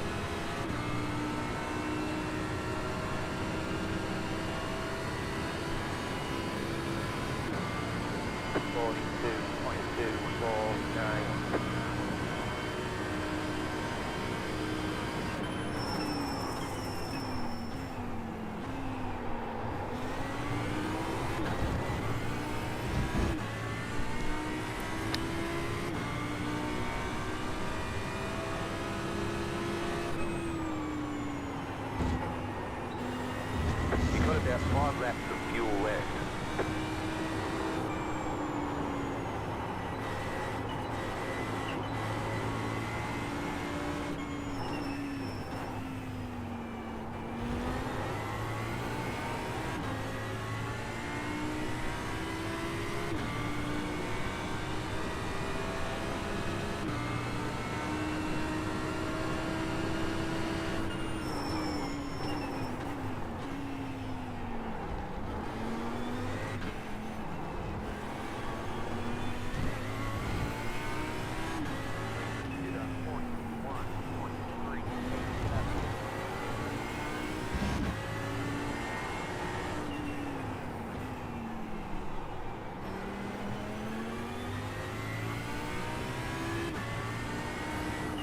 We're about to make up another spot too. Let's go.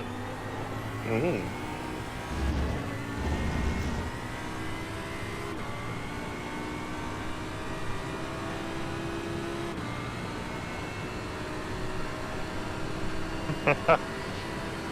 I wish everybody lived in their favorite fictional universe. Pokemon fans, super excited. Warhammer 40k fans, slightly concerned.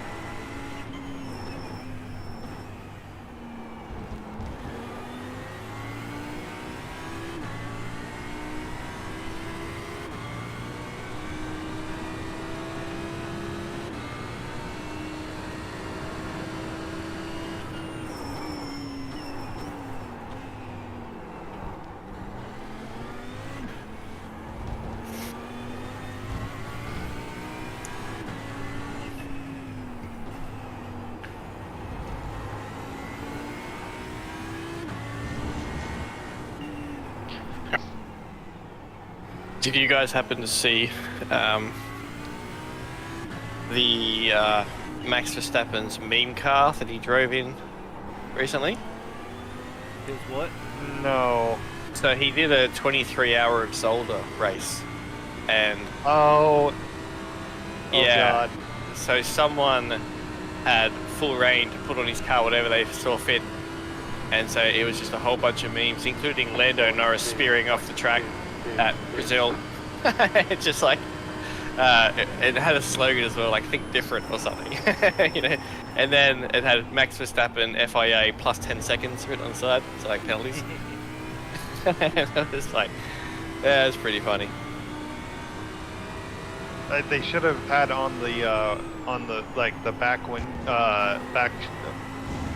the back window. It's luck, not talent. Yeah, exactly. Yeah.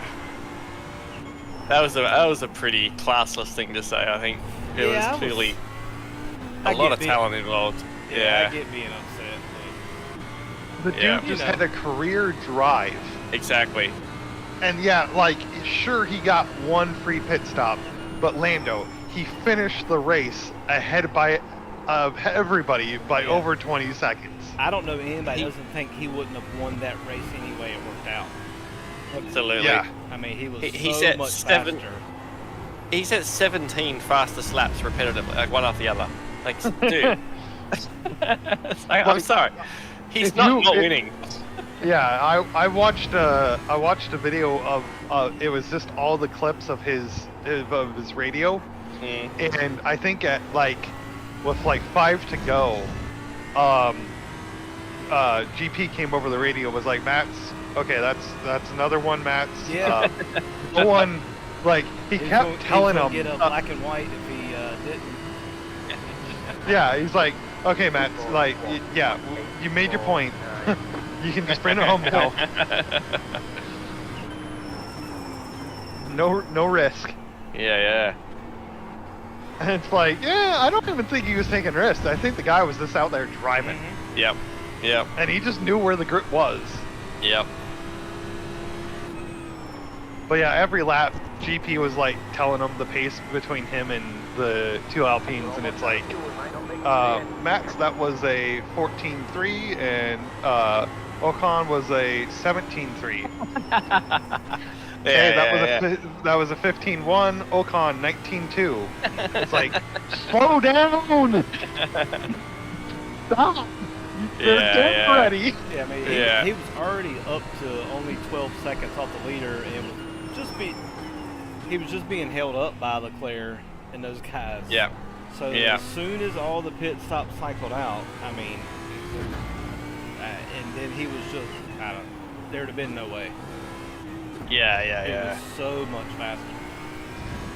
And it wasn't necessarily luck anyway with the whole red flag. I mean, if it's torrential rain like that, the chances of a red flag coming out are very high. Yeah, they played the strategy. They said exactly. You heard the call from JP, like, hey, we're going to stay, because he wanted tires. And they're like, nope, stay out. We are seeing, some heavy rain coming up. So stay out there. Just be careful. Don't wreck the car.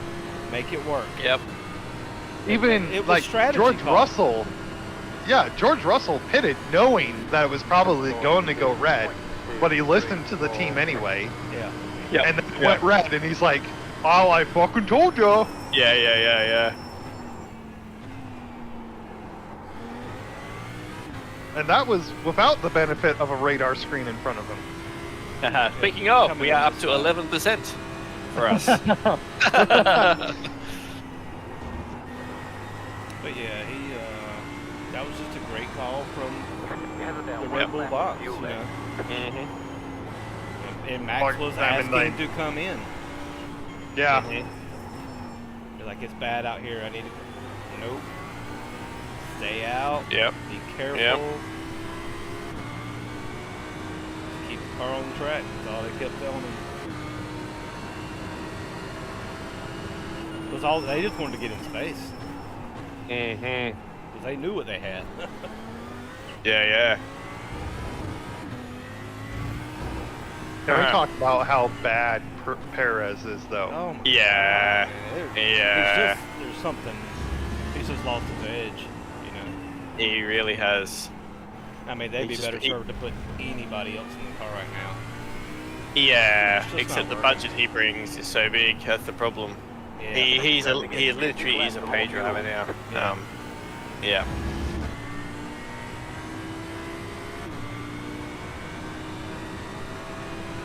How about Lance Stroll just driving it into the sand? Oh God! Just because. My wife was even like, "How?" I said, "I don't know. I don't know what to tell you." I think backing up and. Here's my theory, right? Because his pit crew had to rebuild his car overnight for the race, so they went to all this effort to build the car for him, get it all ready, and I think he's like, you know what?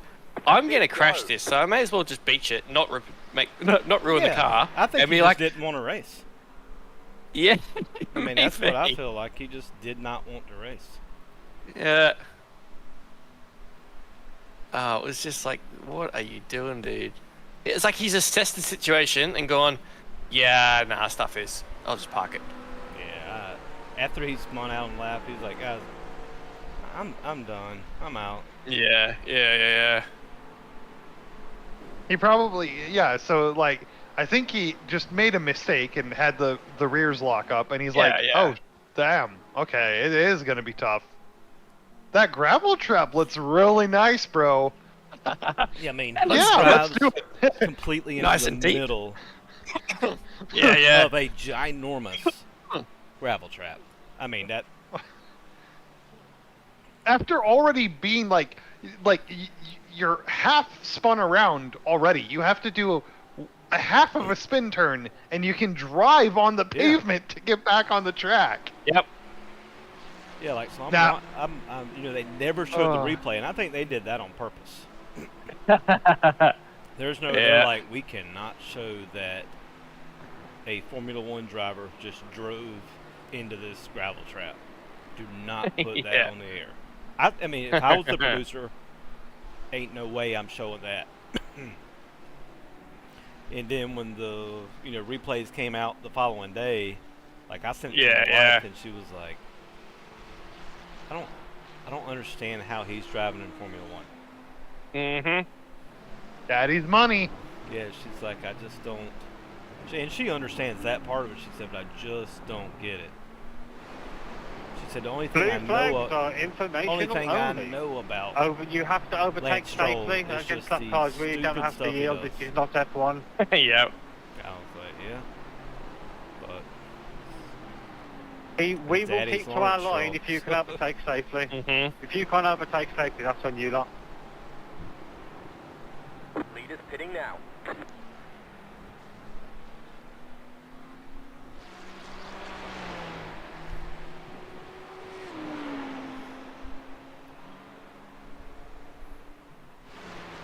I turned the air conditioning on in here, and I was about to say, "Oh, it's getting cool. Feels like the rain's coming." It's like, nah, I don't think my aircon is synced to iRacing somehow. Yeah, that was never on Hideo.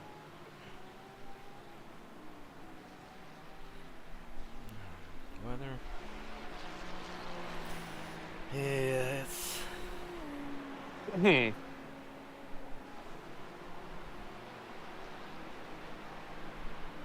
yeah, we're at what, 2:22. Basically over with it.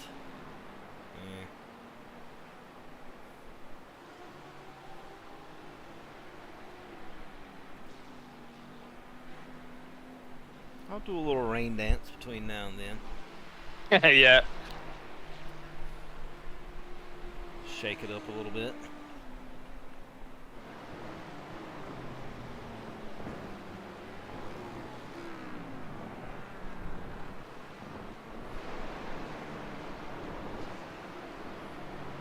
Front end feel better after I mashed it in a little bit? Yep. Yeah, it feels fine. I think it did feel better after I put it in the wall. I'm not saying I fixed it or nothing, but If we break the suspension, maybe it will turn better. Maybe. I'll tell you what, if I accidentally spin and hit the wall, I meant it on purpose for that reason. Okay, sounds good. That's already been taken. I've already pulled that stunt. You gotta come up with I tell you what. stuff. 42.012.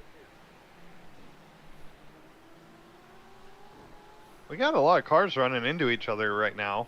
What are they doing? Not anything super substantial, but people are getting feisty. Good. There's a couple of meatballs out there. Let's see. Ooh.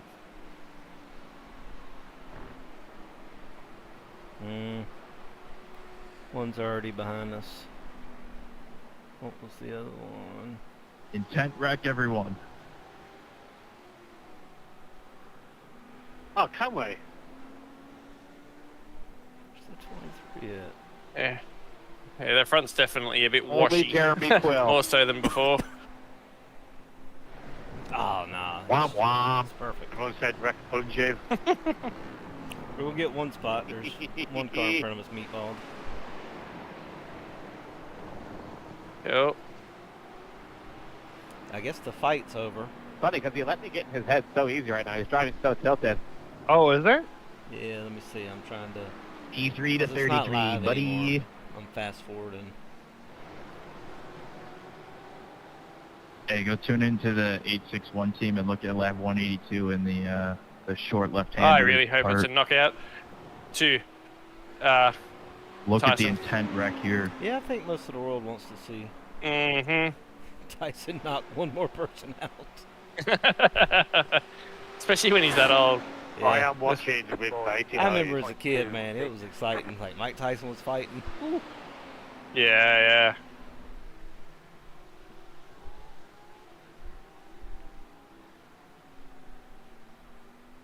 And he had a bad run of it in the 90s. Which to this day, I'm sorry. The whole rape thing, I'm not buying that. I'm still not buying it. Nah.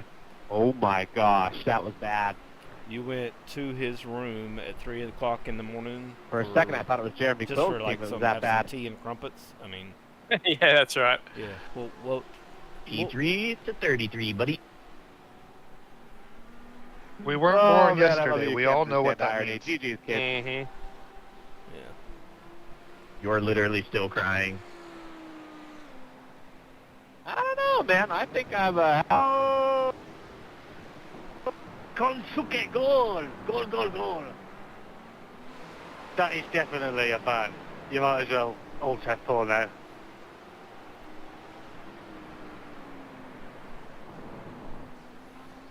Nah, Nim lets everyone off at the hook, apparently.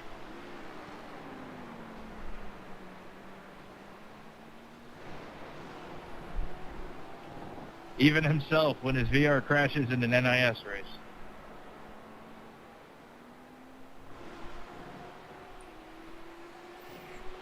Well, if everyone clips it and protests it, he will get banned. Well, I've reported enough people for intent wrecking, and they're still on the service, so I doubt it. 1.533. That's just one report now. If like 10 people reported the same thing, it'd get banned.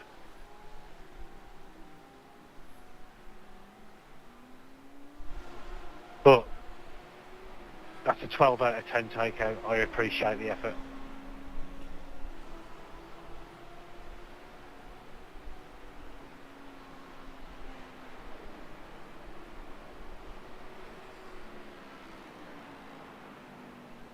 I mean, yeah, that was.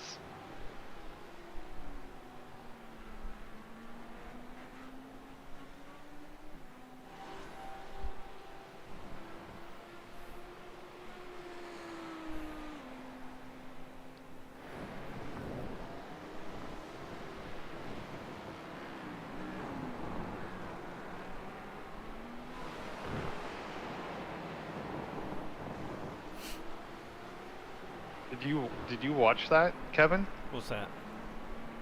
What Go. they're talking about? Yeah. Either the 23 car or the. Let's see. Wee. The 861 car. Lap 182. I did a wheelie. I was feeling left out. You said the 861 and who? Yeah. And what lap? The 23. 182? Yeah. His last lap he ran. Let's see. 40. It's pretty blatant.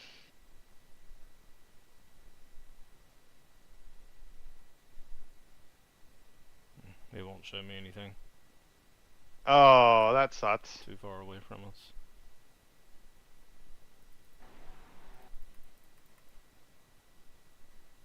Yeah. I just saw him fast travel to the pits with no front or rear end.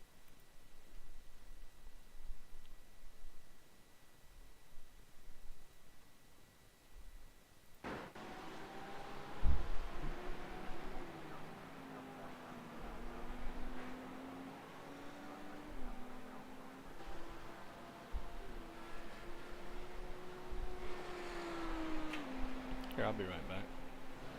Either my internet is... No, it's found there. It must just be Netflix. I think Netflix is literally crashed. I can't get it to play on my phone, TV, nothing.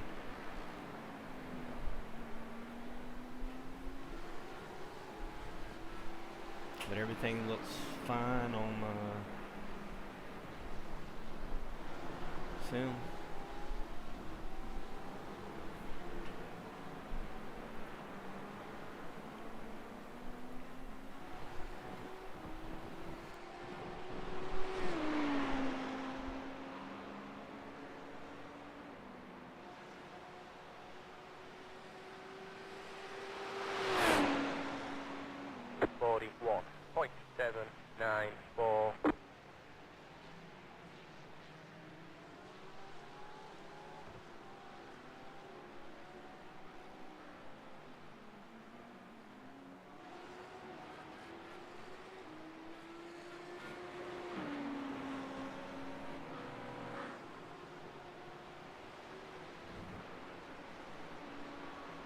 Oh, God.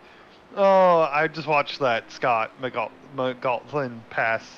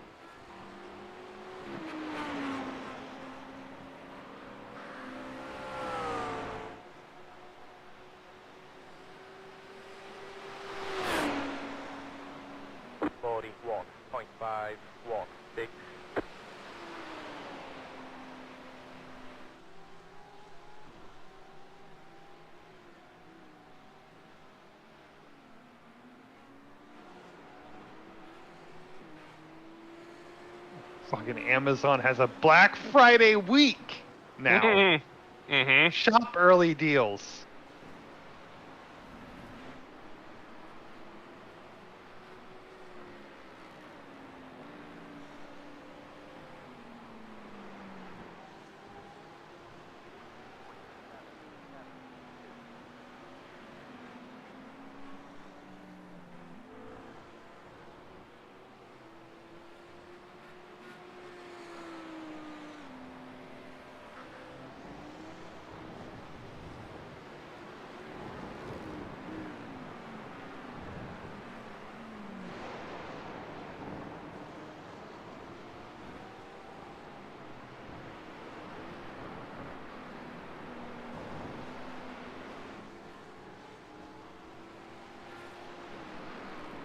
The car in front is pitting.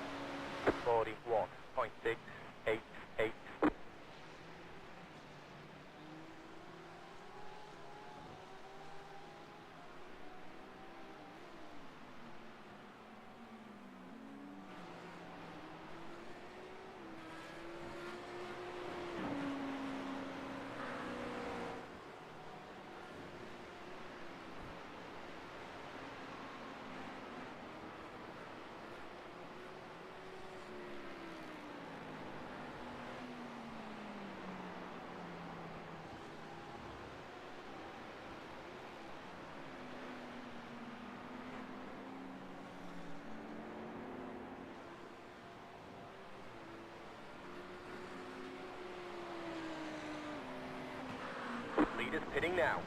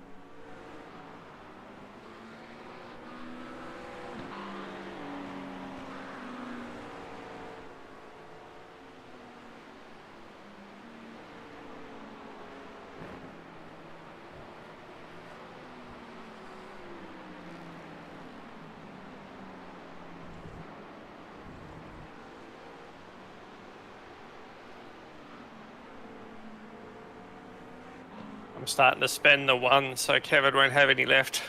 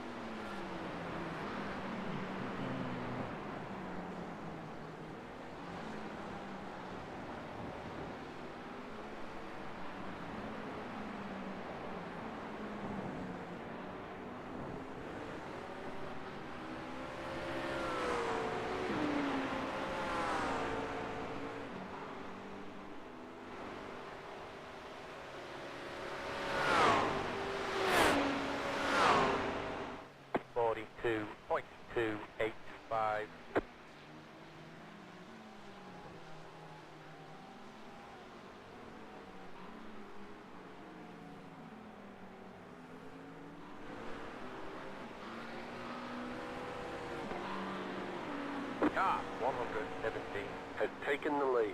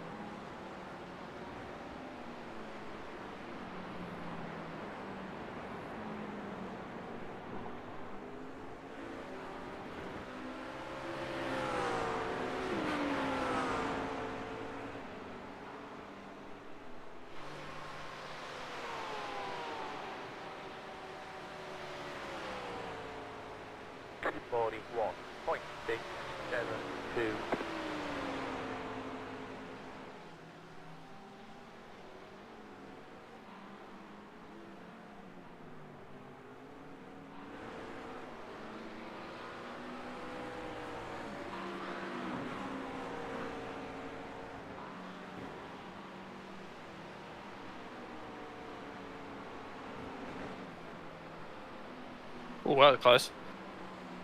Right side. Clear.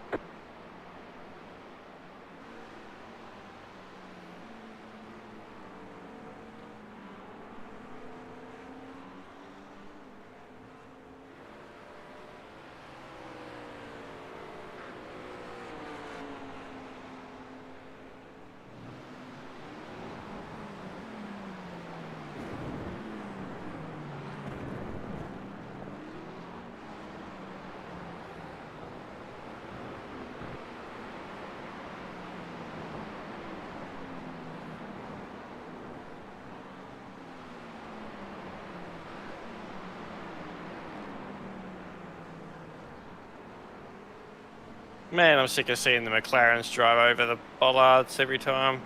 The turtles.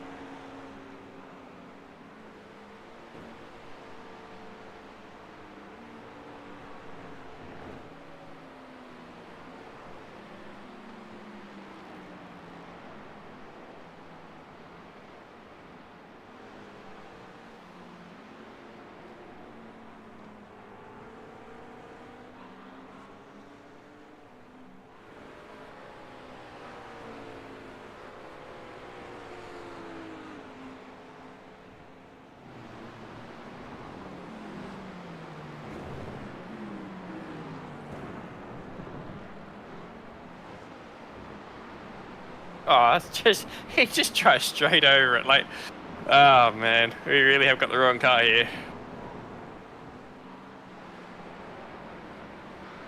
Oh yeah, I mean he nailed that. Yep. Nailed it. Didn't even affect the car even a little bit. No. We would be going to the moon if we hit it that hard. Yeah.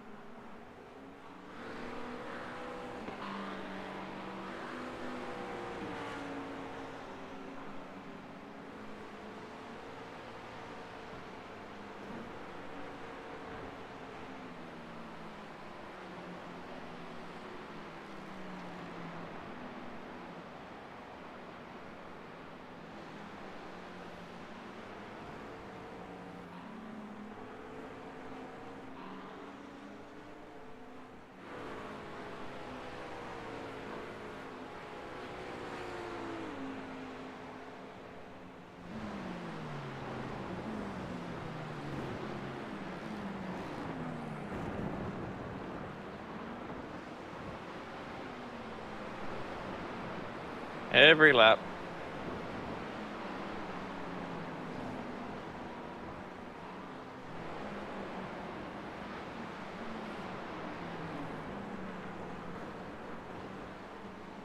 Hey, look at that. He actually had an effect that time. Haha. Don't believe it.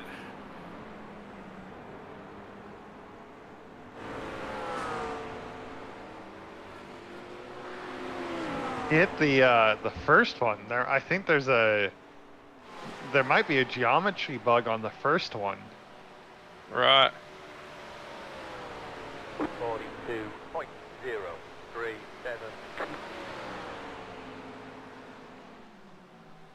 Right side. Hold your line. Clear.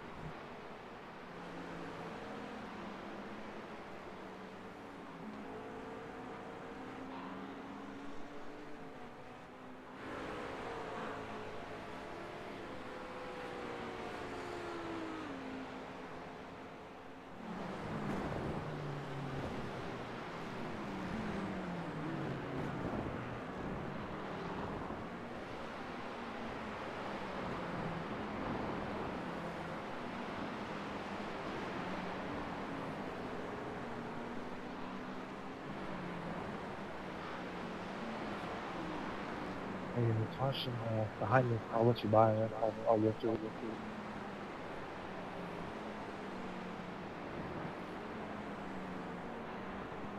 Really, dude?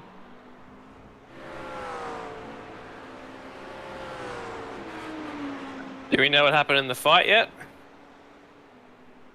I am not sure. Car left.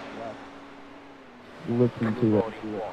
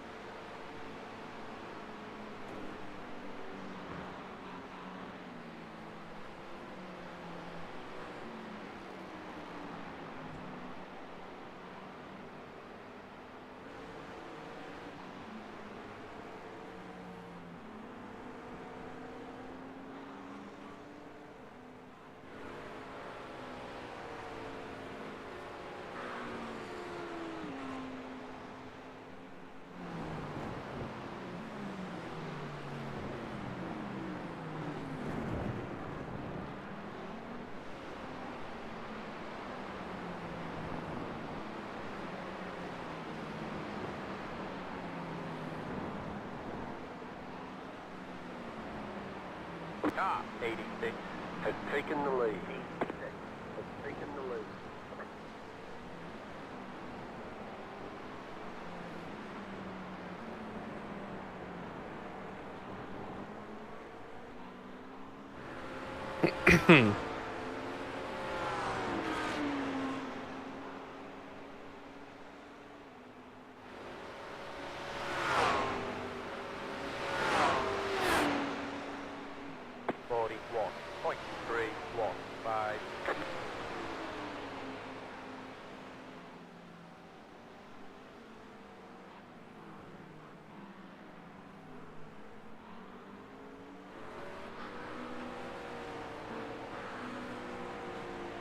Don't think it's happened yet because ESPN posted 14 minutes ago that they were next up on the car. Oh, okay. Yeah, righto. And they ran a poll 9 minutes ago asking people who they thought was going to win. Yeah, okay.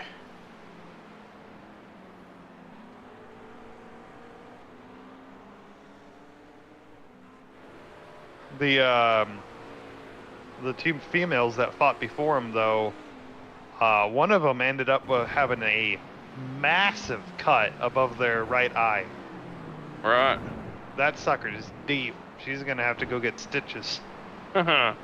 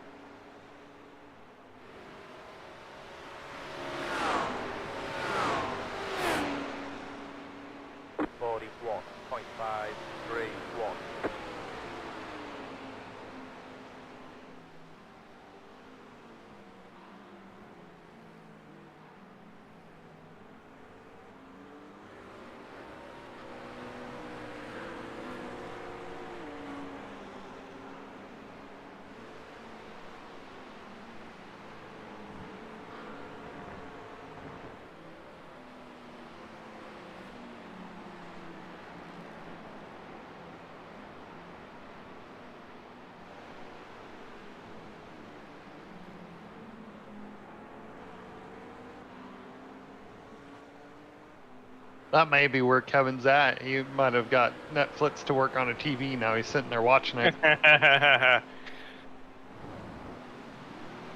What, you been rolling around in P32s not holding his interest? Oh, I can't follow him. I went to follow him over that bump. I'm like, no, don't do that.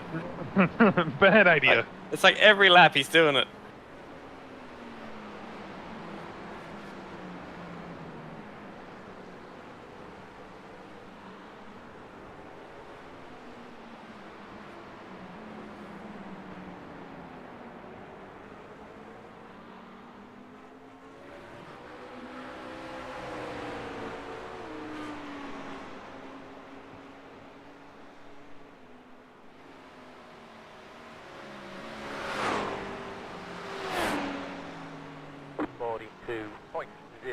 3, 2.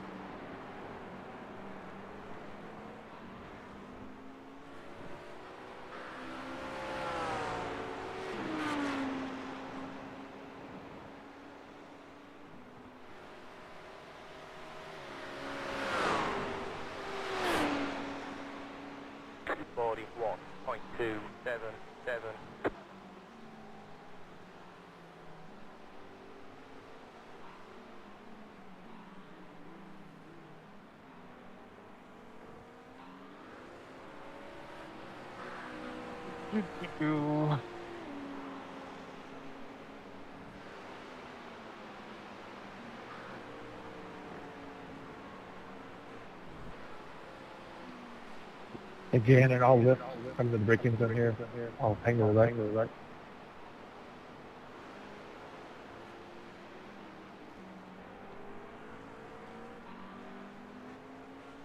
Oh.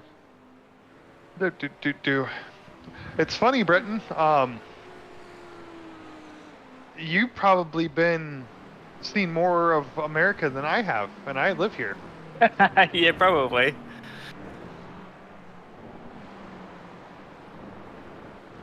This summer was the first time that I've been out to Wyoming, at least in, an age that I can remember. It's pretty out there.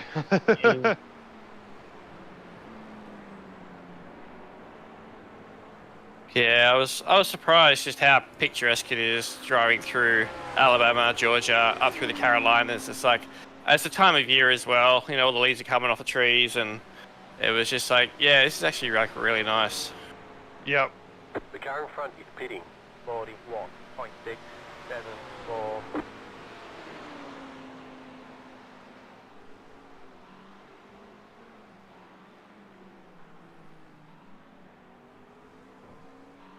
Yeah, we went into 14 states in 3 weeks, or less than 3 weeks. So, wow. I ticked off a few of them. Now, some of them were, you're in and out next to no time, so some of them shouldn't really count. Like Oklahoma, we drove through like the skinny part of it, so yeah, doesn't really count. Eric, Same I will not be listening to you, sir. I mean, to be fair, I don't know if there's really anything to see in Oklahoma anyway. No. No.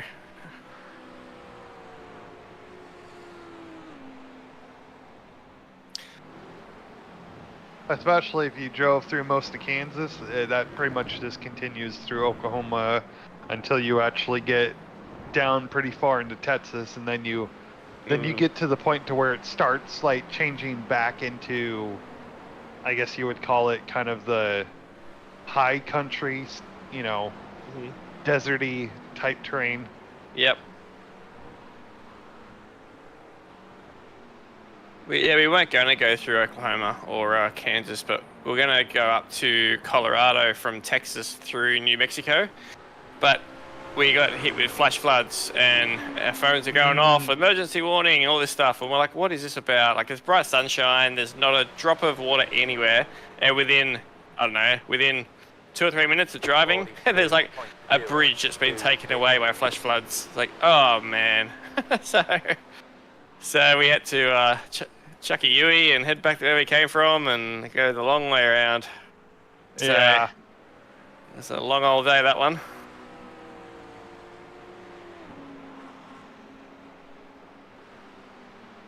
I've been to Colorado a couple of times.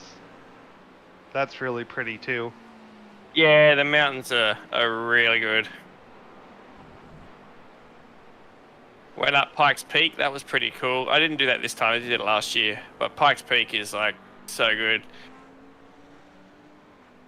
My mom went up there with her husband. I've never been. Mhm. I want to go. Yeah. If you I get a remember chance. I remember seeing the old like time trial videos back when it was still gravel and not the pavement. Yep. Yeah, hire a car and drive up there, and you drive, you know, you got the ledge right beside you, and you're like, oh man, how do people race up this? It's scary. Yeah. I think it's even scarier now that it's pavement. Yeah, they're a lot Gives you faster. kind of a false sense of security. Yep. You think you have grip, and then you Mhm. misjudge one corner, and hey, that's 2,000 feet you get to roll down now. It is. Yep.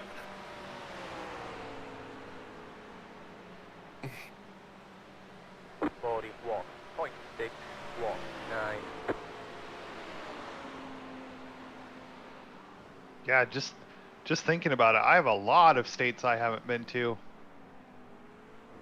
Mm.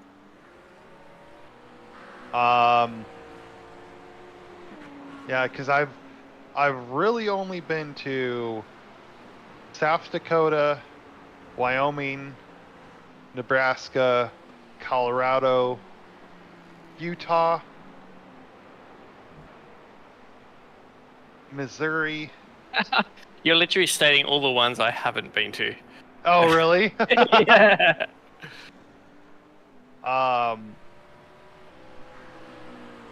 Minnesota. Minnesota's kind of cool because it starts out like Iowa, and then you get up closer to Minneapolis, and then it's just lake town, urban.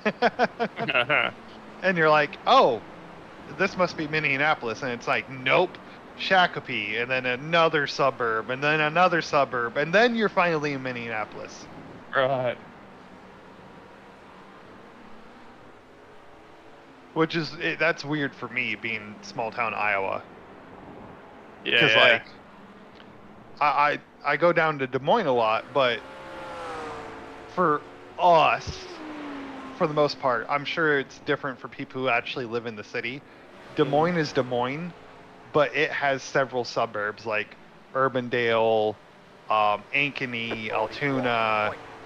But, like, for us, we just call it Des Moines. Right.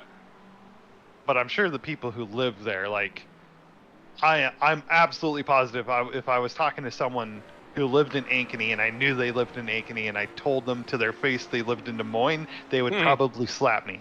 No, we live in Ankeny, thank you. And it's like, okay, give it like 2 more years and you won't even be able to tell your towns apart because you're growing into it. Yep.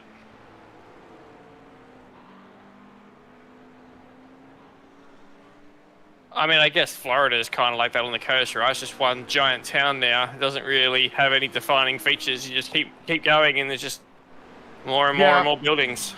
If you're on the interstate, there is kind of points where it is just like a wall of trees. Yep. Okay. But if you're taking the back roads, yeah, absolutely. It doesn't seem like it really stops. Yep. But yeah, they're developing it in a way to where they're trying to keep it away from the interstate for the most part. So if you're like on I-90 going, up and down that East Coast, yep, you're run into towns, but there still will be stretches where it doesn't look like you're next to a town. But if you take an exit and you hop over onto one of the state highways, you're in an urban area. Yes, yes. 41.728. All right, I'll run through some states. Which ones of these have you been to? I'll go to the outliers first. So Hawaii and Alaska? No. Okay. Yeah, I haven't been to either of those. California? Nope. Don't go there. Yeah, I don't plan on it. Nevada?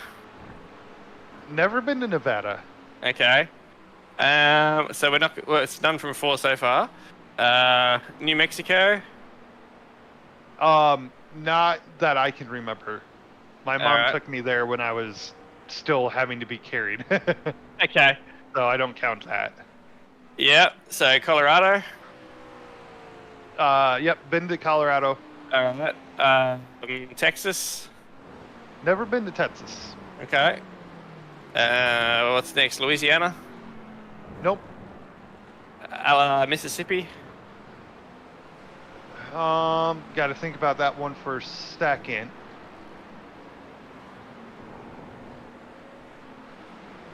Possibly because I believe I drove to Arkansas to see family, so we would have had to go through Mississippi. Okay.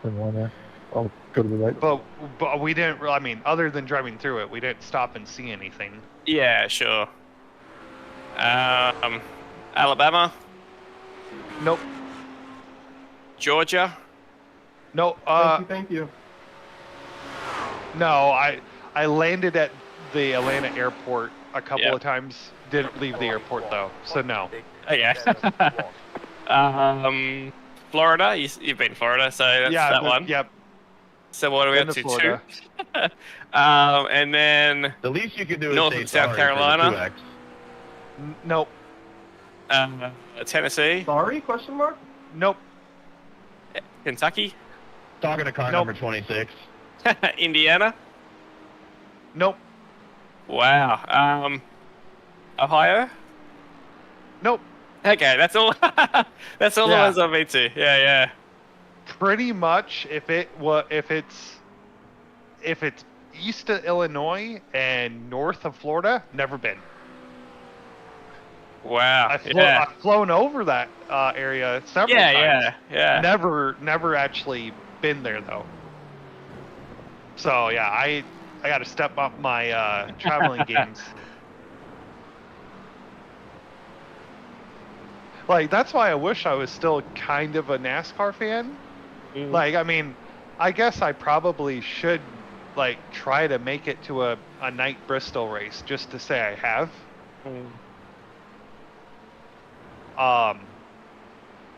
Just to kind of check that off the list, but, the sport's been so disappointing. It's like, do I really care anymore on a personal level about that? Yeah. Or am I just trying to find an excuse to make it to Tennessee? Whereas, like, a better vacation would probably to go visit Nashville and see Nashville. I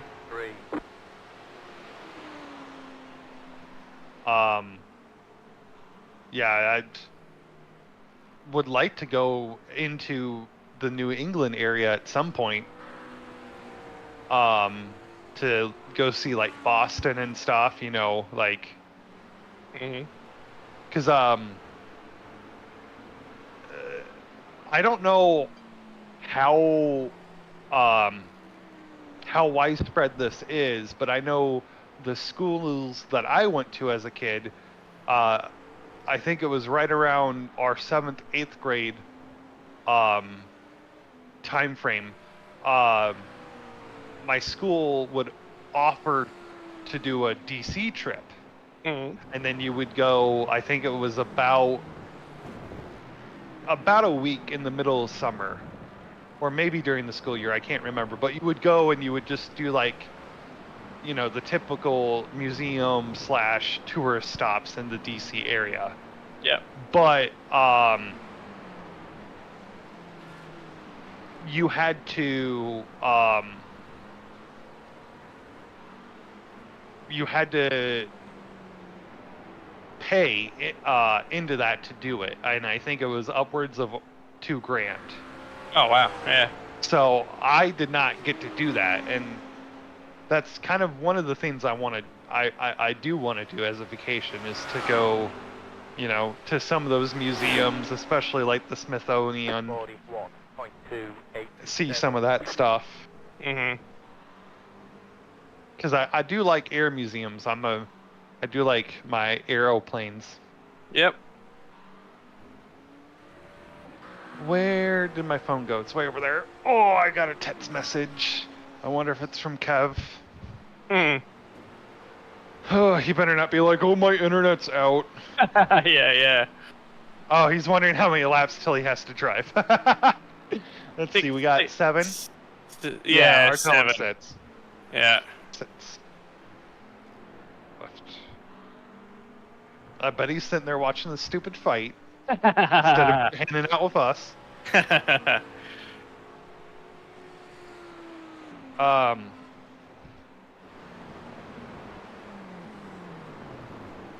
Yeah, and they the only time I've ever been out of the country was to go up a little ways into Canada once.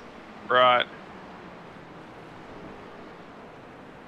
And that was I was really young. That was actually before 9/11. Mm-hmm.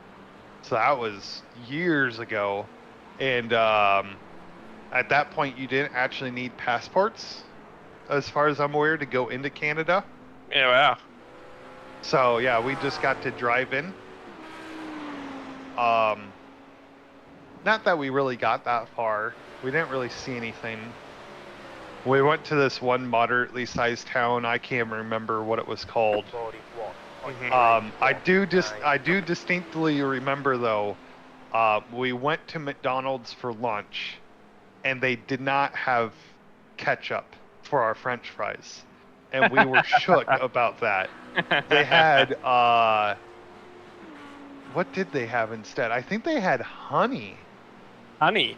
Wow. Yeah, honey or some type of syrup.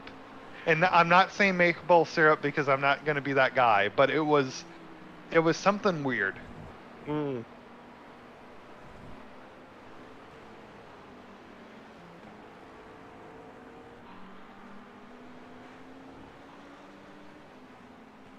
But yeah, that was a long time ago because, yeah, I'm almost certain that was before 9/11. Yeah, right. Yeah, there's not much to see. I mean, in Australia, it's big and vast and empty for the most part. So it's, I mean, there's lots of things to see, but you got to travel great distances to see them. And in between, you can travel for days and not really see anything. So, like there's one cattle ranch here, and it's bigger than Texas, like one property. Oh, yeah, I bet. Yeah. Because they probably bought that land for super cheap, you know, long ago when the country was just starting. Yeah, I mean, possibly, but I mean, they have a fleet of helicopters they use to herd the cattle. Oh, wow. Yeah.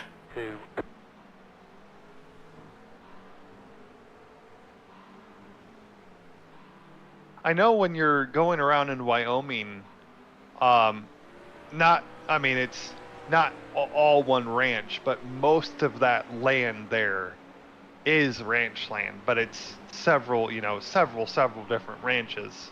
Yep.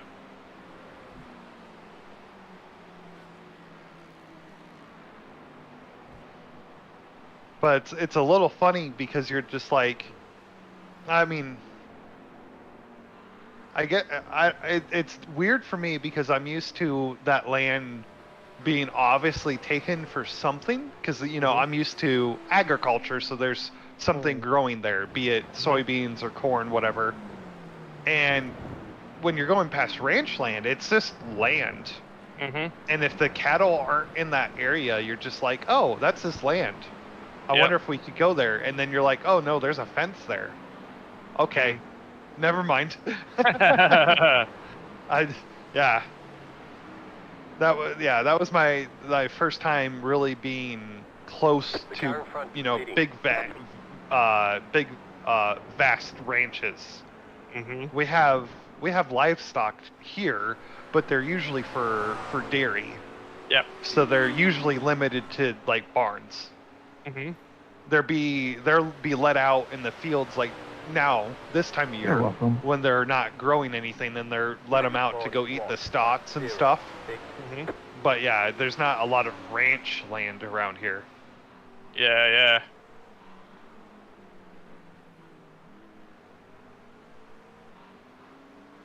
Yeah, and I couldn't imagine, you know, driving for 8 hours and not even seeing another town. That would be insane to me. Yeah.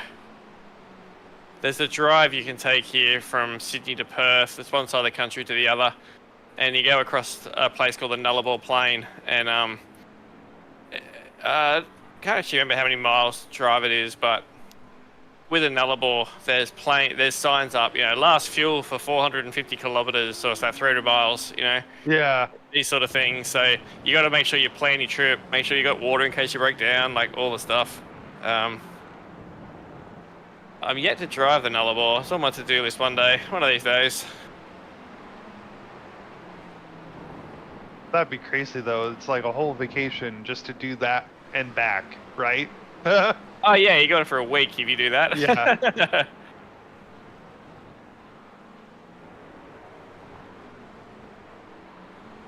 The closest we get to that is like Texas, you know, if you want to go from one side of Texas to the other.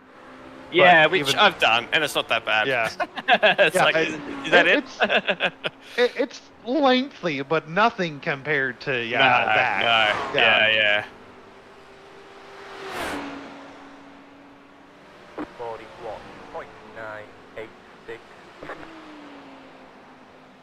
Yeah, it's like we were talking about earlier with the, you know, no real rail transportation or anything. It's, you know, the ignorant Europeans are like, how come? And it's like, well, okay, you can throw rocks between your towns.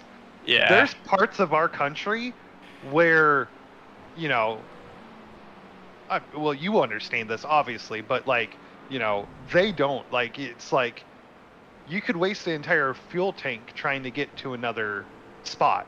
Yep. In a, you know, another town. T1, Nathan. So yeah, a rail network, you know, with stops every 10, 20 miles does not make sense for us. For now. Yeah.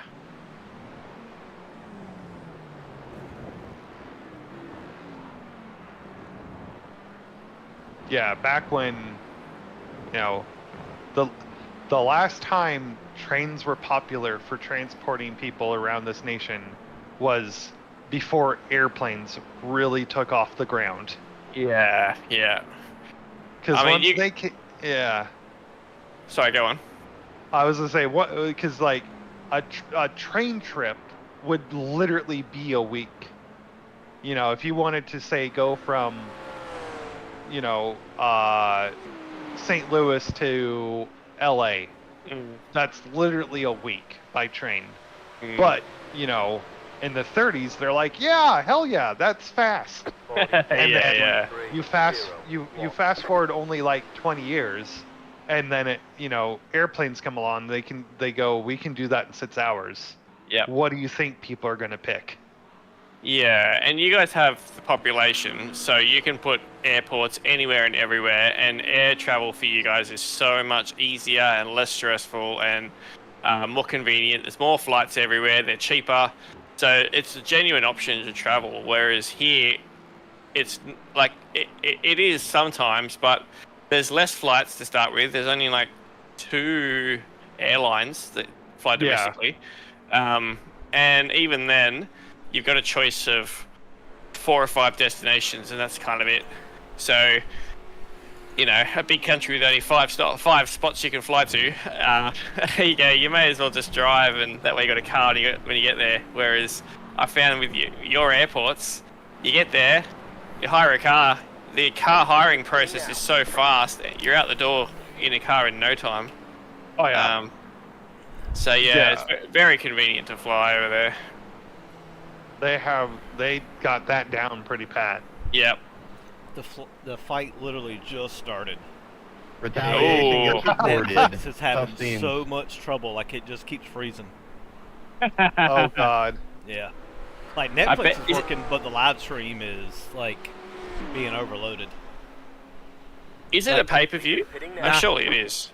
It's not. Nope. Okay. Yep. I bet I have to pay for it here though. Basically, at the 1 minute mark of the first round, it froze. No. And that Oh was like my God. 2 minutes ago. Yeah. Jake was just. Mike was coming in and gave him a couple of shots, and Jake's been holding on to him ever since. And the crowd was booing, and then it. Yeah. Crowd started booing, and then like it just froze, and now like it won't even load. I mean, yeah. What did we expect? I mean, yeah. Of course he's gonna hug him. Yeah. Come on. I don't want to be punched by 58-year-old Mike Tyson. He can't. I don't want to be punched by 80-year-old Mike Tyson. Yeah. Paul rode down in some like stretch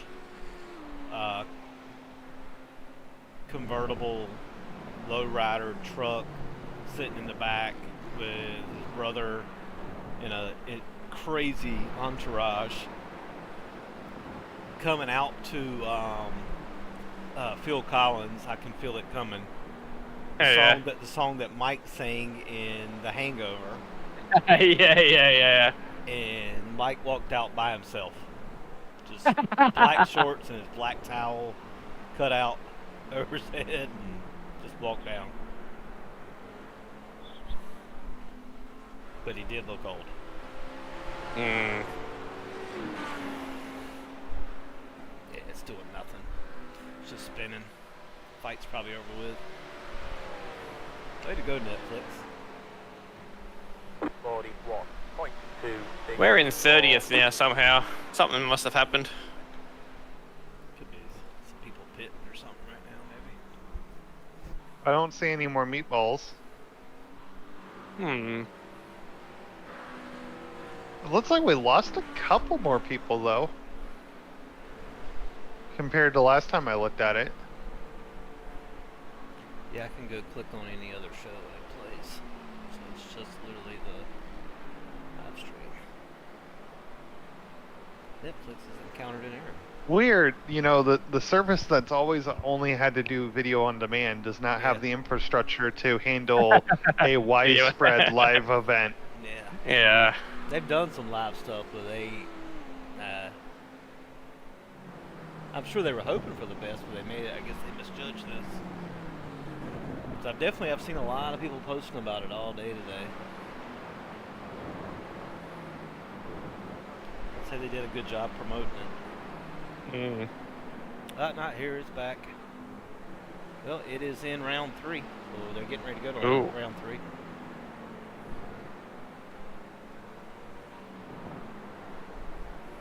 And you're coming in. Okay, Watson's, yep. Mm-hmm. Don't forget to hit for more fuel.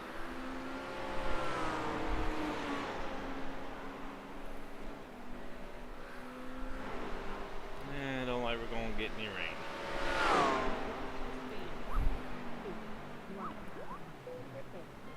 Hitboxing. Nope. 3, 2. Oh, Mike doesn't look hurt at all. That's for Right sure. here.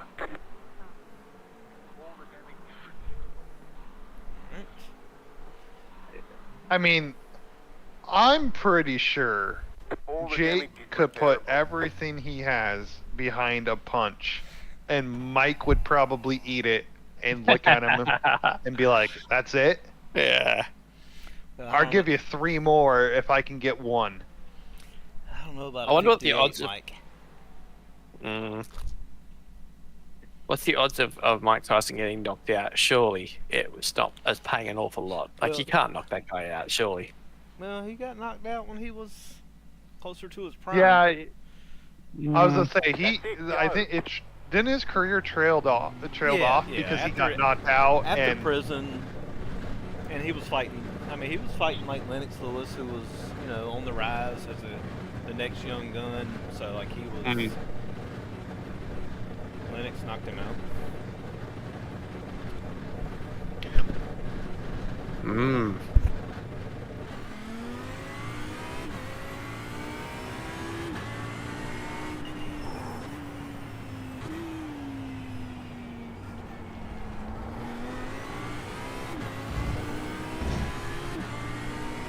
Ah, you've come out ahead of Dennis Spaghetti. 3 seconds back.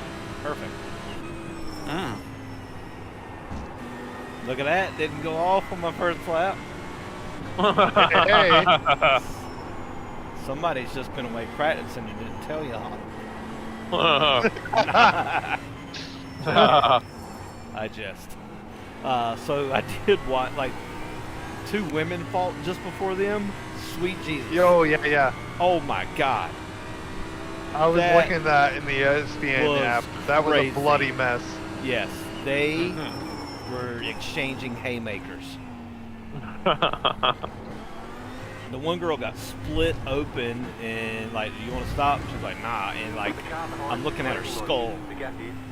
Yeah. And Well, I'm not. Horrible decision, It was deep. though. Unbelievable.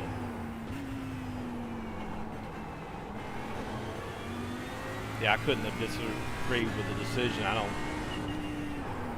know. I don't know how you watched that fight and saw that.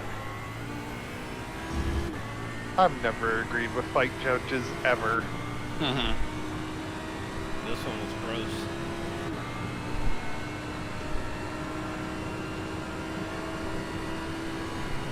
No, you know what's gross?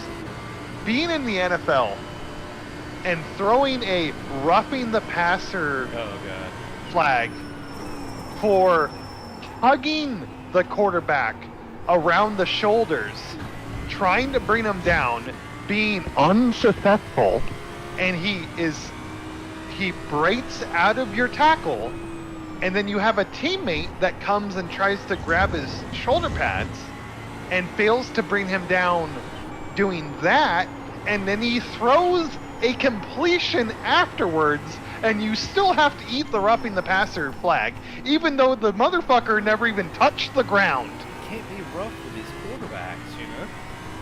You can fuck off. Holy fuck. They are athletes, and when they have the ball, they should be treated as such. If they don't want to get hit, get the fucking ball out of the pocket.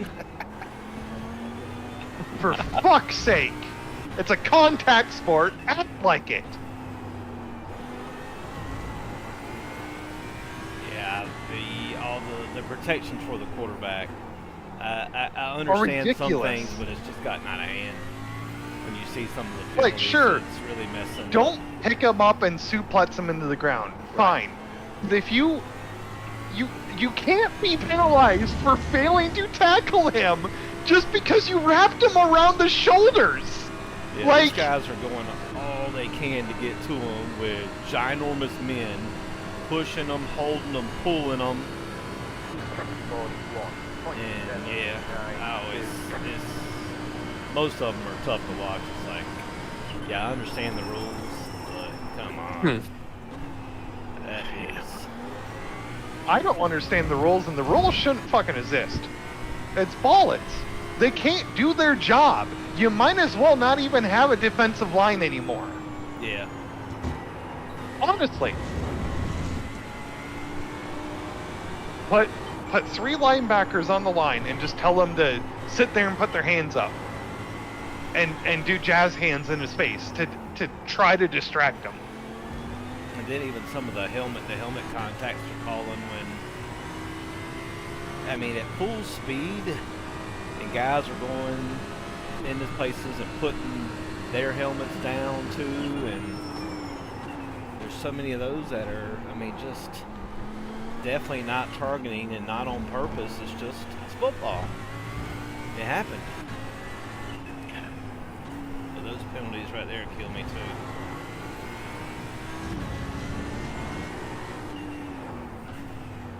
I can't get into your football. It's difficult. I wouldn't.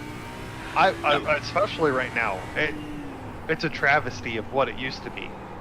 It's to me. I'm not saying that brain damage and knocking people out and causing them serious harm is good, but at some point you got to be able to play the game. Yeah. And if you don't want the game played, then don't play it.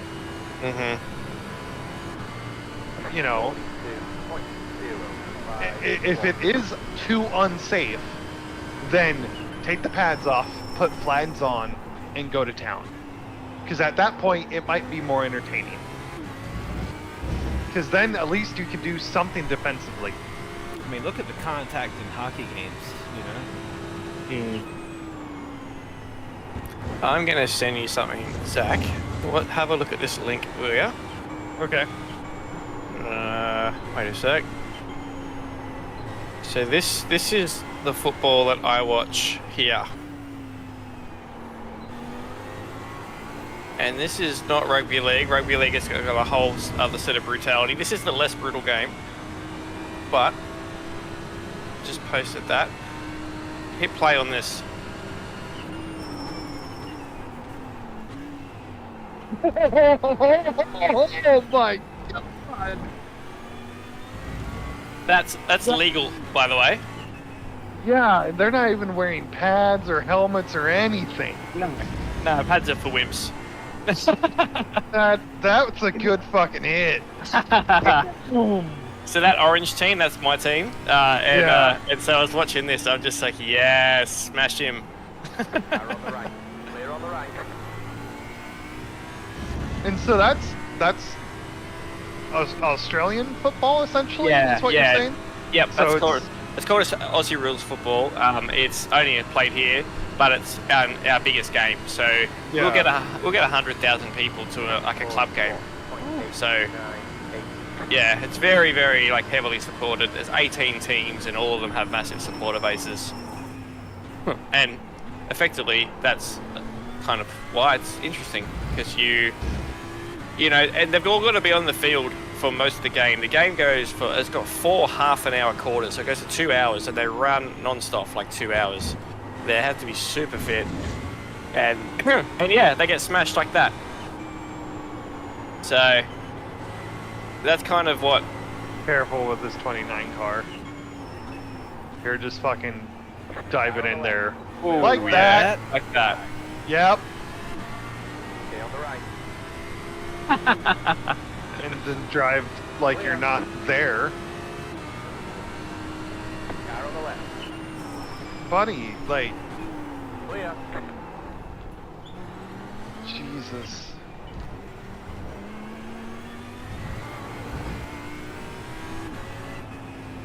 Eighth place behind us. You're gonna hold on there, bud.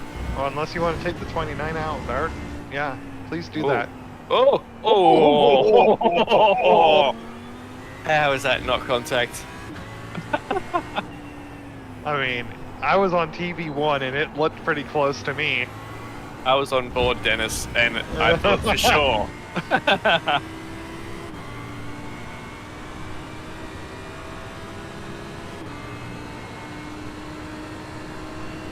But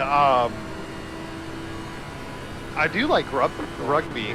I like watching highlights and stuff whenever I can see that. Stay on the left. Clear on the right.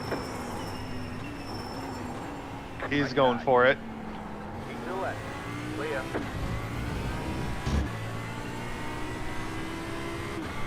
Ooh.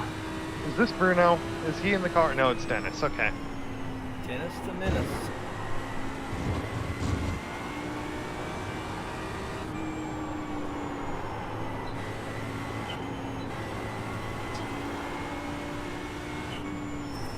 Car on the left. Stay on the right. Yep, that's... Stay on the right. To the right.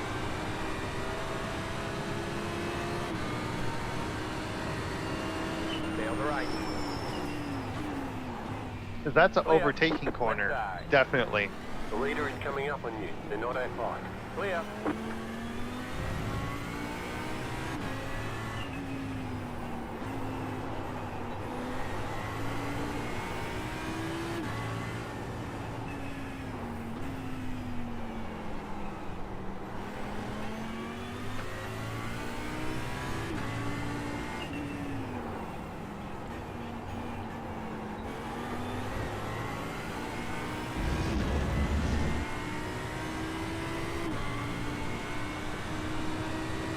He's boxing this lap?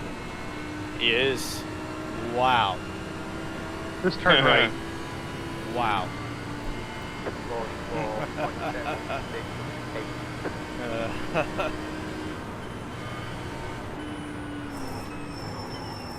Zach, this is the second game. So there's basically 3 games that Australia has. That's one of them, Aussie rules. The other, this is the Rugby League. And this is State of Origin. State of Origin is like the big thing in Australia. Like it's 2 states against each other, 3 games every year, and the whole country sort of stops and watches it, right? So it's really intense, huge rivalries. That's what this link is here. Third game is cricket, which is like baseball kind of thing. But yeah, when you watch this video, just the start of it at least, and you'll understand what State of Origin is all about. It's brutal. Oh my god. Yeah, they're literally having a brawl. Yeah, they just fight. Yep. Car on the right. Still there. Because the Queensland guy got dumped on his head, so his teammates come in and throw punches. So yeah, they throw punches. So yeah. Clear.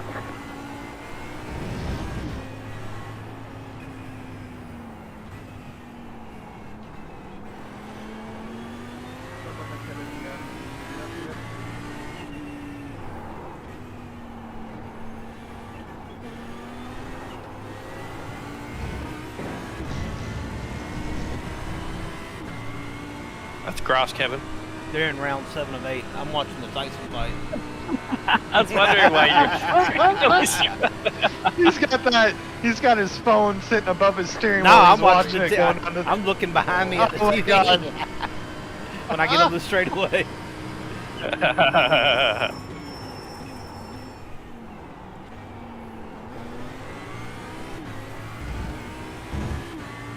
Get Mike going the distance.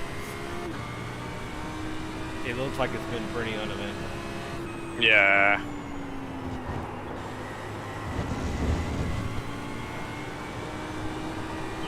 If the fucking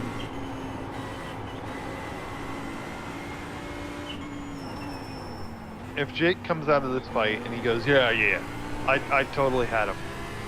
I could have knocked him out at any time. I'm gonna be like, no, shut the fuck up. Every time you took a hit, you fucking went in and hugged the fucker. Like, that's not boxing. I remember back in the day, you used to do that in boxing. They would actually call time, separate you, and then start the timer again, and give the guy essentially a free hit at you. Yeah.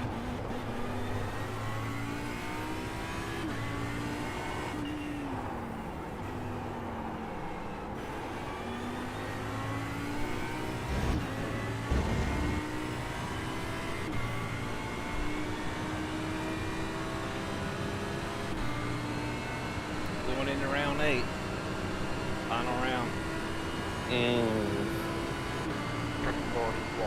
Well, say what you like about Jake Paul. He's a smart businessman. Made a lot of money out of this fight. Take it.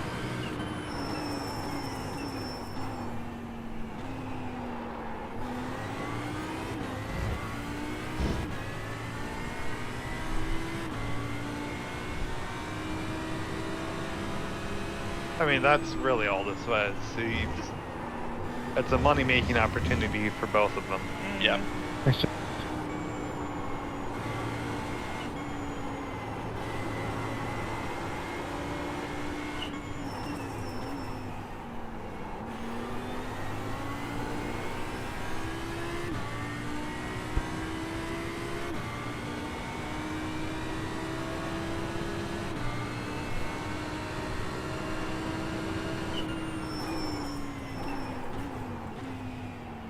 Sun's in a lovely spot there.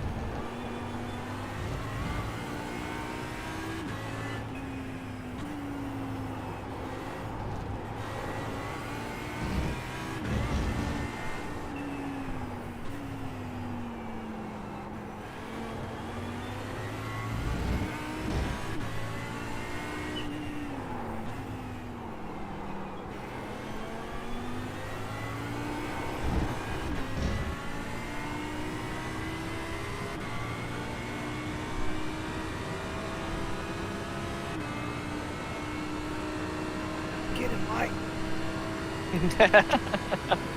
Give us some commentary. Every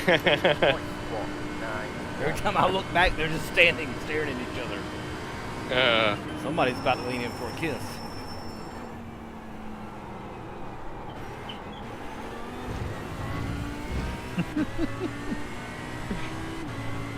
There was a flurry from Paul.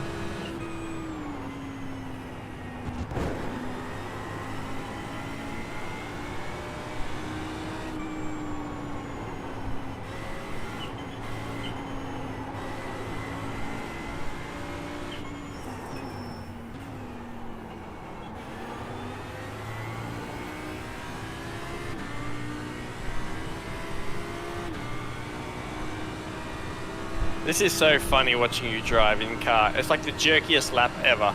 Because you're obviously watching a screen. It's literally... Oh, they're hugging now. They're hugging. Like, the fight's over and they're hugging. Big love, big love.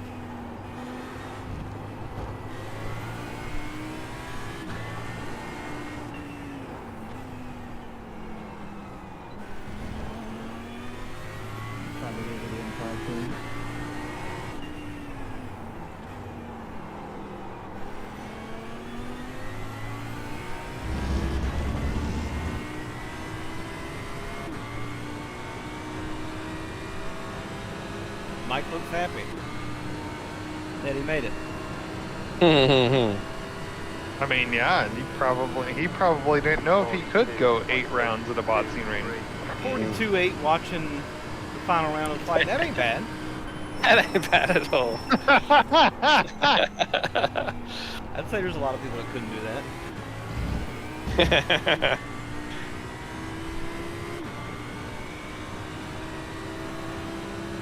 See, I'm gonna get like a tablet holder for the side of my rig, and I can just have my tablet here as a fourth monitor. And I'm just gonna put anything I want there now. How about when I was eating the chicken nuggets in Daytona? Oh God! Were you actually eating chicken nuggets though? I wasn't dipping them though. I was just eating them out of the box. See, now is that you and eating chicken nuggets then? If you aren't dipping them? Yeah, I wasn't dipping them. I was just eating them dry. Raw dogging the chicken nuggets, little man. 10 piece, you know.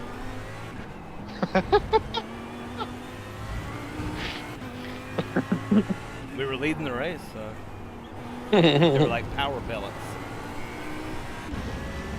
Whoever's in there, you or not? He's like, Zach, he probably is.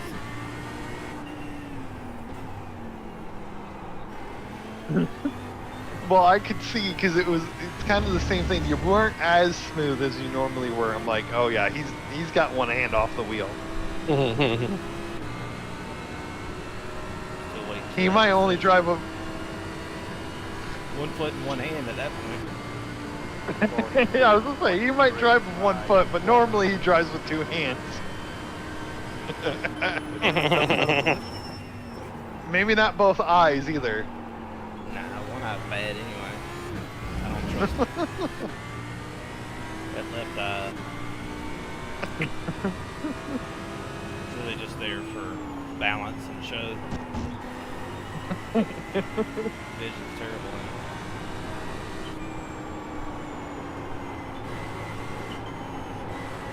I think my left eye is my worst eye, too. Yeah, I've got a heavy dominant right eye. Same. In fact, I've been rubbing my left eye all day because it keeps like spasming. It's super annoying. Yeah, even like actually, I think my left eye is my best eye. My head will slowly turn to the right. Yeah, right. Both of mine are F though. I'm not like my vision's super not bad. That bad. I definitely can't drive without glasses.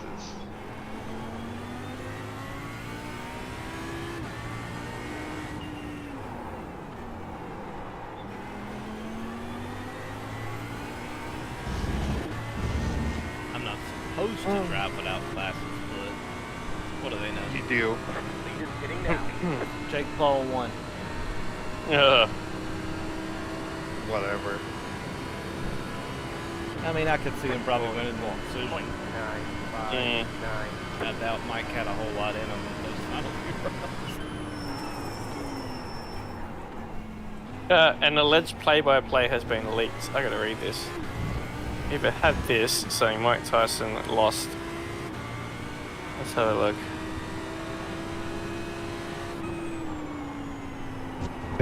Thanks for the father.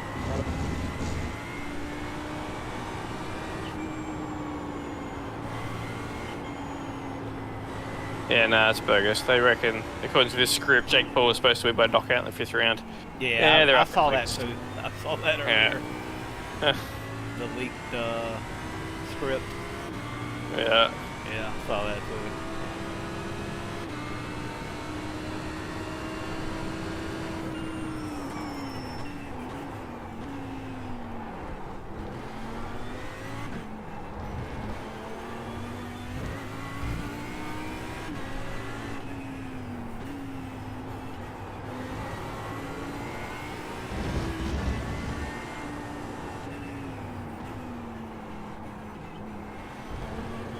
Yeah, ESPN, shut up. No one cares. I'm reading a bunch of comments about it. People are like, wait, they were fighting? I thought they just were doing a hugging match. Yeah. Yeah, every time I look back, there wasn't really any action going on. Any wild misses.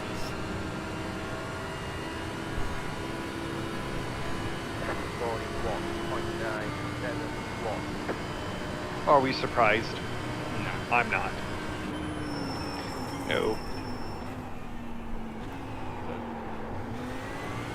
Everybody tuned in, mission accomplished.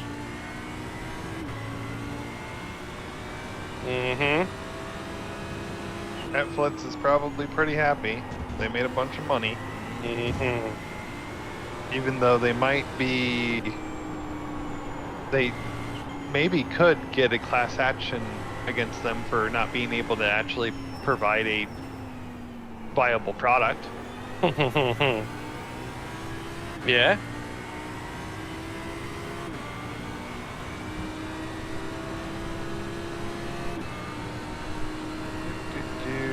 It's been funny if Mike would have met him.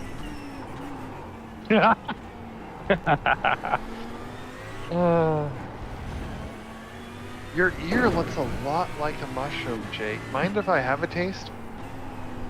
I swear that damn commercial he did with Holyfield, where they were exchanging gifts and he gave him a piece of his ear back.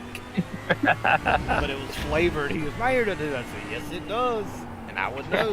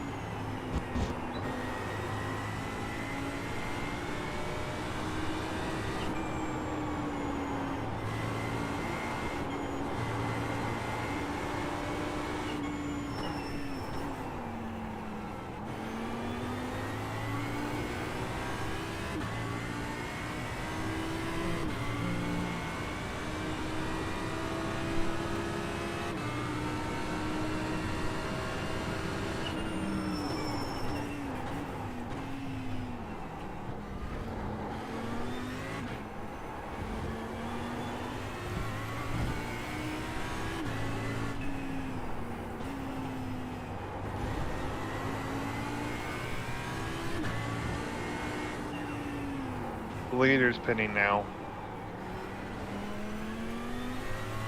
Should be in the window from here. Yep. It's one of 3 left, so.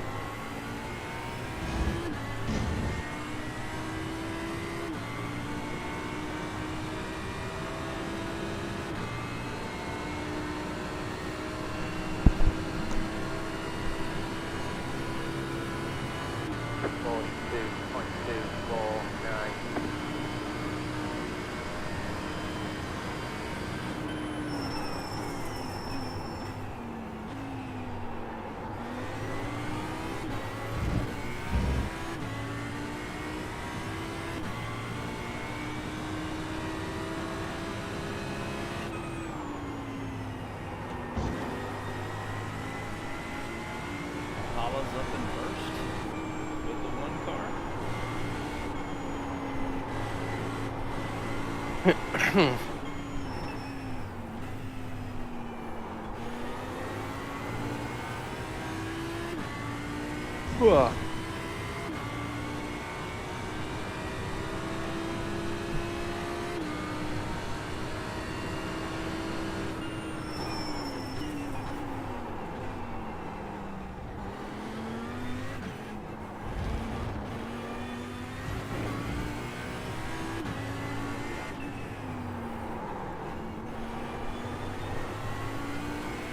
About that time of the race, I go back and watch everyone who's not finished and why they crashed out. Fun viewing it. Yeah.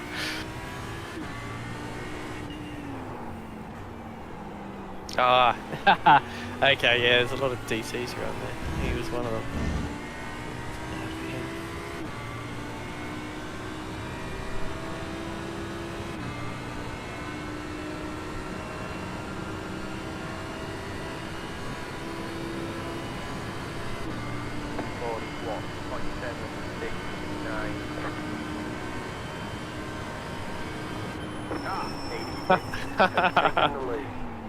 Hey Zach, do you want to watch something fun? Yeah. Go to lap. Go to the team they call Label Racing Team Gold, who are 51 laps down. Oh god. Okay. And go to the final lap. You'll see lap 191. And then fast forward it to. Oh yeah. Yep. It pretty bad intentional wreck, isn't it? Oh, shocking. They ended up thinking, stuff a race, we're just going to drive into each other on purpose until one of us dies. Yep.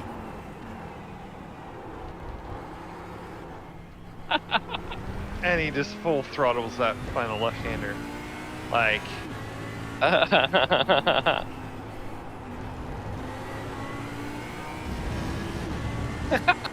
The way he's crabbing back, too, to get back to pit lane.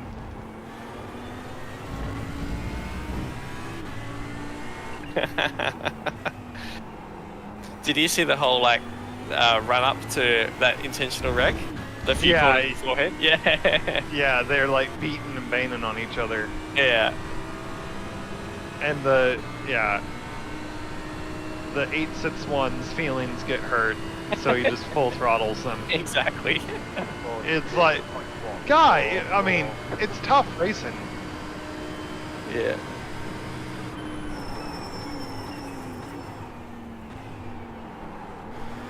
Were you Stefan Ebert? What did you do?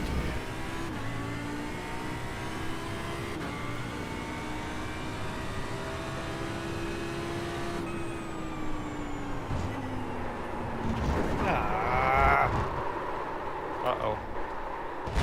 I did it again.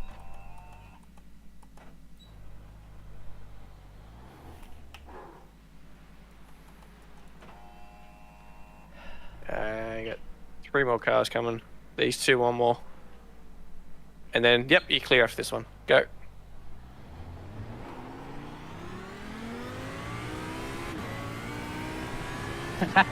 The front now matches both sides. Perfect. I felt a little imbalance.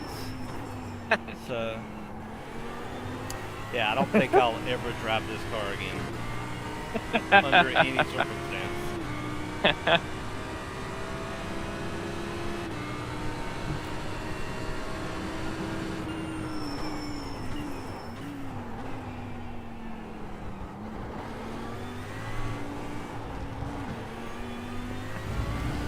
It's God knows how many laps did I run through here.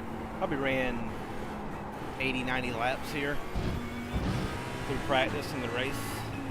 yeah. And never experienced All right, Rick, anything you're in like a I have hurry. You in can this. pass me. It's good, but like the two black eyes in the car are pretty much symmetrical, so it's actually it looks alright. It's all about balance. Gotta have balance in the force. Yep.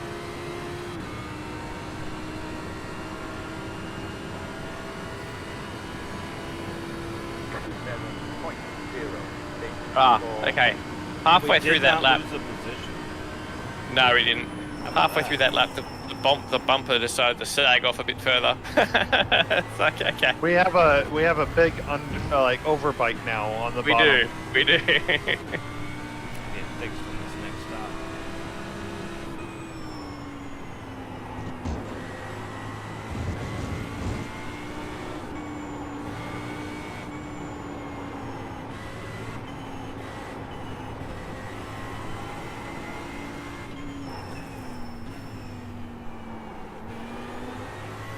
The problem is that was probably my best corner in the vet. I could eat people up there, and I just can't. I can't figure out how to take it in this car. Yeah.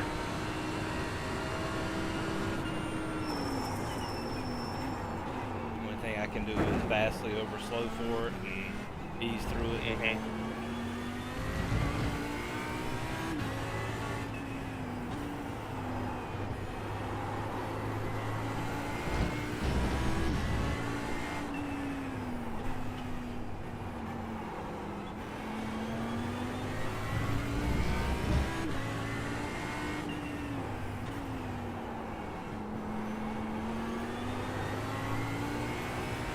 It's still a better experience than my last attempt here. I was explaining to Zach before that my co-driver 2 years ago when I did it, he did the setup and he decided it would be a great idea to have the wing set to 2.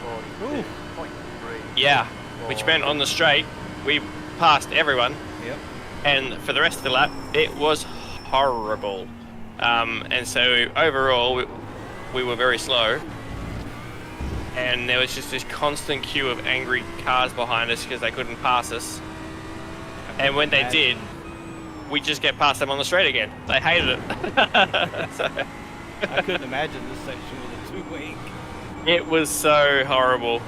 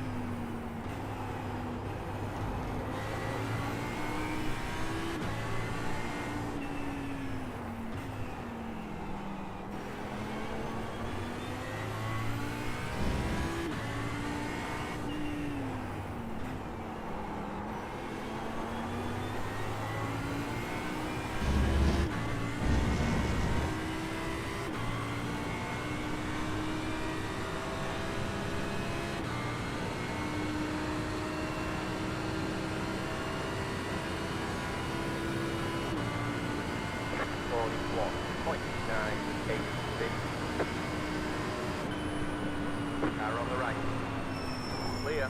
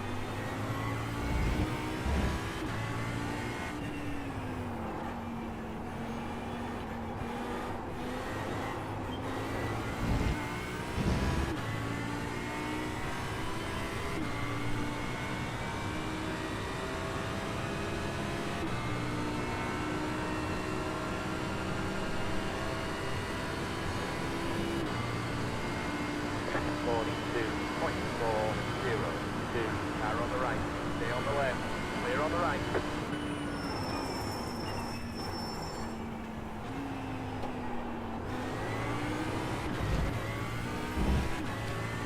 So now that you finish your CMS championship, what events are you guys doing in the next couple of months?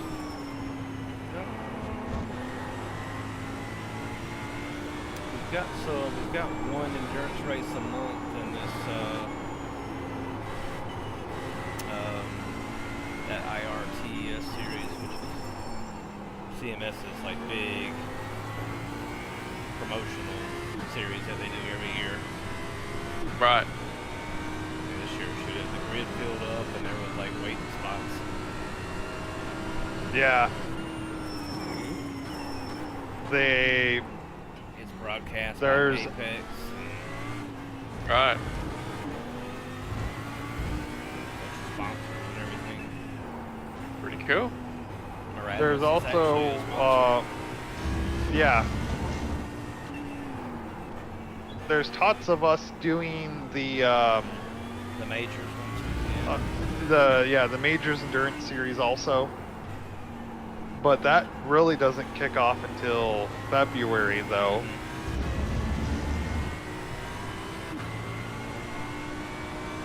There's that VRR one they added in. It's gonna be the production Oh, yeah, car, the 4-hour thing. 42.657.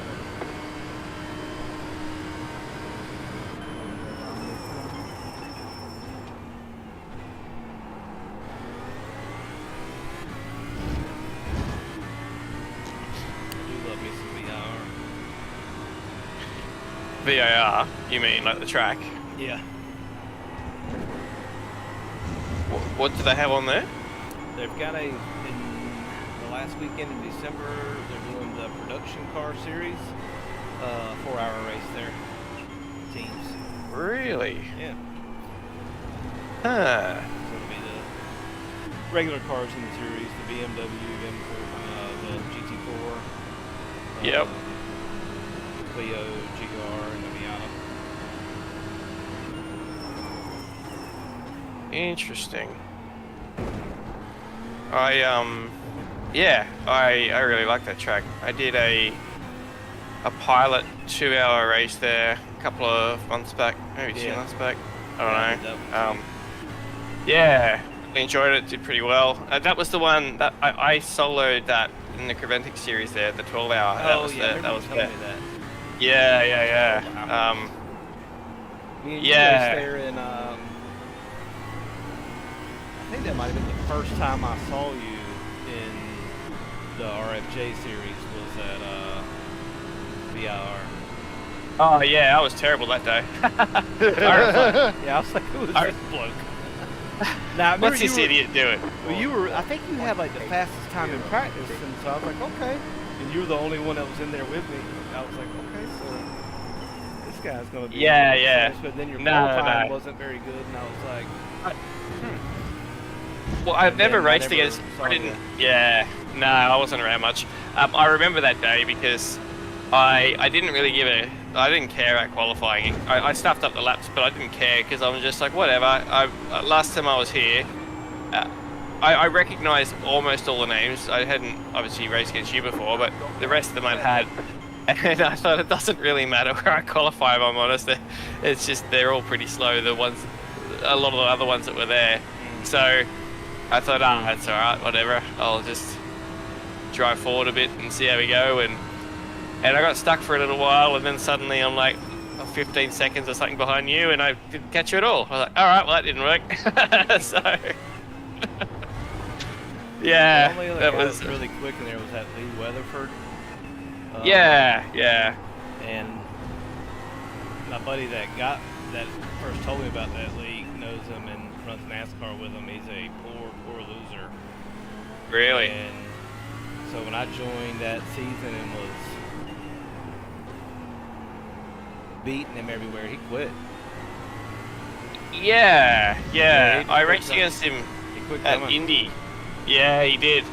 I raced against him at Indy and beat him there, and I was just, you know, I think it was my first ever RFJ event, and I'm just like, just chatting to people, whatever, and yeah, he kind of was just like, I don't know, he kind of felt like he had a bit of arrogance almost about how much he knows and how much he races and all this. I'm like, oh, okay, righto. Yeah, and he was just kind of like, well, I don't know. I mean, if I hadn't have done this or hadn't done that, I mean, Mike could have had you and this and that. And it's like, bro, yeah, okay. I mean, okay. Righto. If you were 3 or 4 tenths a lap quicker than me, then yeah. That's right. Yeah. Or quicker than what you were running, then yeah, we would have had a race. Mm.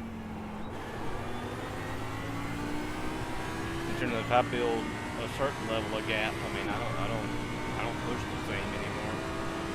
Mhm. I think the first time, like, I really had to go get you to that Daytona, I was like, damn, he got qualified. I was like, all right, I'll get him in the race. I think I'd only really seen you that season before at VIR and maybe one other place. Yeah. Alright, whatever. And then I'm just laying it down, and you're just like right there, like, what the hell is going on? He's gonna mess up at some point. I remember I was just so cautious through the bus stop every time there, and he kept catching me up again. It's like, come on, just pucker up and just send it through there. And every time I get there, no, just just back right off again. And yeah, but then again at Watkins, you next week, and you pipped me at qualifying there. To be sure, I will be able to pull away from him here. And just couldn't build that gap. Yeah. That was good fun. I had Laguna Seca one until the one GTP that was running just felt the absolute need to overtake me in the final corner. Right. Because, you know, waiting 3 seconds to go around the corner is never going to be an option. Yeah. I've only, I think, run there once since you and I did Watkins. And I struggle on Mondays because, you know, it's like midday Monday for me to do it. So it's pretty hard. I'm at work, so. Yeah. I hadn't raced over there anymore. And they only had about 10 people showing up. And I mean, if there's only 1 or 2 people to race, it's not. Yeah. And I'm not one that has to go out and win races, so I want to. I want to race. Yep. It's like I went to Daytona that next time, and you weren't there, and I pretended that I had an emergency issue come up on like lap 7 or 8. Yeah. Okay. Because I was just bored. I was pulling away like a second a lap. Yeah. Like my qualifying was, God, I can't remember, maybe like 7 or 8 tenths to second place, and then it was just lap after lap. I'm like, hey, I'm not doing this for now. Yeah. I think I just said, hey, sorry guys, I gotta go. My wife just took my daughter to sleep. And I like just pulled over on the side of the track to make it look good. I didn't feel like saying, hey, I don't want to do this. Yeah.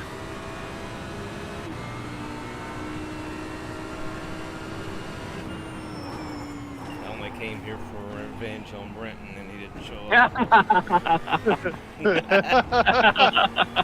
That's not a lie.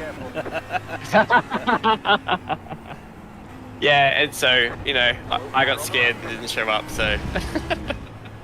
What a rejoin. Figures. It wouldn't have been good for you because I was ready that day.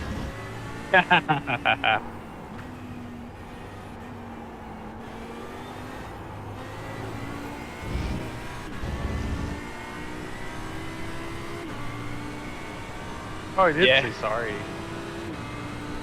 We did.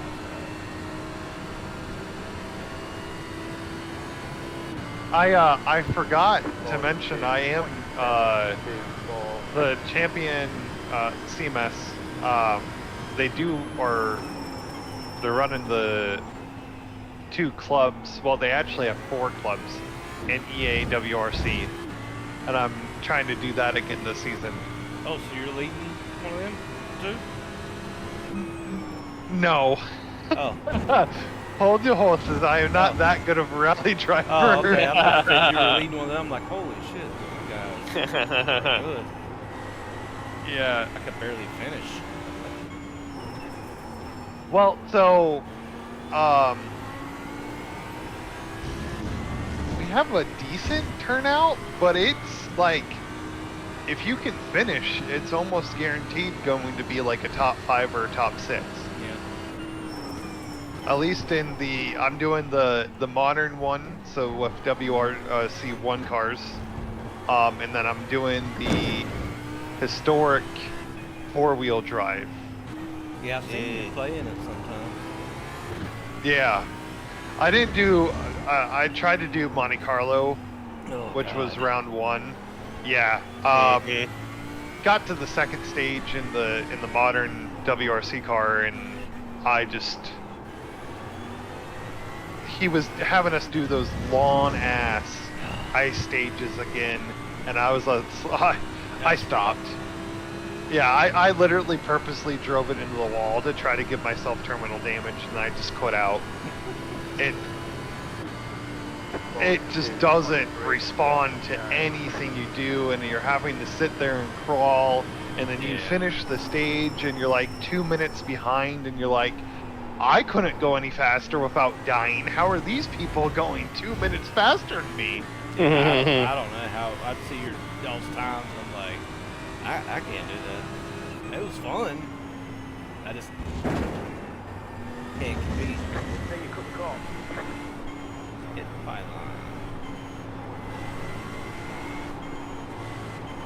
But yeah, so that's the way that works is they have a 2-week window, and you log in, and he has them a little bit shorter now, so you can sit down and if you have a free afternoon, you can usually get the whole rally done. Oh, so the full rally distance isn't quite as bad as it was. And that was the other day too. They were just so long. I mean, I do like realism, but it's like, man.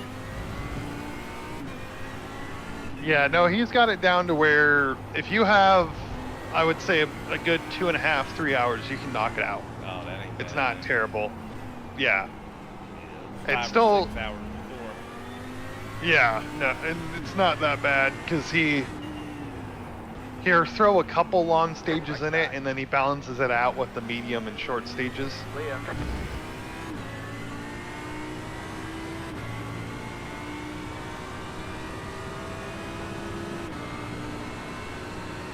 But I'm excited because with the new wheelbase, the CSL-DD, I have that rally button module thing that Fnatic released, and that should actually properly work now because the driver was never updated for my wheel for it to actually work.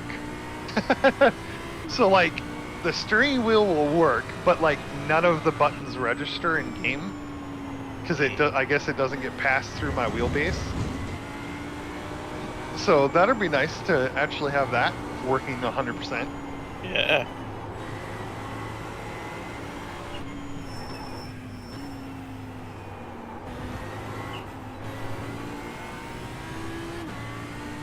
Not that you need a lot of buttons mapped in that. It's like the reset key and then like your windshield wipers are about the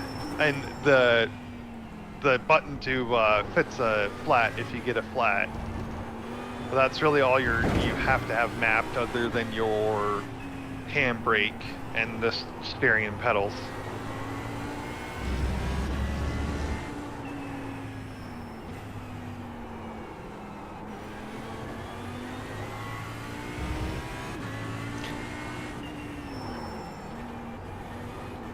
Which rally game was that one? Wasn't Colin McRae Dirt 2, was it? No, so it's EA. it's in Steam. Yeah, it's in Steam under EA WRC. Right, yeah. And essentially what happened is it is essentially the Codemaster Dirt games they were making, but it's published by EA now because EA bought out Codemasters. Right. So it's still the same team and stuff essentially that were making the Dirt series of games and the Dirt Rally games, but they have to publish it under EA now. Well, that's not good. It's just a matter of time to EA ruin that, like they ruin everything else.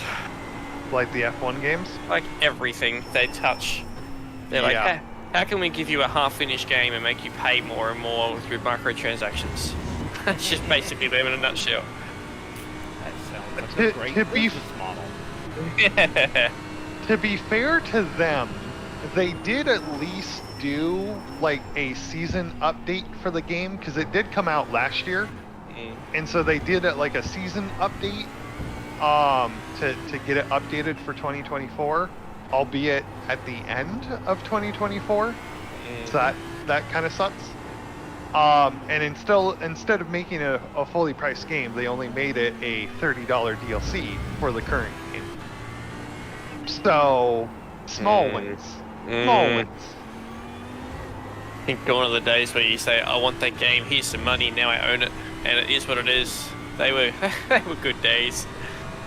Now it's like, oh, you now want you that? don't actually own any game, really. No, you don't. Yay. I'm getting tired of buying all these like other games where you get those expansions you get later, and by the time the expansions come out, I mean, I have zero interest in the game anymore. And they were good and whatnot, it's just. But I paid that money for it, so I feel like I have to go back and do it. But the spark's gone. Yeah. Like Diablo 4? Just give me the finished game. Yeah. Yep. Just give me the finished game. Whatever content you want to do. That's it. Put a price on it. That's it. Paradox Interactive would like to know your location. That their entire business model is producing a game and then having long-term DLC plans for it for the entire life cycle of the game. Yeah, you can't. So you're bank talking on, you can't 5, bank on 6 yourself years. with Skyrim and stuff like that. Guess what? You're probably not going to be. That's why I think it's refreshing, like Baldur's Gate 3. No DLC. That was it? No DLC, no... We gave you the best game ever, and that's it. We're done.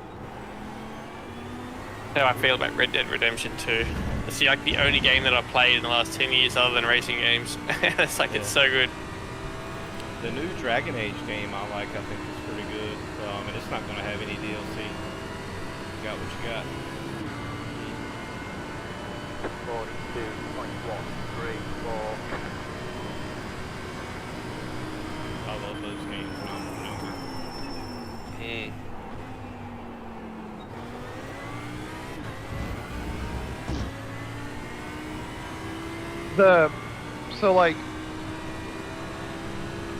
I didn't completely mind it back in the day. Like, when Skyrim was new, I didn't mind that idea for single-player games. Because at least back then, it added something substantial to re-invite you to visit a universe that normally you really liked. But that's also a brand, a studio that had already over-delivered on Morrowind with their expansions, over-delivered on Oblivion with their expansions.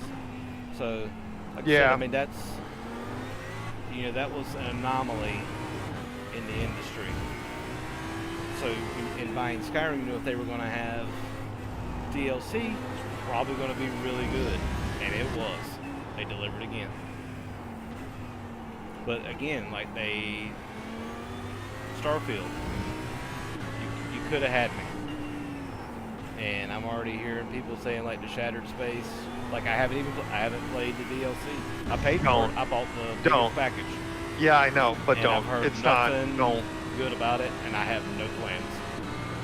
Like I'm really done with the game. I'd go back and play Skyrim before I play Starfield again, honestly. Starfield's uninstalled from my PC. Elder Scrolls 6. Now I'll be back in. Hold the horses on that party, because I don't have any high hopes. I'm on. Because they I'm are. gonna stay vigilant with that. Yeah, But if that burns me, that will be the everything I'm hearing, Bethesda has not learned anything from Starfield.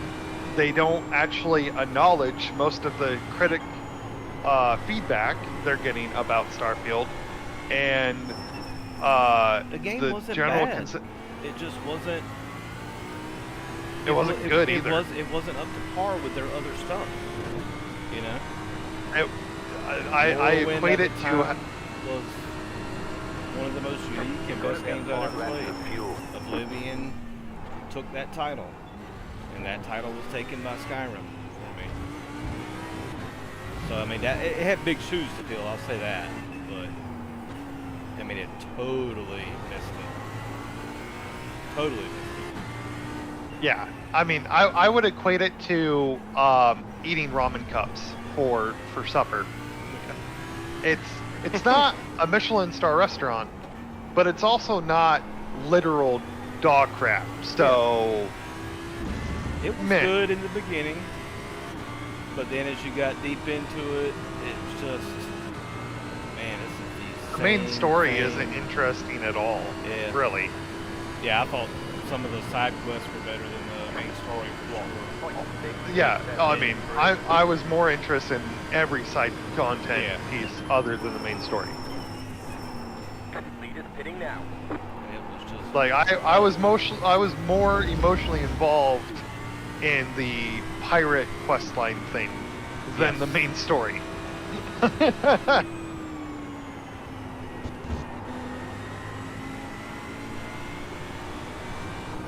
Oh man, when they took what's his name from me at the end of my first thing, oh my god, I was good. That part did get me. Yeah, that was a pretty good sucker punch, but yeah, I was like, who son of a the problem is, like, that was also reliant on you actually like taking time to like know your companions, which I know there are some people there that are hardcore Bethesda fans that just don't do the companion system because they find it cringy and they don't like the writing that's usually associated with them. So for them, it probably was a very weird moment because, you know, the game would have had to be like, well, F. Like, all of these companions are at 0 except like the very first one you get. Yeah. And he's just at the default level because we force the interaction on the player. Yeah, they just missed that all the way around, unfortunately. Expecting a space Skyrim and got something else. I didn't even want a space Skyrim. I just wanted like Fallout, but in space. Yeah, I've been fine with that too. But instead, they did try to make it Skyrim, and I think that hurt the game. Like, why do we need powers? Why? Yeah, that was weird.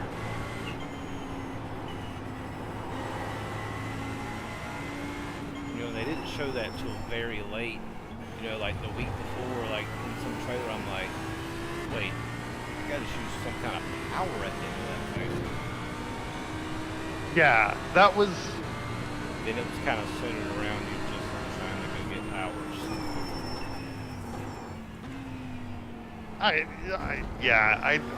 I didn't click with that mechanic at all. Yeah. In the end game, that's all that was, and that's when I quit playing.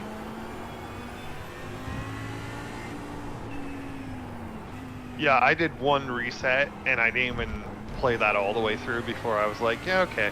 I've seen everything I need from this game.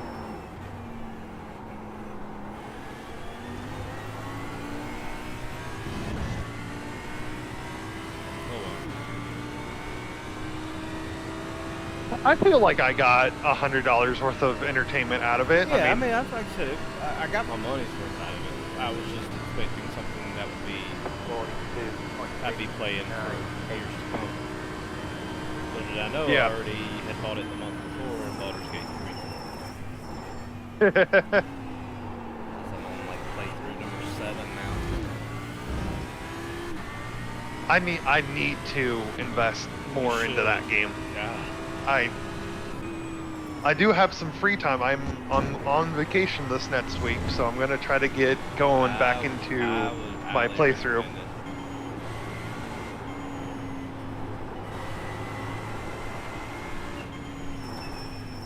Because I gotta fill the D&D itch. My group's not playing until the 1st of December, and then we're probably not gonna play again after that until the new year. Oh, I'm listening to an Australian podcast with these girls playing D&D. It's pretty funny. It's called Girls Who Don't D&D. Yes.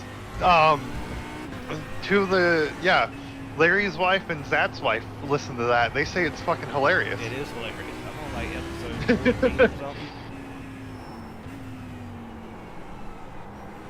The guy that's running it, I mean, they come up with the stupidest stuff.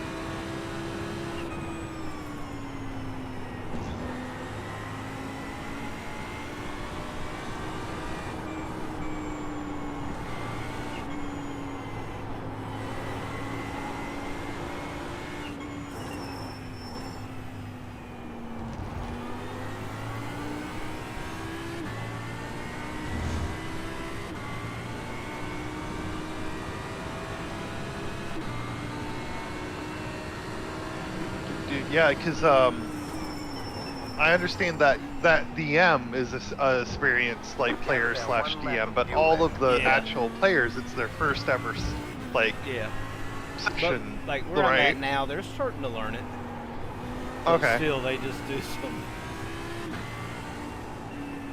He's like, we want to do this. He's like, he'll like explain it. So you want to do this when this. Okay, yeah. Time to get to pit this lap for more fuel.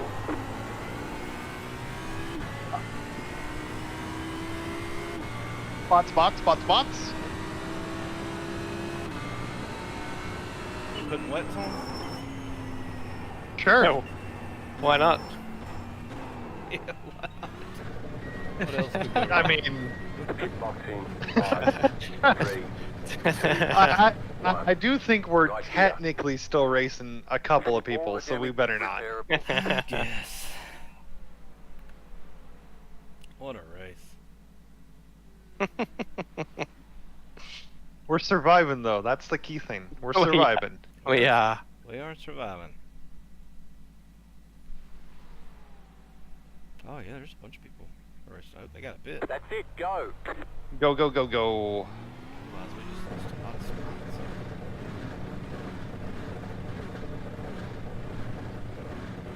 I'll just run them all down. Yeah, we probably maybe didn't need to put tires on it, but Oh yeah, because we were tires. Oh, okay. Well, you got tires. I'm chewing these things Let's see. He says that, and they were at 72. Hmm. They could have gone another 20 minutes. Probably. Oh well.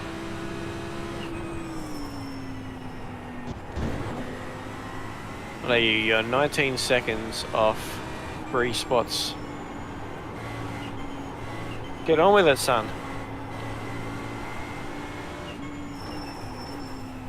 They didn't bother fixing your front bumper. That was good of them. Yeah, I turned off damage repairs. Gives the car character. It certainly does.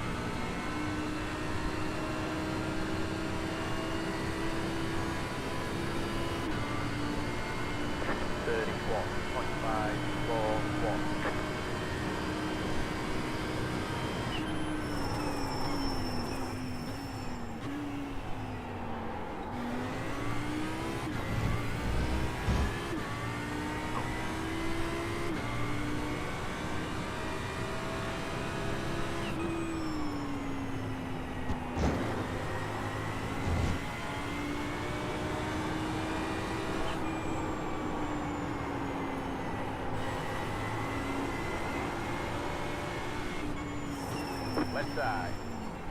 Clear. Car on the right. Clear. That worked for you.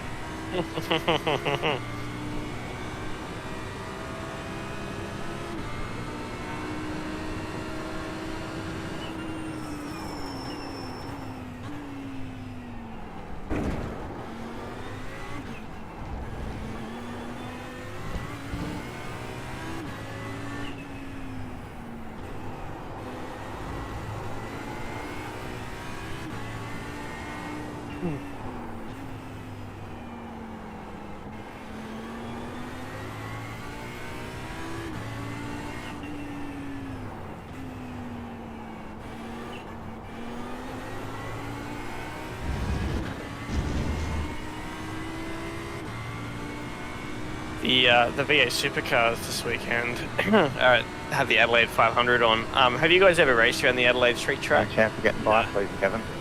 I'm not. It is a pretty brutal street track, massive curves and everything. iRacing are there this weekend scanning it, so Oh. Yeah, I heard it's they coming. were going to be scanning it.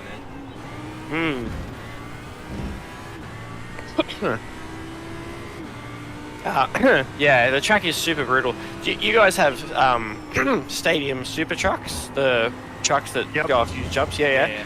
So they have them there this weekend, and after the first race, they have cancelled the rest of the event because of the enormous crashes. One of them ended up on fire. One of them had no wheels left on the thing. It's like, it's pretty. It's not a good track for stadium super trucks. They go flying up above the catch fences and then land and barrel roll. So.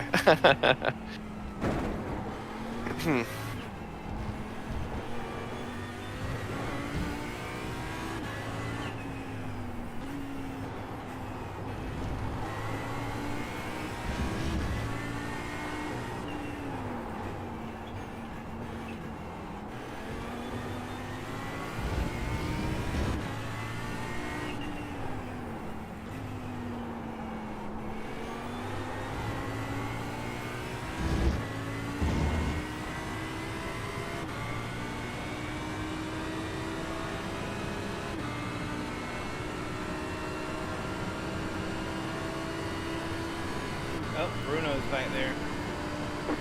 The 29 car, he's coming for me. We got to beat Bruno.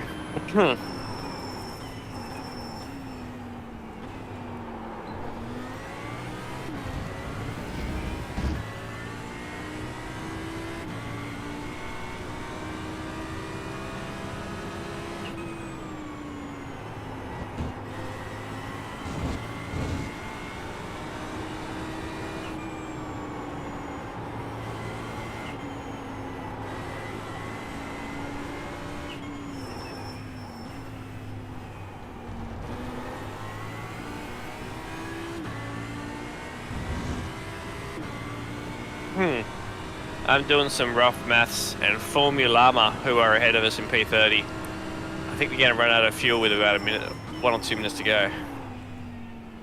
Perfect. That'll be a shame for them.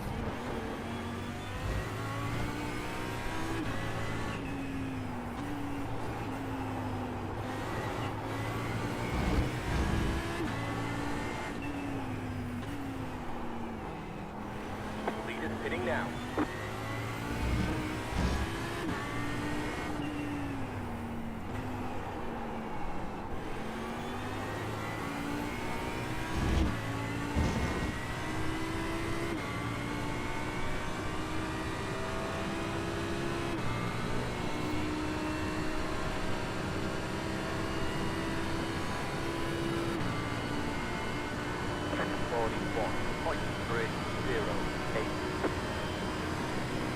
Go left.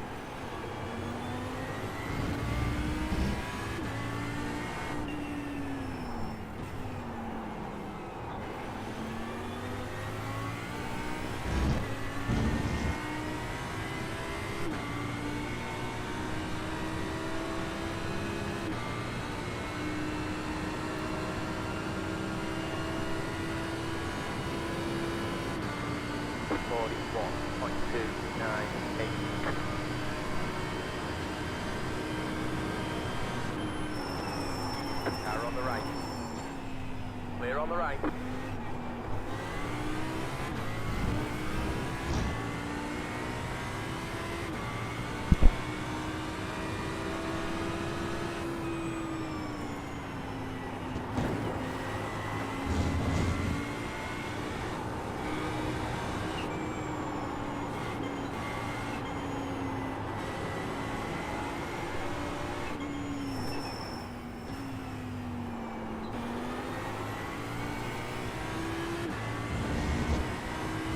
Yeah, Formulama are fuel saving hard, and they're only 12 seconds ahead.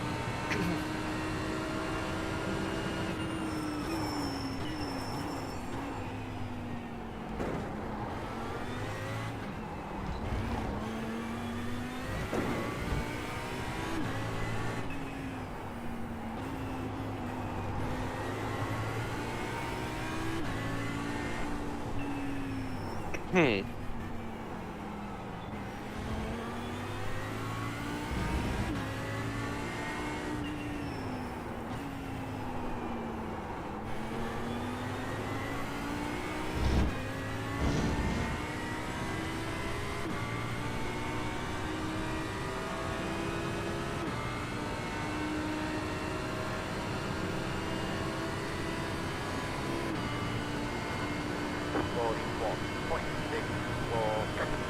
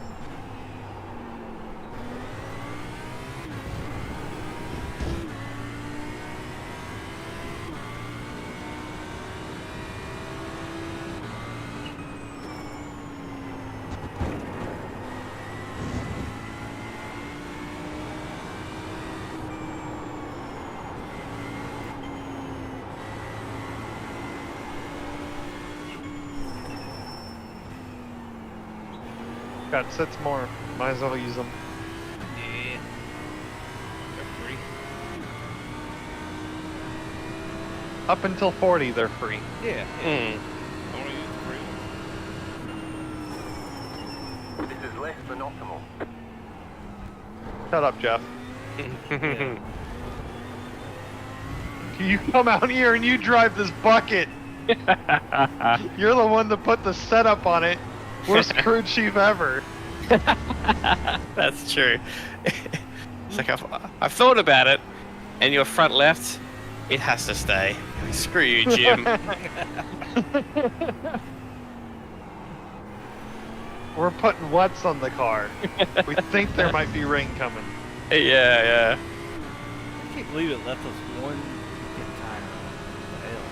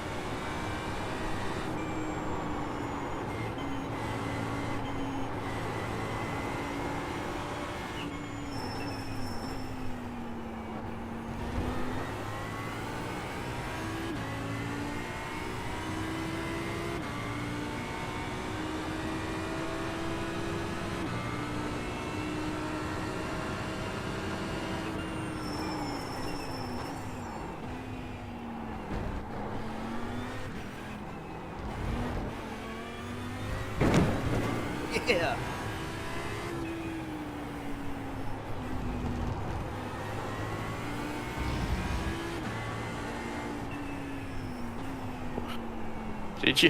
Did you do a wheelie? I tried. How did it look? It felt sick. I can't make that look. Oh yeah. Not bad, not bad.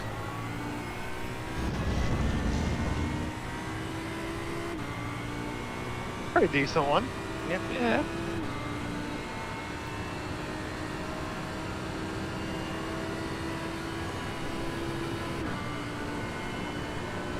next one's going to be really nice.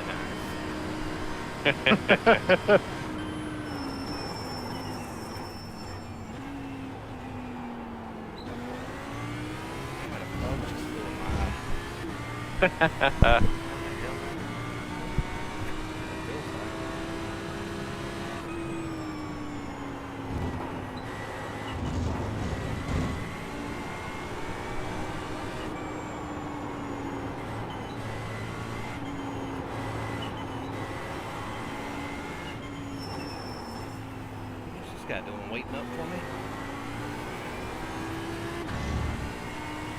Is that the team that's having the fuel save? Formula Llama was. Somebody 2 seconds in front of me now. Yeah, that's OJS Sim Racing.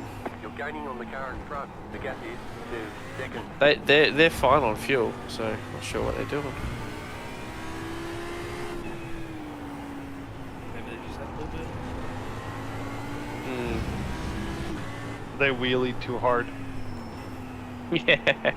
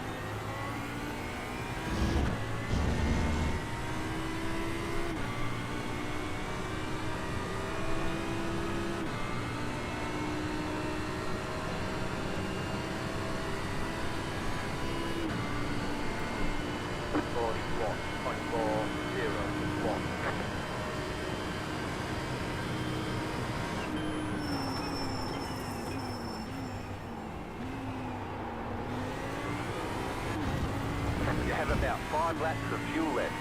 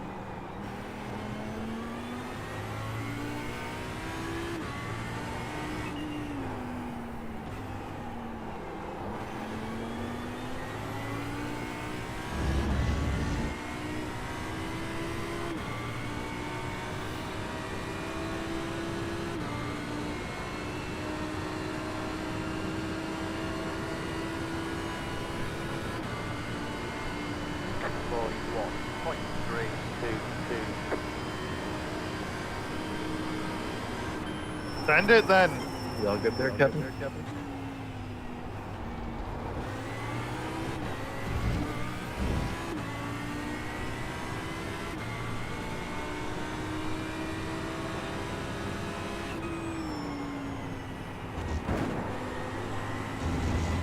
Come on.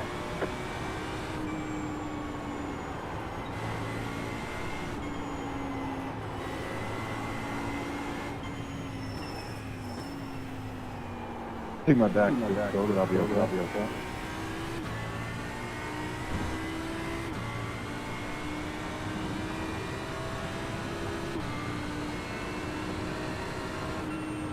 Right side. Still there. Clear on the right.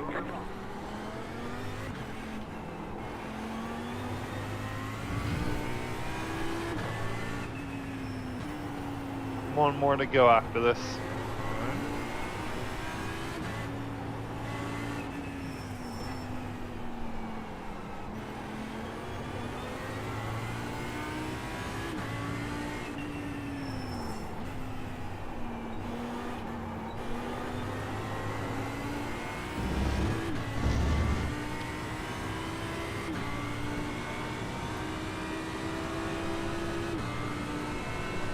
White flag. One more lap to White go. flag.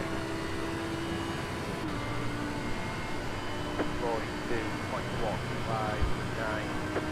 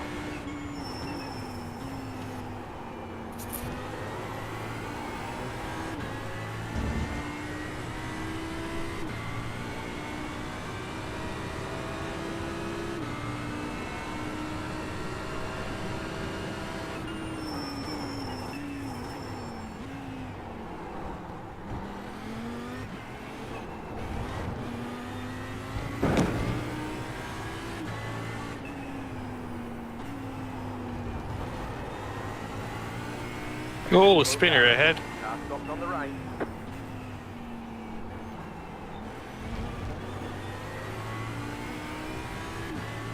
Oh man, that's...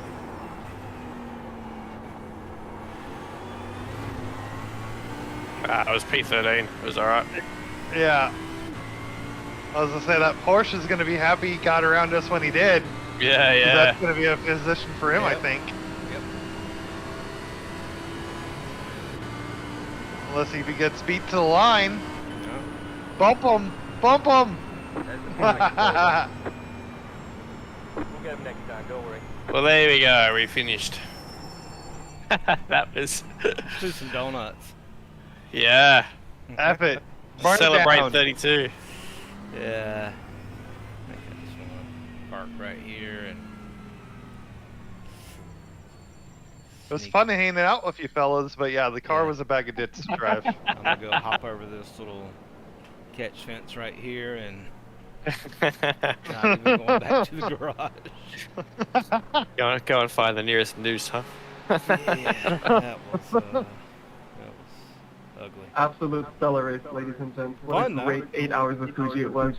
Good race, everyone. Fun hanging out. Yeah. Yeah, I'm sure it was. Since you won, you beater. Yeah, good race, everybody. Good race. See you guys again next year. Nice job sandbagging. Ooh. Someone got It's called amazing out. that you think that I was sandbagging. That's great. Good luck with that. Everyone, please report the winners for sandbagging. Awesome job, guys. Good race, everyone.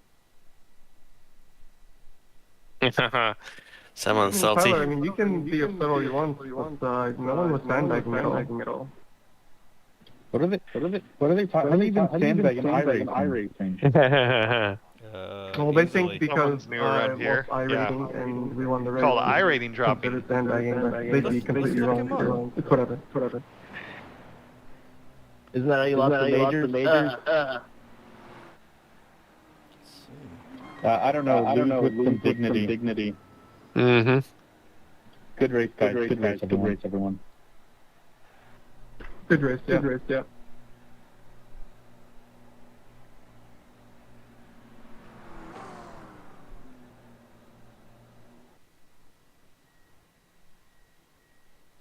Oh my God, he's lost 2,000 IR. That's definitely a report. Wait, Yeah. Oh Wow, my God. really? Yeah. Yeah. He has dropped 1,924 IR. In how long? How long does that counter go for? On there.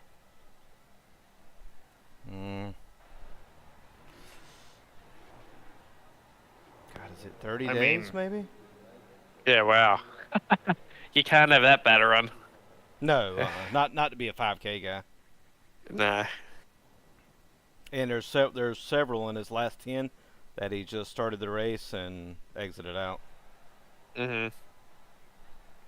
I mean, they need it. This is the one spot where I think AI would actually come in really handy. And they should have an AI system, keep track. If you have a person that starts 5 or more races where they don't even complete, let's say, 25% of the laps, and then they just leave the race, they should automatically be given a week off the service. Yeah. Or just put everyone through a filter as you register to be like, have certain parameters, like how many IR in a certain month or so that you've lost. And that way they could just put you on pause and you could reapply to have it back if it's legit, right? Like, but have some sort of mechanism to catch this stuff. And maybe not even ban them from the service, but like definitely don't have them. Dominique Ford. Don't have them eligible for special events. Yeah. And if they want to apply, they have to, put in a manual appeal and explain in every race why they quit out. Yep. Yeah, I imagine there will be some people who protest that. So we're going to be 31st, probably, boys. Uh-huh. Default. What do you think about that? That's right.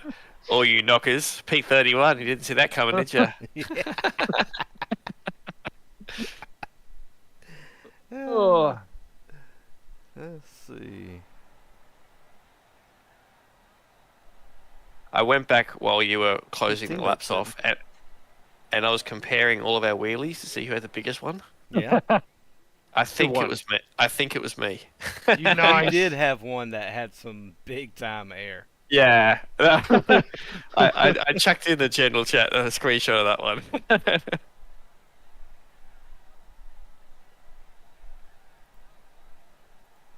Oh yeah, that's a good. Heck, I mean, if the left front is off the ground, that means you got all air. It's hard to tell from that angle, but. My wife sent me a meme of it says this Tyson versus Jake Paul fight is exciting, and it's the Netflix in with the 99% loading. Good one. God, what is she doing up at 1 o'clock? Well, that's what she was working. Quote unquote. Yeah, she had a lot of stuff. She said she was on a phone call today from like, what'd she say, 9:30 to 4 o'clock?